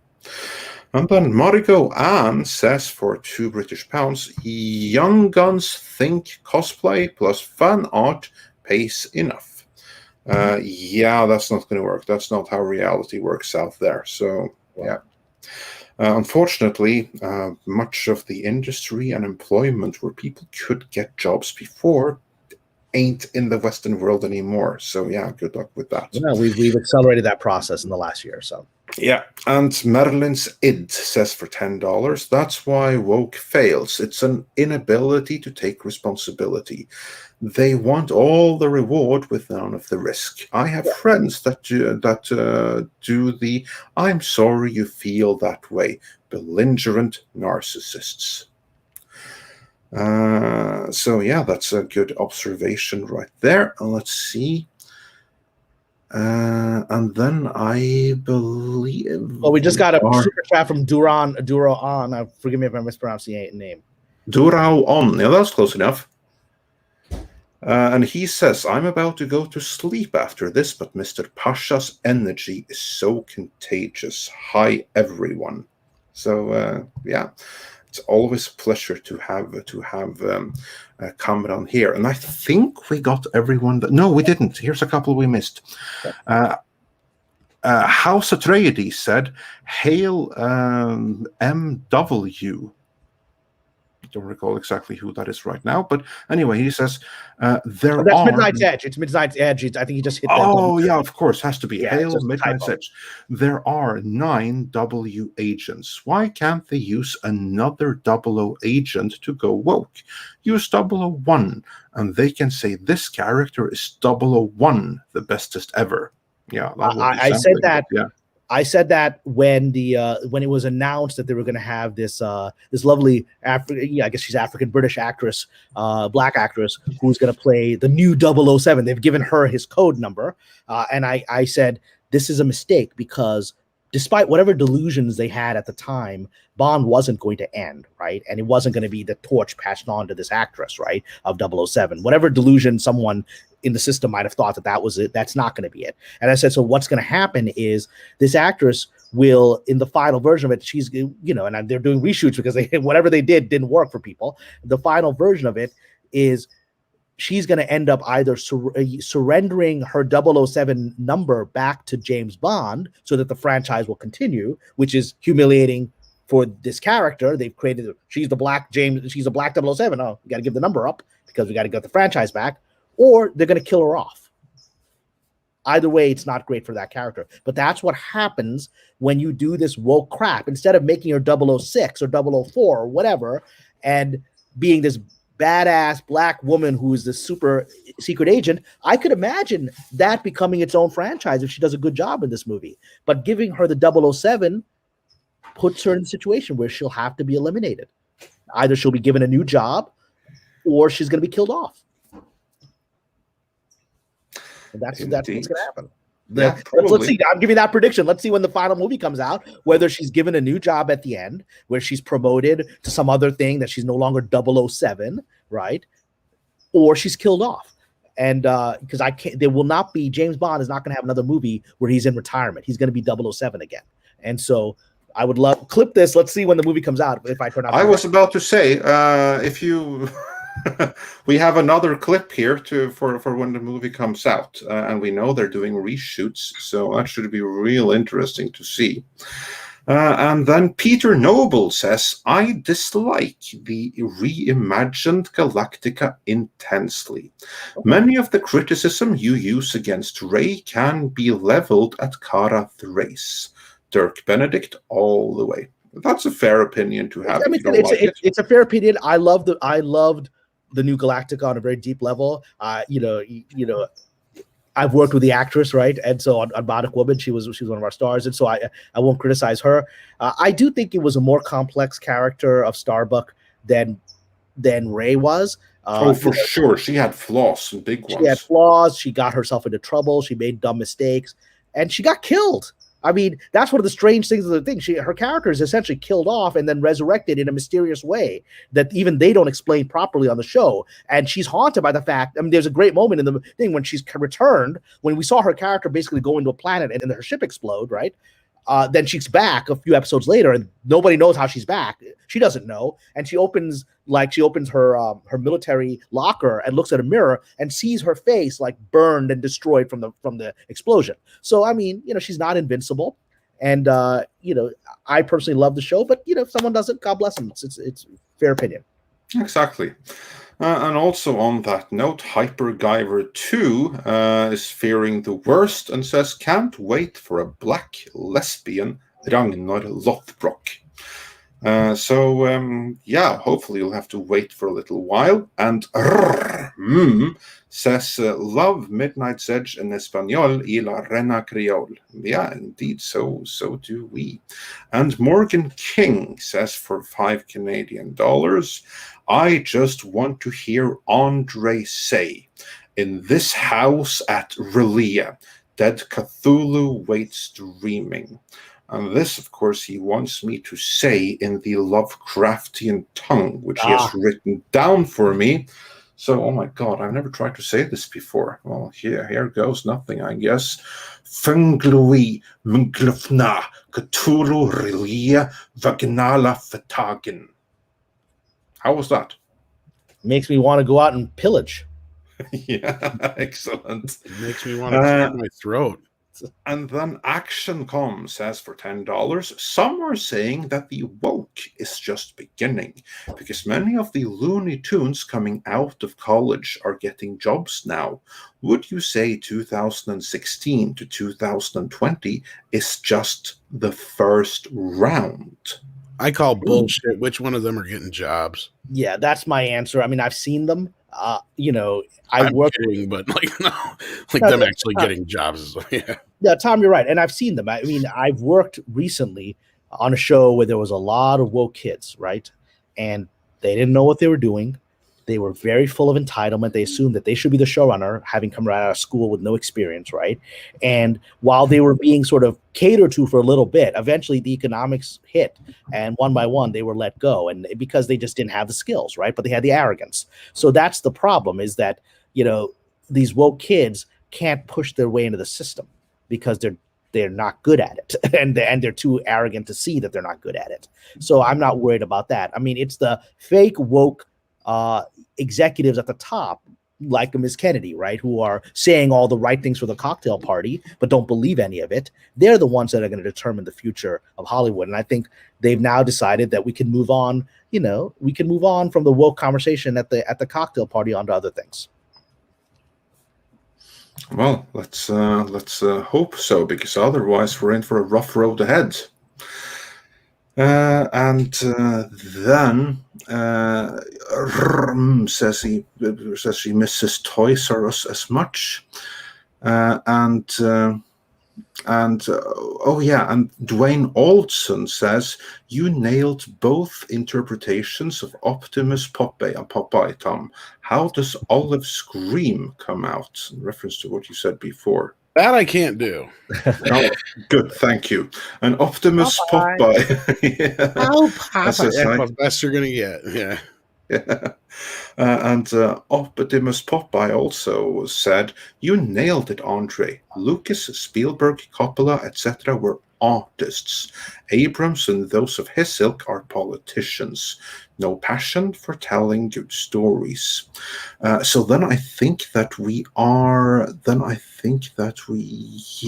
caught up on the classics. Okay. Just going to refresh and see if we have gotten any of the new ones today. Let's see. Yeah, we got a couple of new ones here that came in the meantime. I was going through the classics. Alex Acerra says, as a bi-lefty, let RoboCop be true to his roots. Oh, then I take it you must have seen the thumbnail for tonight's Toxic Femininity. Yeah, it's going to be fun to see what they'll do with RoboCop. So be sure to check out Toxic Femininity later tonight for more on that. And then XSL wonders, what were the topics every year of business school? Well, I mean, I think every business school is different. I went to the Tuck School at Dartmouth, and the first year is very, very difficult. You have your standard sort of cost accounting, all that stuff that strategic courses. But basically, in a school like that, they essentially give you more homework than you can do individually, and that eventually forces you. They do it on purpose. And then you begin to realize that the purpose of that is to force you to start making teams with your classmates and start developing working teams to solve problems, because inevitably when you go to a business school like that, everyone there is an alpha who's succeeded on their own for a long time, right? And so suddenly they're in an MBA program at an Ivy League school or whatever, and they think they can do everything by themselves, as they have done throughout their careers. And then those schools are often set up to be places of intense pressure cookers to force them to collaborate. That certainly was true at Dartmouth. I believe it's true at Harvard Business School. I think other schools like Northwestern, which are excellent business schools, have a much more, and Stanford, I think, has a much more relaxed and laid back. Like, you've gotten the business school, just you don't need to have too much pressure. That was the hard part. I think those are different schools. I actually appreciated the intense experience of my business school because it taught me how the world is, because the world is crisis upon crisis, and you need to be ready for that. Indeed. And with that, though, I do believe we are fully caught up. So with that, I want to say, Tom, you had something to say? No, I was just saying we might as well wrap up the show. That's say what thank I was you trying to Cameron and Polly and Lorena and Mexican Iron Man, who joined us as well today. And happy Memorial Day to all our American friends out there listening. And thank you all for all the super chats and support. We appreciate it. And that's all I had to say. Yes, and again, also thanks to everyone watching. Thanks to our guests. Thanks to Paulie. Thanks to Mike, the Mexican Iron Man, to Lorena Griol, and of course, Cameron. It's always a pleasure when you grace us with your presence and your predictions as the soothsayer. So, door is always open to you. Brilliant. The augur. I like the augur. We're gonna go with augur, Sierra. We'll take all those. The augur. We'll go with all of that. And now, as Natasha and others point out, Tom, it's time for some koalas in the rain. Okay. Koalas in the rain. Koalas in the rain. No fucks given. Koala.